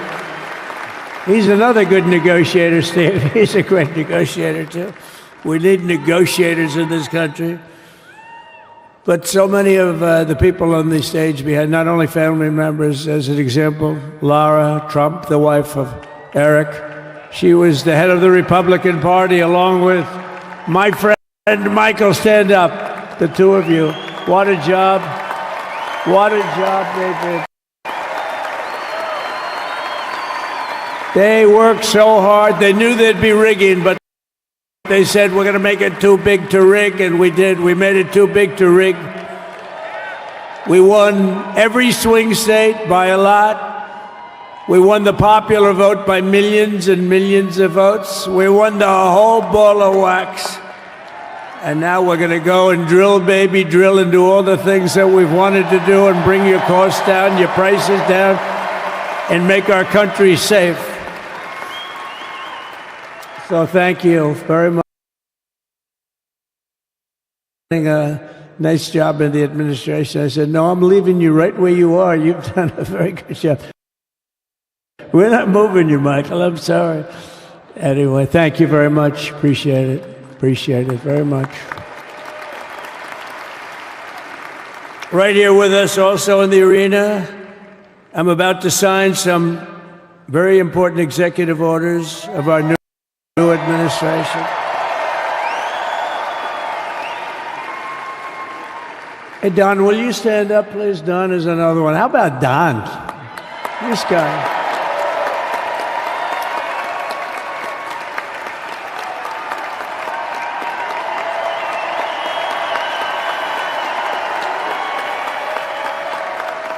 He's a popular one. He goes out and speaks. He gets a big crowd. He's a little on the rough side sometimes, but that's what you want. He's done a fantastic job, and he loves our country. Thanks, Don. Great job. You've done a great job. And Ivanka.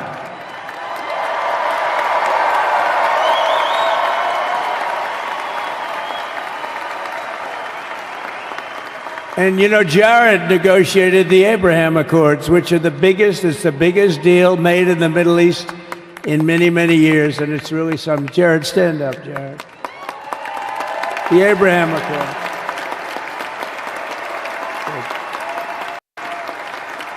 And Tiffany's going to have a little baby. And Michael.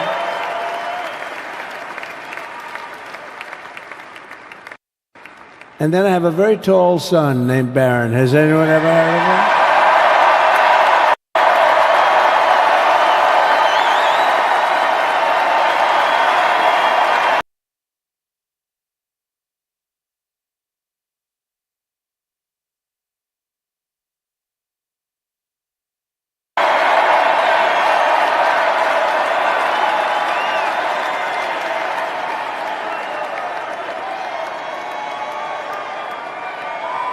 Thank you.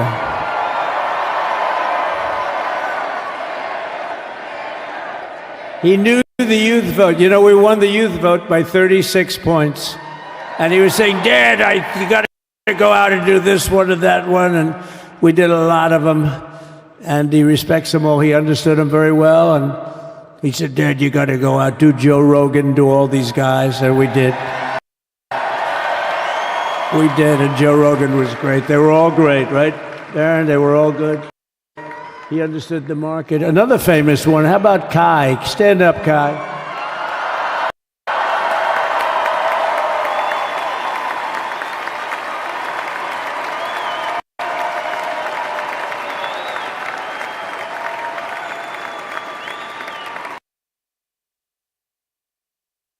Stand up, Byron.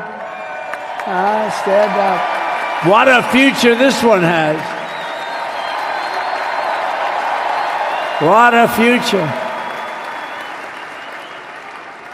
That's great, Byron. Thank you very much. And how about Lutnick, Secretary of Commerce? He's going to take in more money than any country has ever even thought about. He's going to take in some money. And we have many others. Look, I'm not going to go through it, but we're going to sign some orders right now, and that's really what I want to do. So we're going to sign executive orders. First, I'll revoke nearly 80 destructive and radical executive actions of the previous administration, one of the worst administrations in history. Maybe not one of them, the worst. Anybody that would allow millions of people to pour through our borders from jails, prisons, mental institutions, insane asylums, gang members to be taken off the streets of Venezuela and deposited in our country, and many, not just Venezuela. You know, crime in Venezuela is down 74% because they took their criminals and gave them to us through an open border policy of the previous administration. All over the world, they're emptying their prisons into our country. They're emptying their mental institutions into our country. It stops as of 1 o'clock this afternoon. Okay, it stops.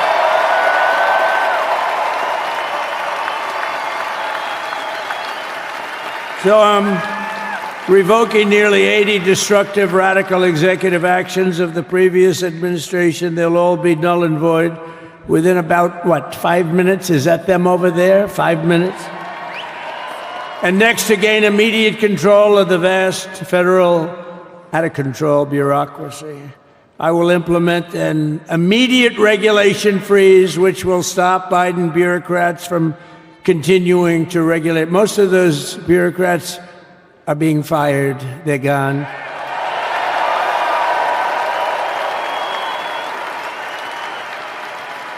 Should be all of them, but some sneak through, but we have to live with a couple, I guess.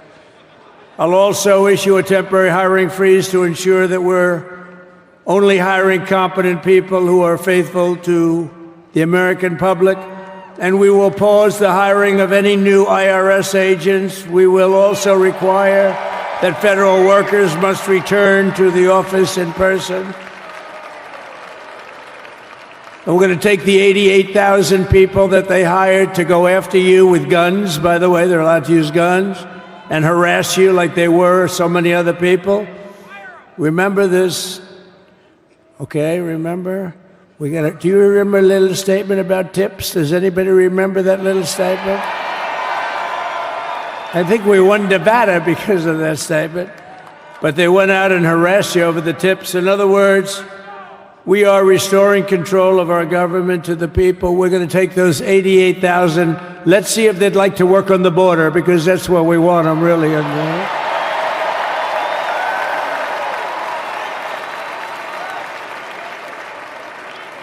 So we're going to have no tax on tips, right? No tax on tips.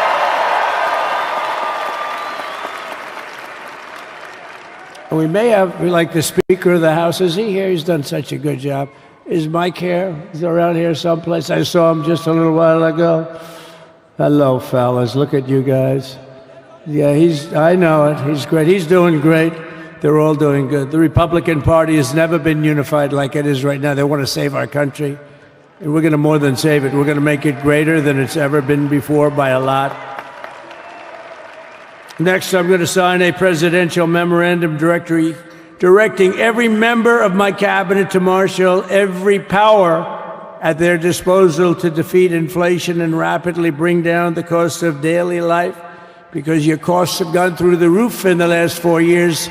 Perhaps you didn't notice. Does anyone notice their costs are like double, triple, quadruple? You can't buy bacon. Apples have doubled in price. You want an apple, anybody? Pay twice what you did 2 years ago. We'll put more money in your pocket, and we'll bring back the American dream, and to reduce energy costs and liberate our economy. So we have more oil and gas than any country in the world, and we're going to use it. We're not going to do the wind thing. Big, ugly windmills, they ruin your neighborhood, they ruin you. If you have a house that's near a windmill, guess what? Your house is worth less than half. And did you see up in New England with the whales? You see what's happening? So they had 2 whales killed in about 14 years. Last year and the year before, total, they had 28. So if you're into whales, you don't want windmills either.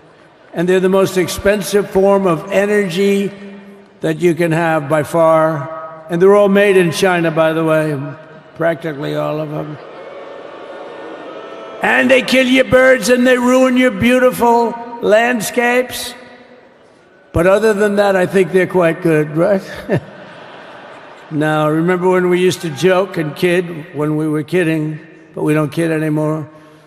They want to watch the debates on television. They want to watch your favorite president on television.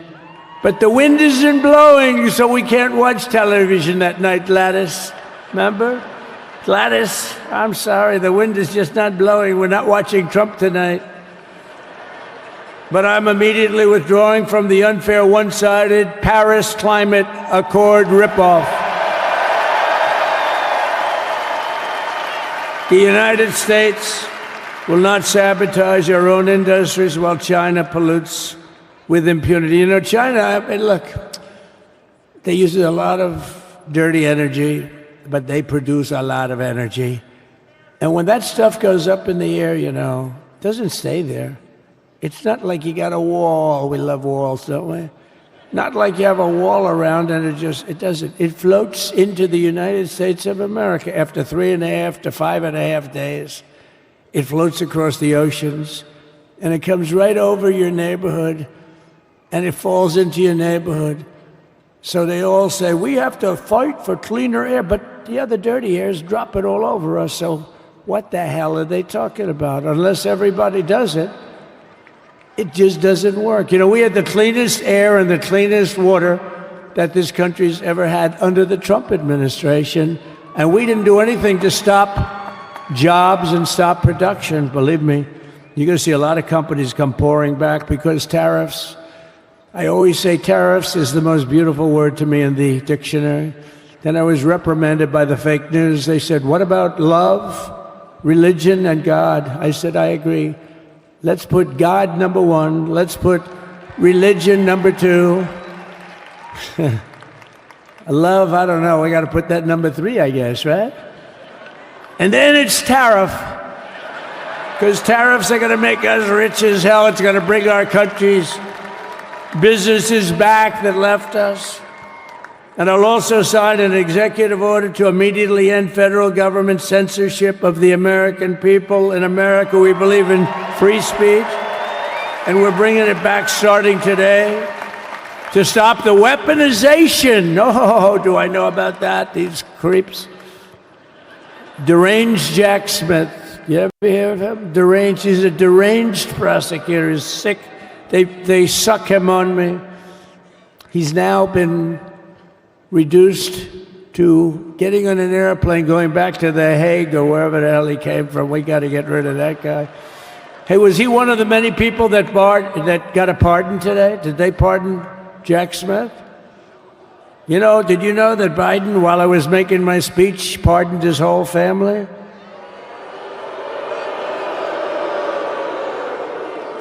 The brother, the whole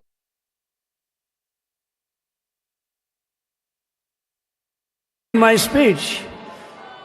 Did everybody hear my speech? Did you like my speech?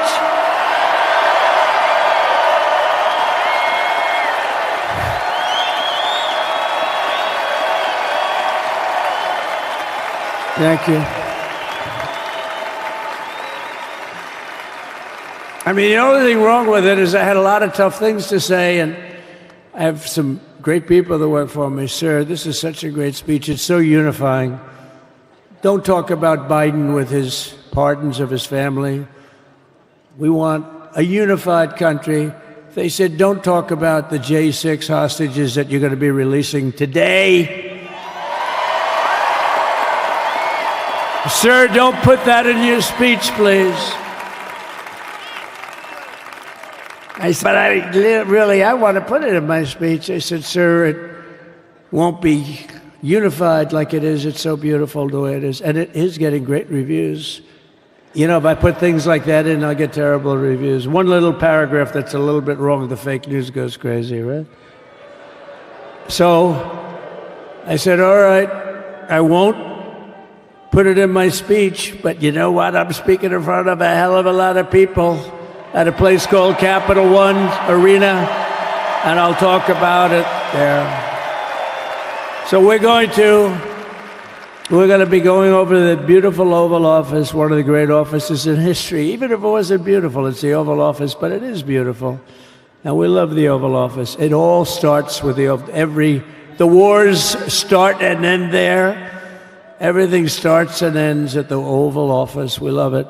But we're going to go to the Oval Office. We're going to release our great hostages that didn't do, for the most part, they didn't do stuff wrong. You take a look at what went on, and look what happens in other parts of the country. In Portland, where they kill people, they destroy the city, nothing happens to them. In Seattle, where they took over a big chunk of the city, nothing happened. Minneapolis, where they burned down the city, nothing happened. Essentially nothing happened. All they want to do is go after the J6 hostages. A 76-year-old grandmother was arrested the other day because she was looking at the Capitol or something like that. No, we're not going to put up with that crap anymore.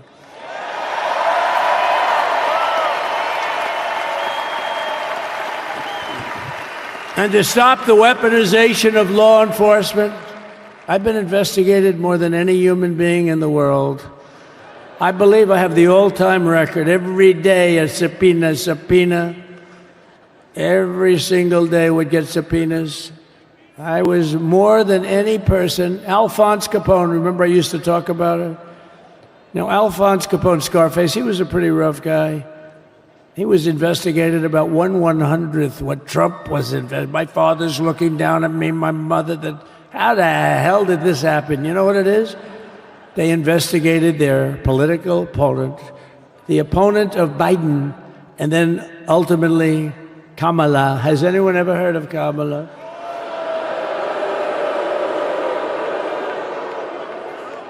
We had to beat two opponents, you know? We had to beat Biden, then we beat him. Now he goes on top. The guy was like 39 points down. I think I could have beaten Trump. They should have left me and I would have beaten. No, his debate performance wasn't the best, right? That's what killed him. And then they had to change, and that's like you get into a fight. The great Dana White spoke last night. We love Dana White, right? UFC.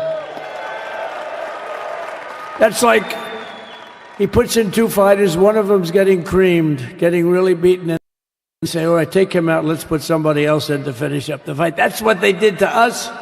They gave us somebody new, but we took care of both of them. So we beat actually two opponents. But to stop the weaponization of law enforcement and our government, I will also sign an order directing every federal agency to preserve all records pertaining to political persecutions under the last administration, of which there were many, and beginning the process of exposing any and all abuses of power, even though he's pardoned many of these people. Can you believe it? He's pardoned them. You know why he did it while I was speaking? Because that way I couldn't speak about it. I was speaking. I didn't know he did it. I finished my speech, and they said, sir, he pardoned his whole family. I said, ooh, can I go back out there and talk about it? Somehow that wouldn't be very elegant. Our First Lady would say, please don't do that. But we have plenty of time to talk about it, and we will. We're doing all of this on our very first day in office. You know, don't forget, we've been in this position, really, where we won the primaries in record time. We were the fastest win of a primary ever in political history, which is a very nice thing. It's nice to know. Well, the second election was rigged, so we knew we were doing well. And if it wasn't, you know what? If it wasn't, I would have never run. But the third one was just a monster. Boy, was that a big one, huh? That was a big one.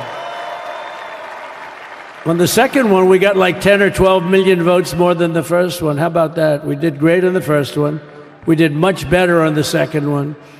But bad did we do well on the third one. So we're gonna have some fun. It's very simple. We're gonna make our country great. We're gonna make our country great again. We're gonna make America great again. How good a name is MAGA, though, right? You know? I was going to say, keep America great, but unfortunately it wasn't great. Can't say keep it great. It will be great again, but CAG, keep America great, CAG, I don't think it's ever going to replace MAGA. Does anybody like CAG? I don't think so. It's never replacing MAGA. Nothing will ever replace MAGA. MAGA was the most successful political operation, political movement in the history of our country, maybe in the history of the world. Let's see what happens, because we're not finished yet. We're not finished yet. We got a long way to go. But we're doing this on the very first day in office, and in just a few moments, I'm not only signing the release of the J6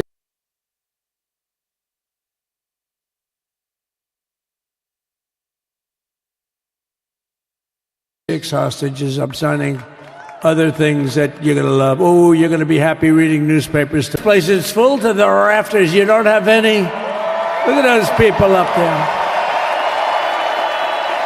You don't have any empty seats. And by the way, the Capital One owners, they are so good. We got to root for their teams because they have been so great to MAGA, to us. And I just want to thank Ted and everybody. You guys have been fantastic. And the ice hockey team's doing great.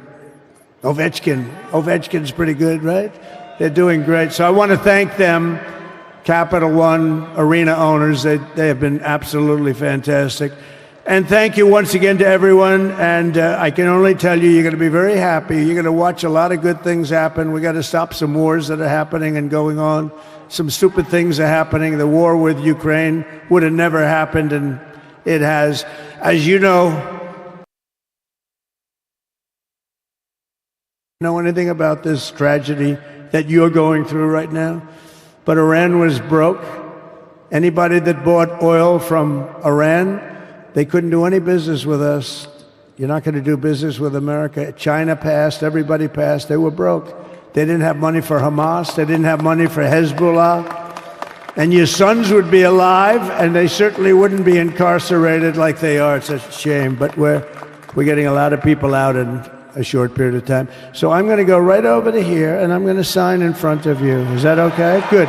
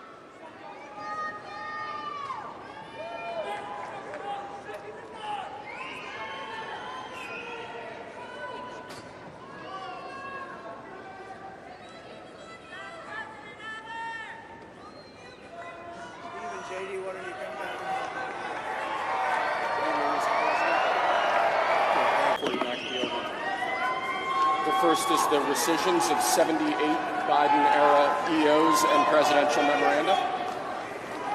You want to call it up? You want to say it? You want to say it? Oh, if you want me to, sir. Why don't you say what I'm signing? Sure. The first item that President Trump is signing is the rescission of 78 Biden-era executive actions, executive orders, presidential memoranda, and others.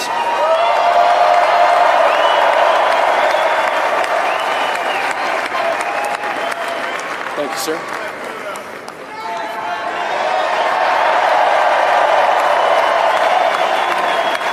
Thank you.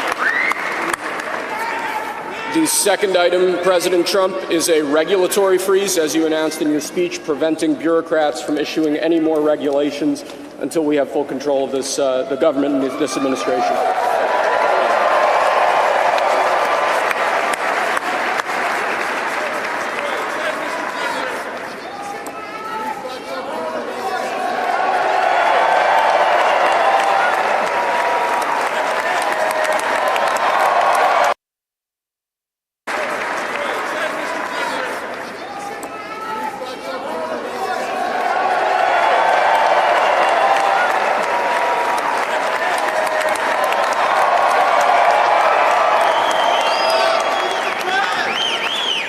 sir. Sir, can I have a pen? The next item, sir, is a freeze on all federal hiring, excepting the military and a number of other excluded categories, again, until full control of the government is achieved and we understand the objectives of government going forward.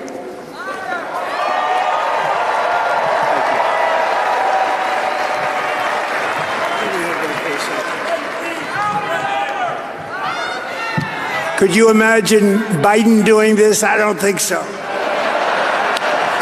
I don't think so.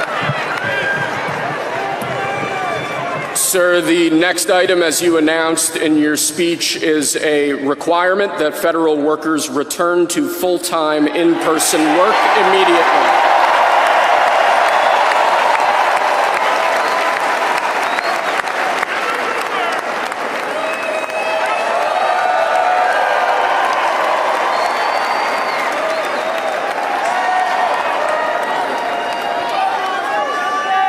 Thank you, sir.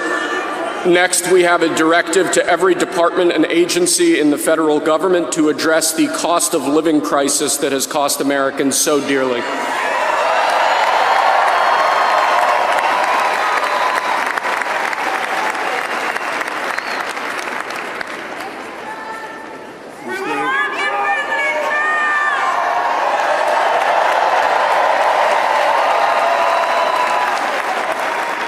Thank you, sir. The next item here is the withdrawal from the Paris Climate Treaty.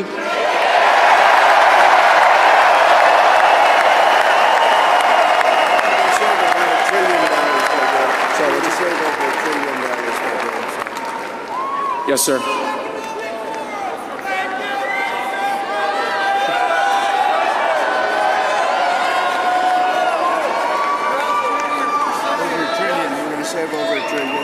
We're going to save over $1 trillion by withdrawing from that treaty.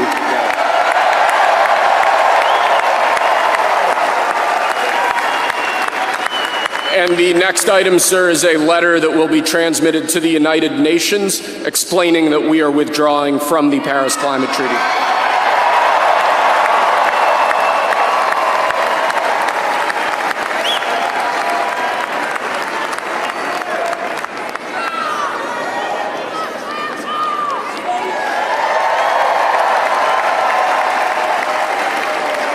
Thank you, sir.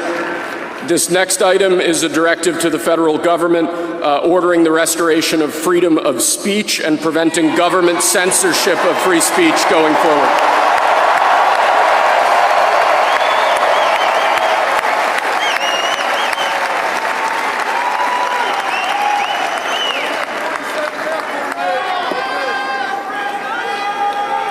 And lastly, sir, before we go back to the Oval Office to sign a large number of other items, is a directive to the federal government ending the weaponization of government against the political adversaries of the previous administration, as we've seen.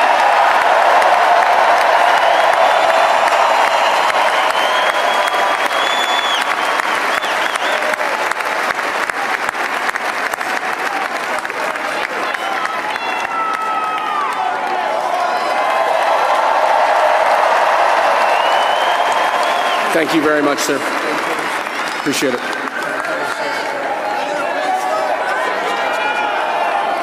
Pretty fun job.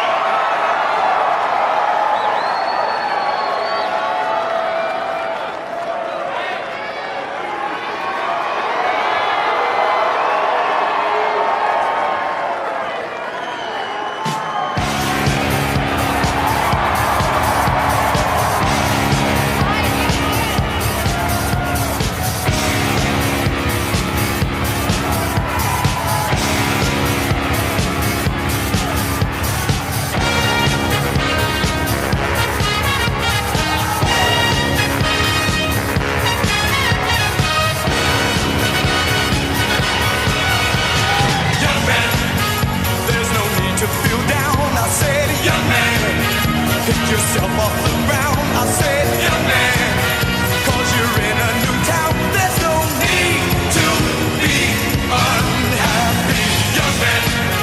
There's a place you can go.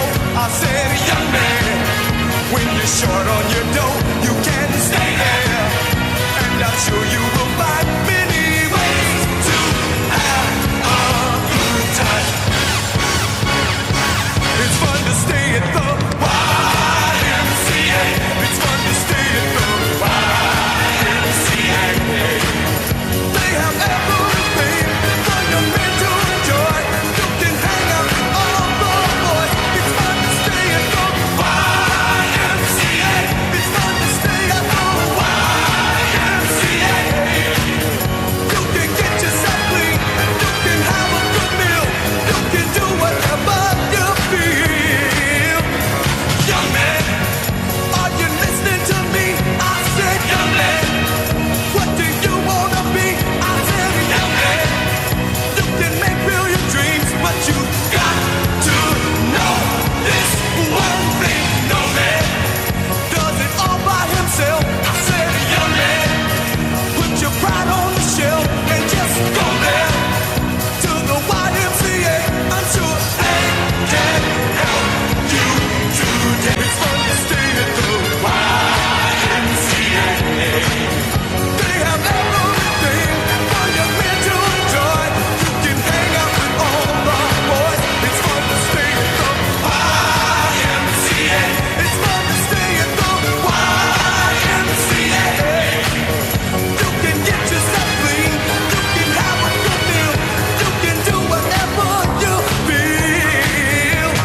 Young man, I was once in your shoes. I said I was down and out with the blues. I felt no man cared if I were alive. I felt the whole world was so tired. That's when someone came up to me and said, young man, take a walk up the street.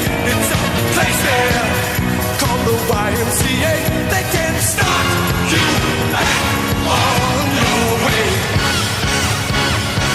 It's fun to stay at the YMCA. It's fun to stay at the YMCA. They have everything for your men to enjoy. You can hang out with all the boys. YMCA. It's fun to stay at the YMCA. Young man, there's no need to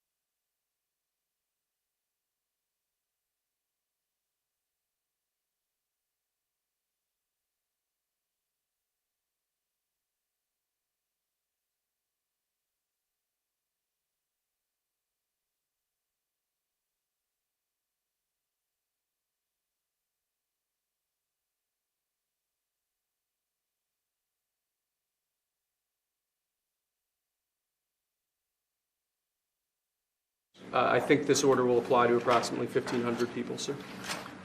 So this is January 6th. These are the hostages. Approximately 1,500 for a pardon. Yes. Full pardon. Full pardon or commutations? Full pardon. We have about 6 commutations in there where we're doing further research. Nice to see you again.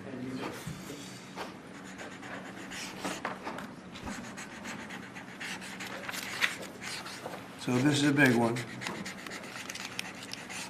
Anything you want to explain about this? We hope they get them. We hope they come out tonight, frankly. They're expecting it. Approximately 1,500 people. Six commutations. Were there any cases you did not commute or pardon of people? We're looking at different things, but the commutations would be the ones that we'll take a look, and maybe it'll stay that way, or it'll go to, full pardon. And the order does require the Bureau of Prisons to act immediately on receipt of the pardons and Right. commutation orders. Sir, this is an Why don't we get that down so they can get them going right now? Yes, sir. Is that okay? Yep, absolutely. This is a proclamation guaranteeing the state's protection against invasion based on the current crisis at the southern border. It invokes various executive powers relating to the ongoing invasion at the southern border.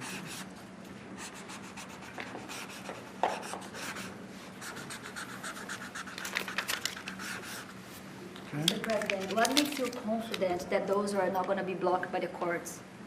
I don't think they will. I don't think they can be. They're very straight up. Why don't you take that and go over here? Could you get him over here, not on the side angle? Do you mind? Just go right over here with your friends. Okay? Sir, this with American principles and American interests.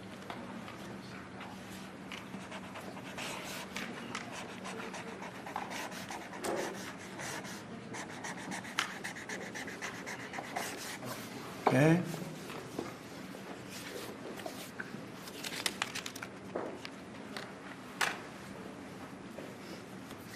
Okay. Thank you, sir.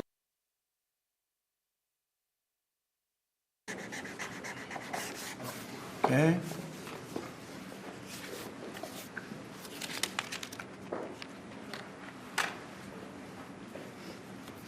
Okay. Thank you, sir. This next executive order is about protecting America from foreign terrorists and other national security and public safety threats. Again, crisis at the border, but it goes beyond that and it implicates other executive powers as well. Okay.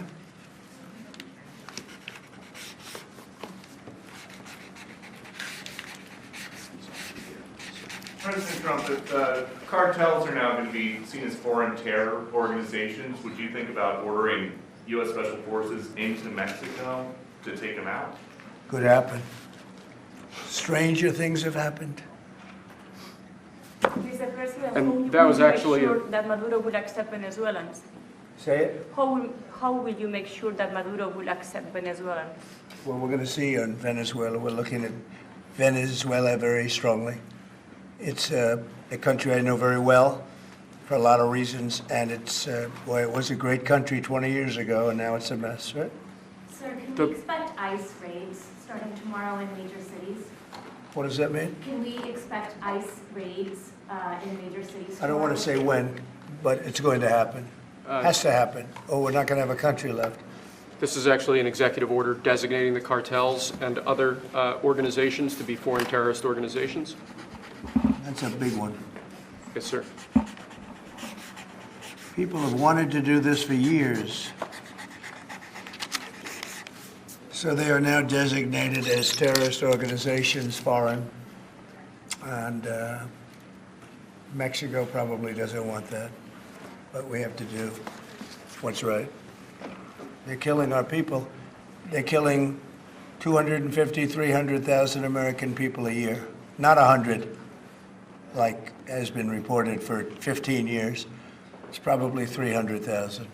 This is an executive. You said Mexico doesn't want that. How are you going to deal with this? I don't know. You'll have to ask them.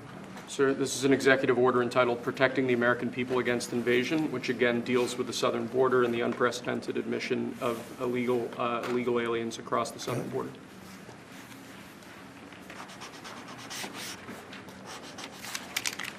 What do you see the biggest national security threat to the U.S., Mr. President? What's going to be your priority on foreign policy? Say?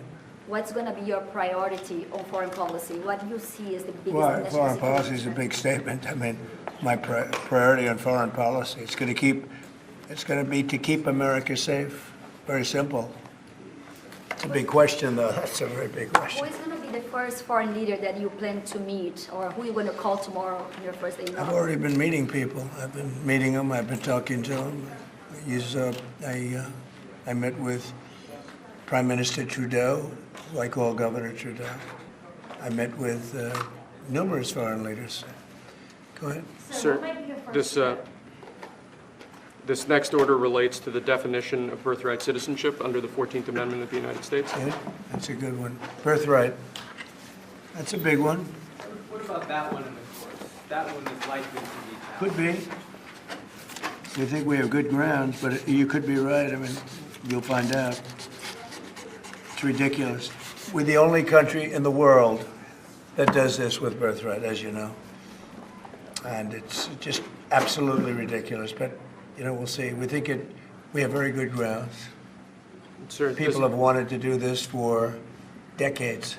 Sir, this is a proclamation declaring a national emergency at the southern border of the United States. That's a big one. A lot of big ones, huh? You know what that means, right? President Trump, did President Biden leave you a letter? He may have. Wait. Don't they leave it in the desk? I don't know. Oh. What's in there? Thank you, Peter. It could have been years before we found it. Wow. Thank you. What does it say on the outside? Maybe we should all read it together. Let's read it. Well, maybe I'll read it first and then make that determination. That sounds great. Peter, thank you very much. I may not have seen this for months. Happy to help with the passing of the torch. I did. I left him one in the desk just like this. What are you talking about, Emma? Unification of our country. You know, I didn't know that he gave a pardon to his family because he did it during my speech. He didn't tell you in the limo? No, he didn't tell me. No. He did it.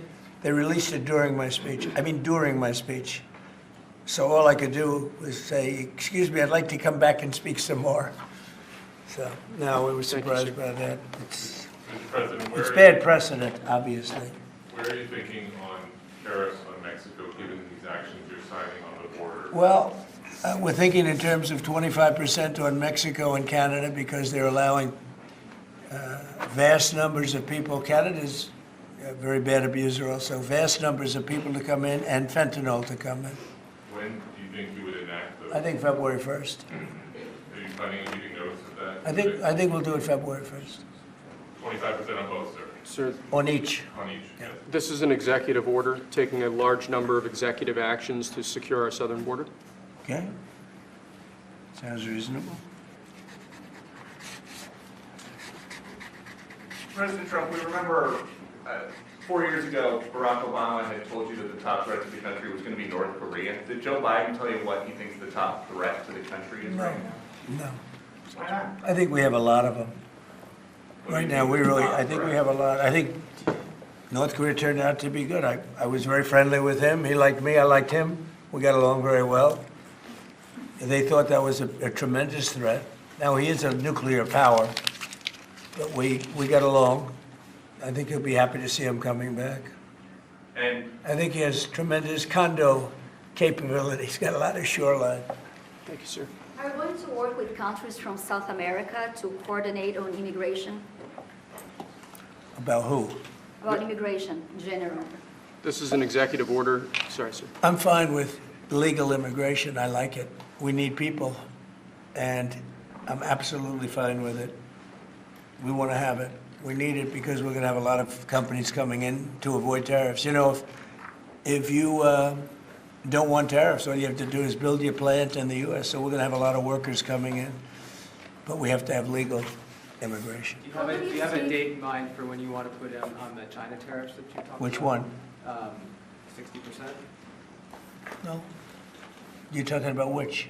Say it again. The China tariffs, the broad Oh, China? tariffs? Well, as you know, I put on large tariffs on China, and they've really been forced to leave them. And if we didn't leave them, you wouldn't have one steel mill that's open in this country because they were dumping massive amounts of steel. We've taken in hundreds of billions of dollars from China because they were unable to terminate the tariffs I put on China because it was too much money and the budgets didn't work, and other reasons too. No, I mean, we're going to have meetings and calls with President Xi. I spoke to President Xi last week, as you know. Did you know that? I had a very good phone call. Where do you stand with NATO at this moment? Are you planning to meet your NATO allies? No, NATO has to pay more money. NATO has to pay 5%. We're in the Ukraine war by $200 billion more than NATO. It's ridiculous because it affects them a lot more. We have an ocean in between. And we've spent $200 billion more on Ukraine than NATO has spent. And they've got to equalize. Did you talk to Xi about the Ukraine war? Yeah. Because China and Brazil together has a proposal to bring Russia and Ukraine to talk. Oh, that's good. That's fine. I'm ready. When are you going to talk with the Brazilian president? How did Brazil get involved? Brazil's involved. This is a new one. When are you going to talk to Lula? Are you from Brazil? I'm from Brazil. That's why they're involved, I guess. When are you going to talk with the Brazilian president? How do you see our relationship with Latin America and Brazil? Great. Should be great. They need us much more than we need them. We don't need them. They need us. Everybody needs us. This is Mr. President, it sounds like you will not proceed with additional China tariffs necessarily, depending on how talks go with President Xi. Is that correct? What does that define that?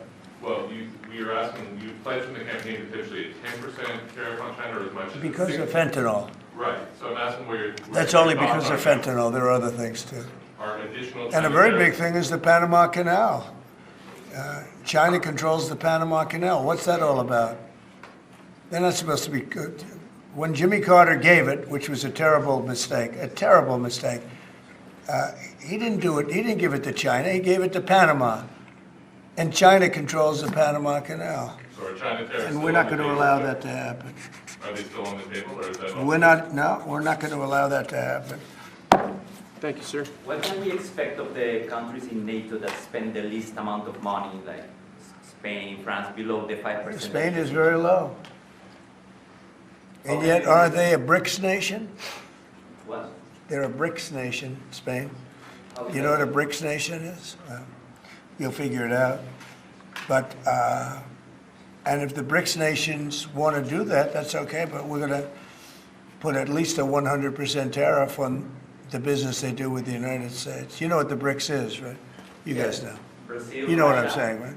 You know what I'm saying. Sir, this is an So it's not even a threat. In fact, since I made that statement, Biden said, well, they have us over a barrel. I said, no, we have them over a barrel. And there's no way they're going to be able to do that. This is an executive order relating to 100% tariffs, those countries, like Spain? As a BRICS nation, yes. But how They'll have a would the 100% tariff if they so much as even think about doing what they thought. Can you explain how is Which, and therefore they'll give it up immediately. So will China give it up. Sir, this is about reforming the system of hiring in the federal government to ensure that merit is the lodestar of hiring decisions As per the Supreme Court. other matters. Yes, sir. This is a big deal. Merit. Our country is going to be based on merit again. Can you believe it? Mr. President, you had said you would end the Russia-Ukraine war on your first day in office. Where do things stand right now, and how do you intend? Well, there's only half a day. I have another half a day left. We'll see. We Sir, want to get it done. This is an order creating and implementing the Department of Governmental Efficiency, known as DOGE. Okay, that's a big one. Is Elon Musk going to get a West Wing office? No, he's getting an office for about 20 people that we're hiring to make sure that these get implemented. We have a problem in this country. You sign an executive order, it doesn't get done for 6 months. As an example, when we allow the J6 hostages to go out, it might not be approved under the old days for 2 weeks, 3 weeks, 6 months. You know, they had a good ruling from the Supreme Court, and it's like nothing happened.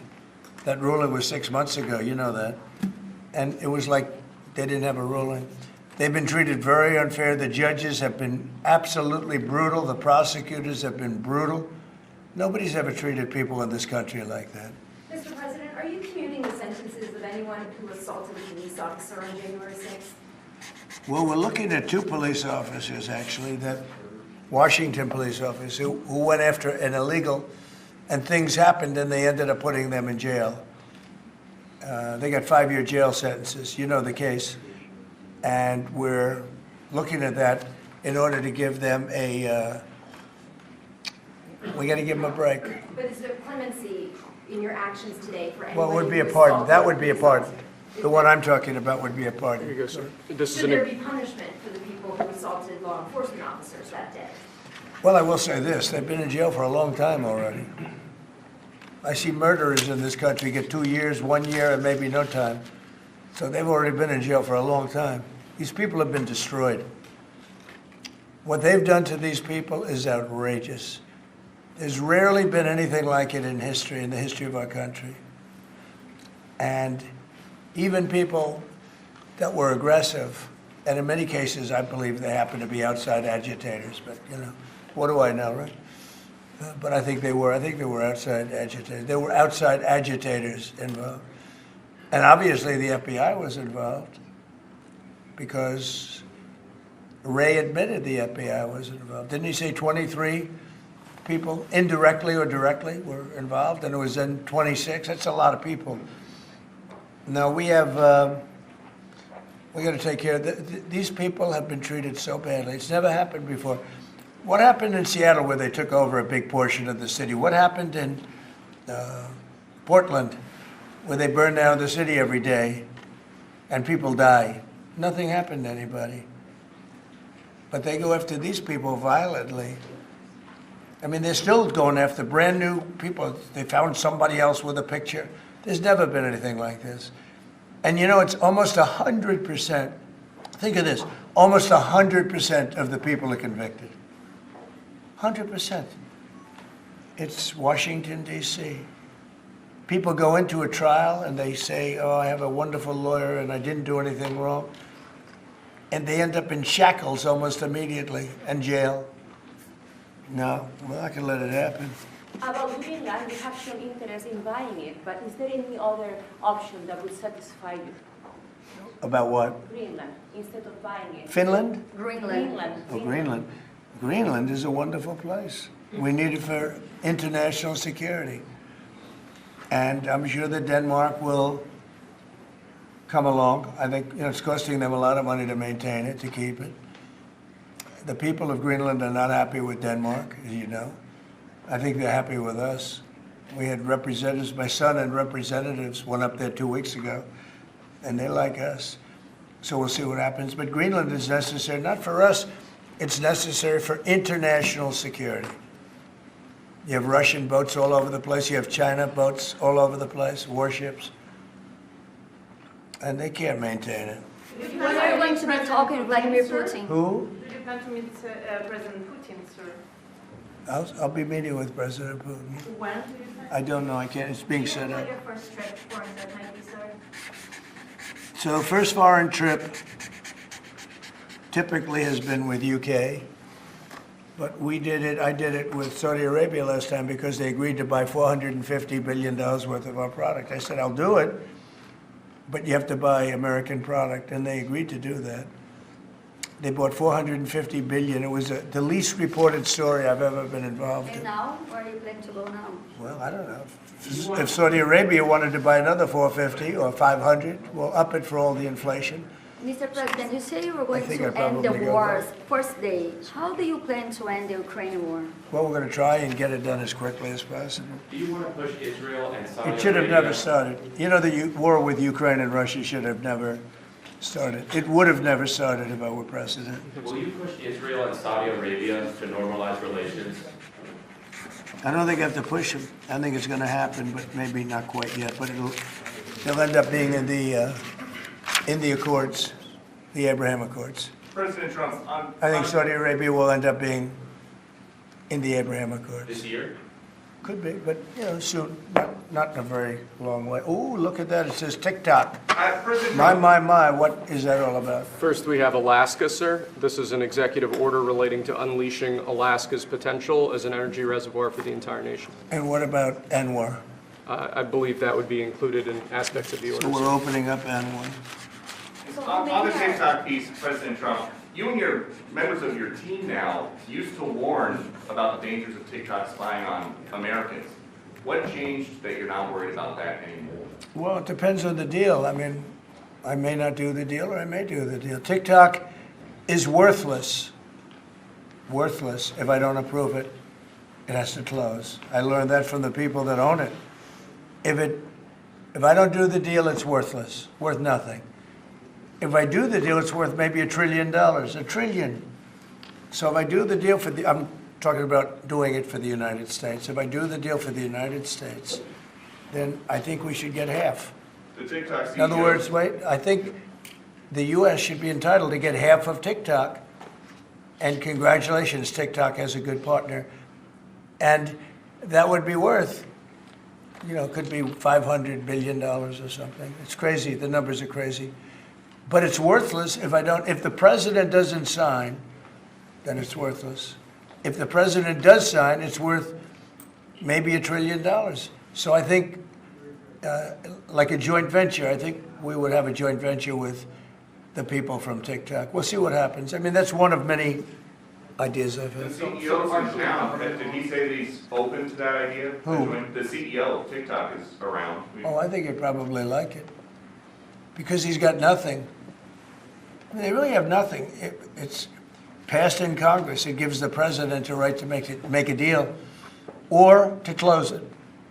And we have 90 days to make that decision. But I could see making a deal where the U.S. gets 50% of TikTok, polices it a little bit or a lot, depends on them. But remember, they make telephones in China. They make all sorts of things in China. Nobody ever complains about that. Here they're complaining about this. There's so many different products made in China, and nobody ever complained about it. The only one they complain about is TikTok. And TikTok is largely young people. I guess I have a warm spot for TikTok that I didn't have originally. But, I went on TikTok, and I won young people up by 36%, Peter. And Republicans typically don't do too well with young people. But it's a different Republican Party. Would the U.S. government buy a portion of TikTok then, or how would it get that 50%? No, you'd take 50% of TikTok for the approval that TikTok could continue in business. And they'd have a great partner. The U.S. would be their partner. But the U.S. essentially would be paid for doing that half of the value of TikTok. Would there be a private sector owner as Could well in be, the yeah, US? could be a lot. Tell you what, every rich person has called me about TikTok. You wanted to block TikTok. Why did you change your mind? Because I got to use it. And remember, TikTok is largely about kids, young kids. If China's going to get information about young kids, I don't know. I think, to be honest with you, I think we have bigger problems than that. But when you take a look at telephones that are made in China and all the other things that are made in China, military equipment made in China, TikTok, I think TikTok is not their biggest problem. But there's big value in TikTok if it gets approved. If it doesn't get approved, there's no value. So if we create that value, why aren't we entitled to like half? Sir, if you don't take it 90 days, will you shut them down? Does Biden ever do news conferences like this? How many news conferences, Peter, has he done like this? Like this? None. 0. And it would be 0 for the next infinity. For infinity, it would be 0. Mr. President, you plan to talk to President Musk going to help implement the executive orders? I think you mentioned implementation. Elon, no. Elon's very busy sending rocket ships up to various places. with lots of satellites on them. What is your reaction to the confirmation of Marco Rubio, and what does it mean for Latin America? Which one? Marco Rubio. Marco Rubio. You said Marco. Marco. Rubio. Yeah, he's. I think he's great. I think Marco's doing a fantastic job. I think he's going to get a lot of votes. I think he's going to be at 90% or something. I mean, I'm hearing very good. People know him. They know him in the Senate. They know he's good. He's doing a good job. I don't know. I can't tell you. I don't know what's going to happen with that. He's got some very strong ideas, though, Marco. You signed Which one did you sign, TikTok order, Mr. right? President? Did you sign the TikTok order? Yeah. Yes, that was just signed. President Marco Rubio's ideas is Just signed it. How many did you still sign? changing Are you going to Venezuela, sign? changing power. Are you still committed with Maduro leaving power in Venezuela? Well, we're going to find out about that, too, because we're going to probably stop buying oil from Venezuela. We don't need their oil. Another embargo like the first term? No, it could be, but we don't want to buy, we don't have to buy their oil. We have plenty of oil for ourselves, so President Trump, that'll change Venezuela quite a bit. President Trump, there was a lot of concern about this during the campaign. A question that only works today. Are you a dictator on day one? No. I can't imagine even being called that. No, I believe in the sanctity of the vote. The Democrats didn't because they cheated like dogs, but I believe in the sanctity, and this was too big to rig. This last election was just too big to rig. But no, really the opposite. When do you plan to speak to President Putin? Could be very soon. And you talked a bit about Ukraine and Russia, but how long do you think it would take to end that conflict? And I have to speak to President Putin. We're going to have to find out. He can't be thrilled. He's not doing so well. I mean, he's grinding it out, but most people thought that war would have been over in about 1 week. And now you're into 3 years, right? So he can't be thrilled. It's not making him look very good. Now, eventually, I mean, it's a big machine, so things will happen. But I think he'd be very well off to end that war. We have numbers that almost 1 million Russian soldiers have been killed. About 700,000 Ukrainian soldiers are killed. Russia's bigger. They have more soldiers to lose. But that's no way to run a country. What did your TikTok order do, Mr. President? It just gave me the right to sell it or close it. Essentially with TikTok, I have the right to either sell it or close it. And we'll make that determination. And we may have to get an approval from China, too. I'm not sure. But I'm sure they'll approve it. And if they don't approve it, it would be somewhat of a hostile act, I think. But it's good for China if it gets approved.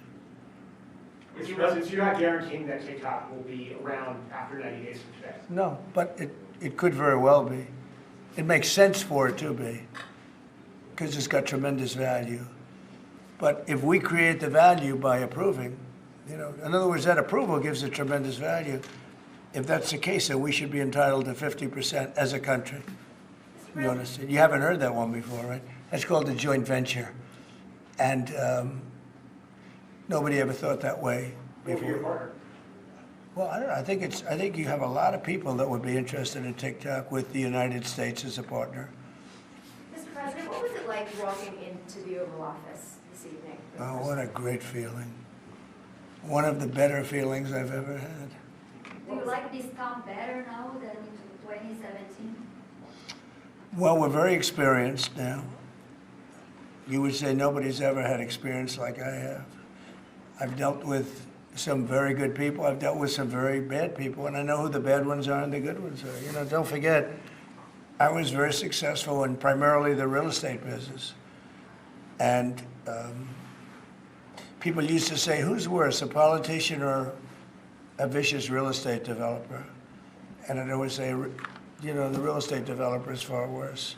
But after about 3 months and getting to know scum like Adam Schiff and other people like that, I said, no, actually, real estate people are quite nice by comparison. You said you plan to speak with President Putin soon. What about President Zelensky, and what's your message? Yeah, I would, but he's told me he wants to make a deal. Zelensky wants to make a deal. I don't know if Putin does. He might not. I don't know.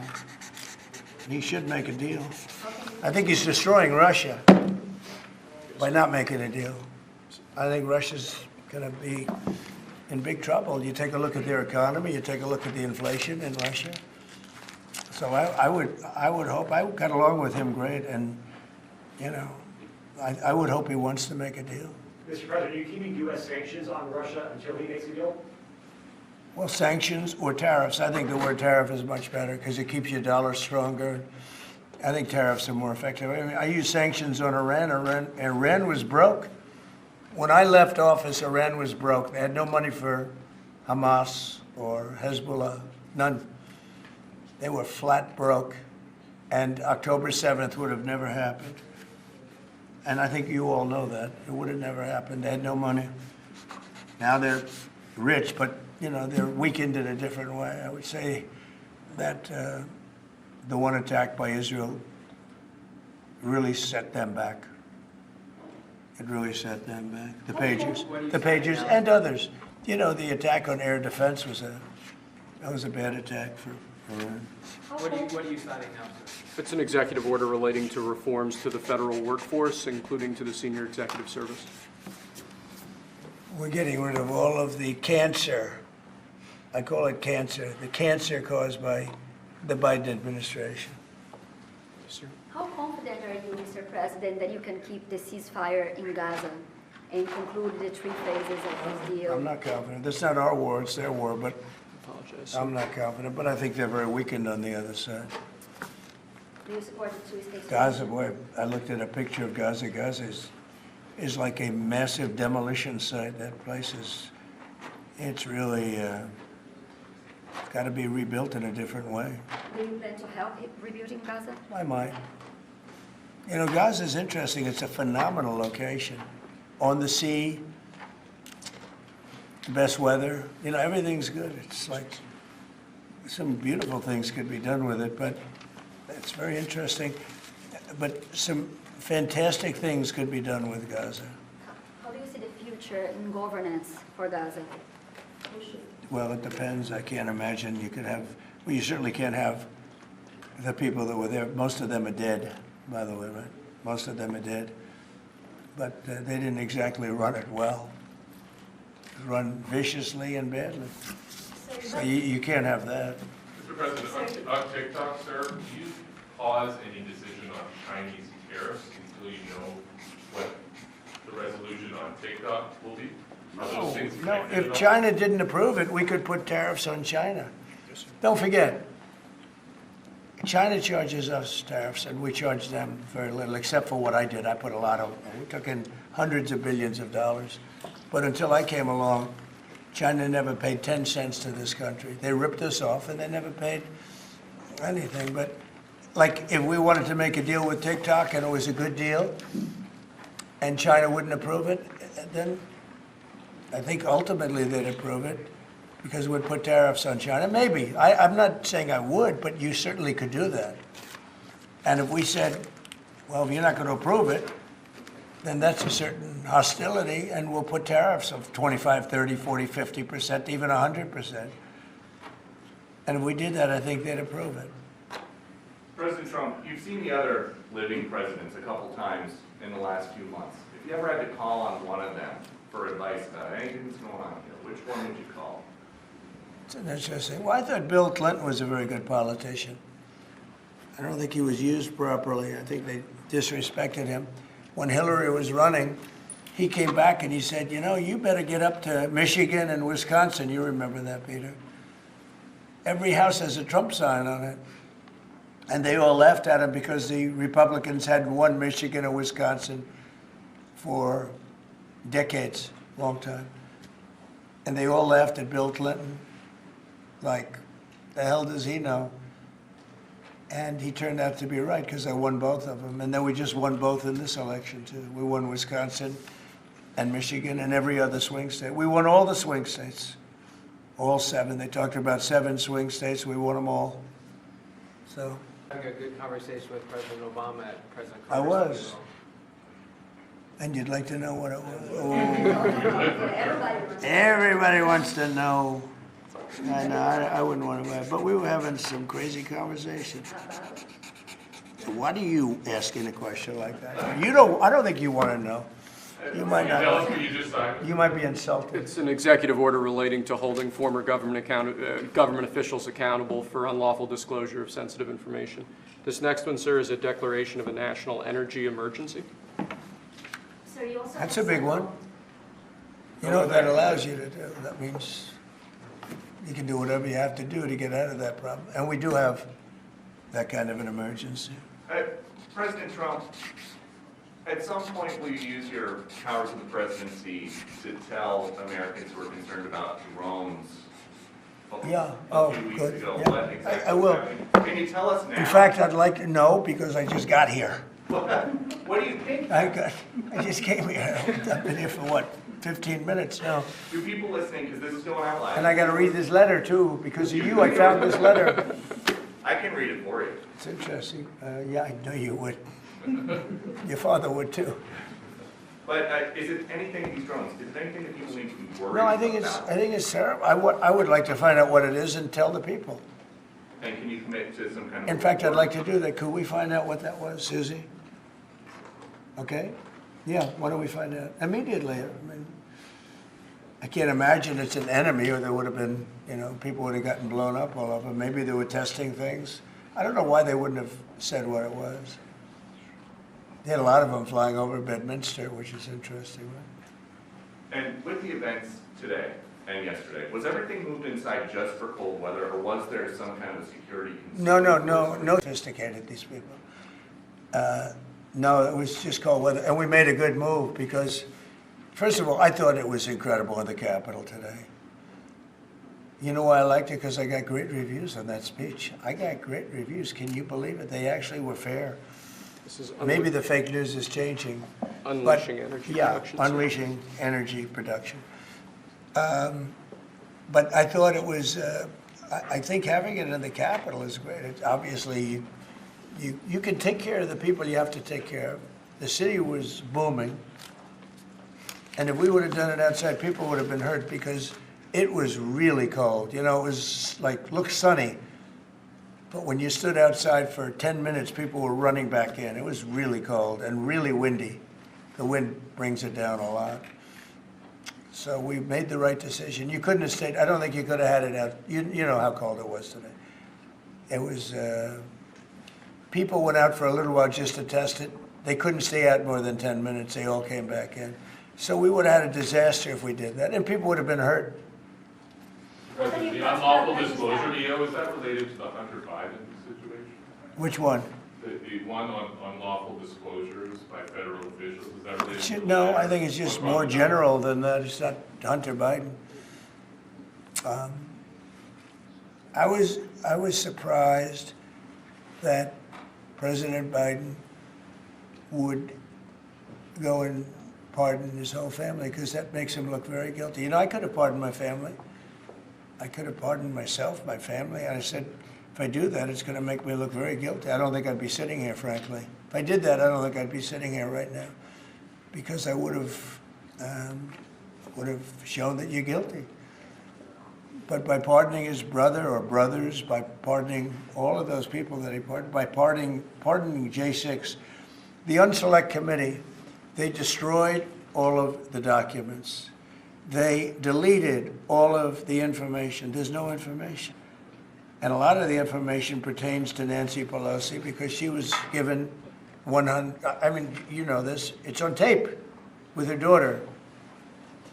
Nancy Pelosi was responsible for not taking advantage of 10,000 soldiers or 1,000. You wouldn't have you could have used 400. It was a relatively small crowd. It wasn't the crowd that was at the mall. It was a small crowd. So I was a little bit surprised that he did it because it makes him look guilty. I mean, he's going to have to live with it. Now, with that being said, it's unbelievable precedent it creates for a president. But the precedent is unbelievable. Now maybe every president that leaves office, they're going to pardon every person they ever met. So they don't have some lunatic like deranged Jack Smith, who's a total lunatic, by the way. Not a smart guy either, he's a dummy. But we beat the hell out of him. And I helped my reputation. Do you think you'd have to do the same thing at the end of this term? Well, I guess now I have precedent to do it. I wouldn't want to do that. No, I think it makes you look very guilty. I think it makes Biden look very bad, very weak, and very guilty.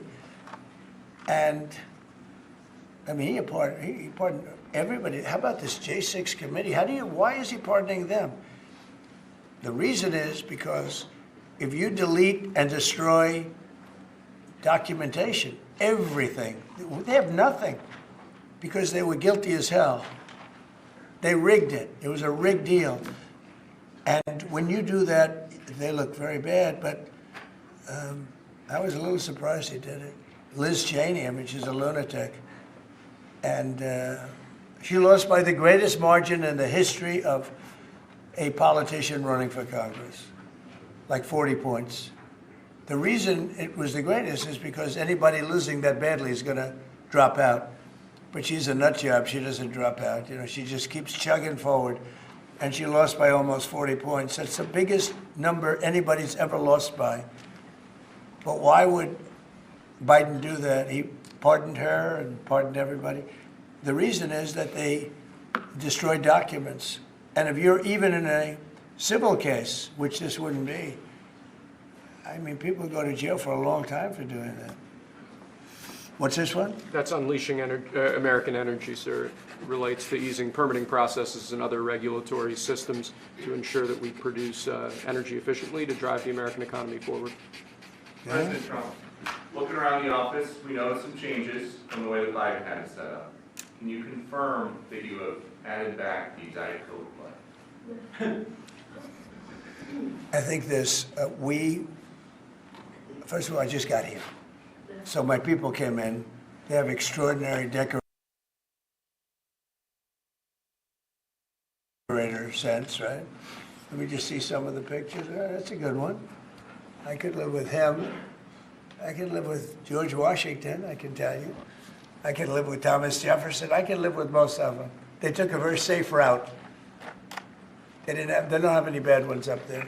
Withdrawing from What is this one? Withdrawing from the World Health Organization, sir. Ooh, that's a big one. So we paid $500 million to World Health when I was here, and I terminated it. China with 1.4 billion people. We have 350 to pay. We have, nobody knows what we have because so many people came in illegally, but let's say we have 325. They had 1.4 billion. They were paying 39 million, we were paying 500 million. It seemed a little unfair to me. So that wasn't the reason, but I dropped out. They offered me to come back for 39 million. In theory, it should be less than that, but you know. And when Biden came back, they came back for 500 million. He knew that you could have come back for 39 million. They wanted us back so badly, so we'll see what happens. Pretty sad though, think of it. China pays 39 million and we pay 500 million. And China's a bigger country. Mr. President, you spoke about inflation today in your remarks. What actions are you taking today that will have a direct impact for Americans on their everyday costs to bring the cost down? The biggest thing and factor for inflation is energy. They screwed up my energy policy. And then they went back to it. You know, they heard it really badly, and then they went back to it, and they started drilling more, but by that time it was too late. Many of these things that we're signing and that Doug Burgum is going to be signing, and Chris Wright, who's phenomenal, you know, Energy, Department of Energy, we're going to be taking a lot, we're going to make a lot of money from energy. We have more than anybody else. We're going to make a lot of money from energy. We're going to make a lot of money from tariffs. You know, European Union charges us, they have a VAT tax of 20%, but it's really much higher than that. And that's the equivalent, almost the equivalent of a tariff. And they're tough. They're very tough. They don't take our cars. They don't take our farm product. They don't take almost anything. And yet we take their cars and we take their farm product. We take a lot from them. So, you know, we have like a $300 billion deficit with the European Union. So we'll straighten that out with either tariffs or they have to buy our oil. The one thing they can do, our oil and gas, the one thing they can do to catch up quickly, buy our oil and gas. Will you travel, and they should do that. Will you travel to China this year? Yeah, it could be. Yeah, I've had the invite. President, I would do it, yeah. Talking about the European Union and the tariffs, like, what do you mean when you say that European Union country like Spain is part of BRICS? That are what? BRICS. Oh, BRICS. No, I was talking about BRICS. BRICS are 6 nations. I think it's 7 nations. And they were looking to do a number in the United States. And if they do that, they won't be happy about what's going to happen to them. Are you still considering a universal tariff, Mr. President, on all countries? I may, yeah, but we're not ready for that yet. We may wrap it, because essentially all countries take advantage of the U.S. We don't make any good deals in the U.S. It's amazing in a way that we exist. We don't make good deals. We don't have any good deals. We have a deficit with almost, not all, there are a couple, I won't tell you their names, because I don't want them to find out about it because they'll feel stupid. But there are a couple of countries that actually don't make money with us. But I don't want to let you know because they'll immediately change that. But we're gonna do. I tell you what, our country has an amazing economic future. I really believe that. What kind of universal tariff if you did do one? Well, you'd put a universal tariff on anybody doing business in the United States, because they're coming in and they're stealing our wealth, they're stealing our jobs, they're stealing our companies, they're hurting our companies. So you put a tariff on to keep them from doing that. Mr. President, you surround yourself with a whole bunch of billionaires today.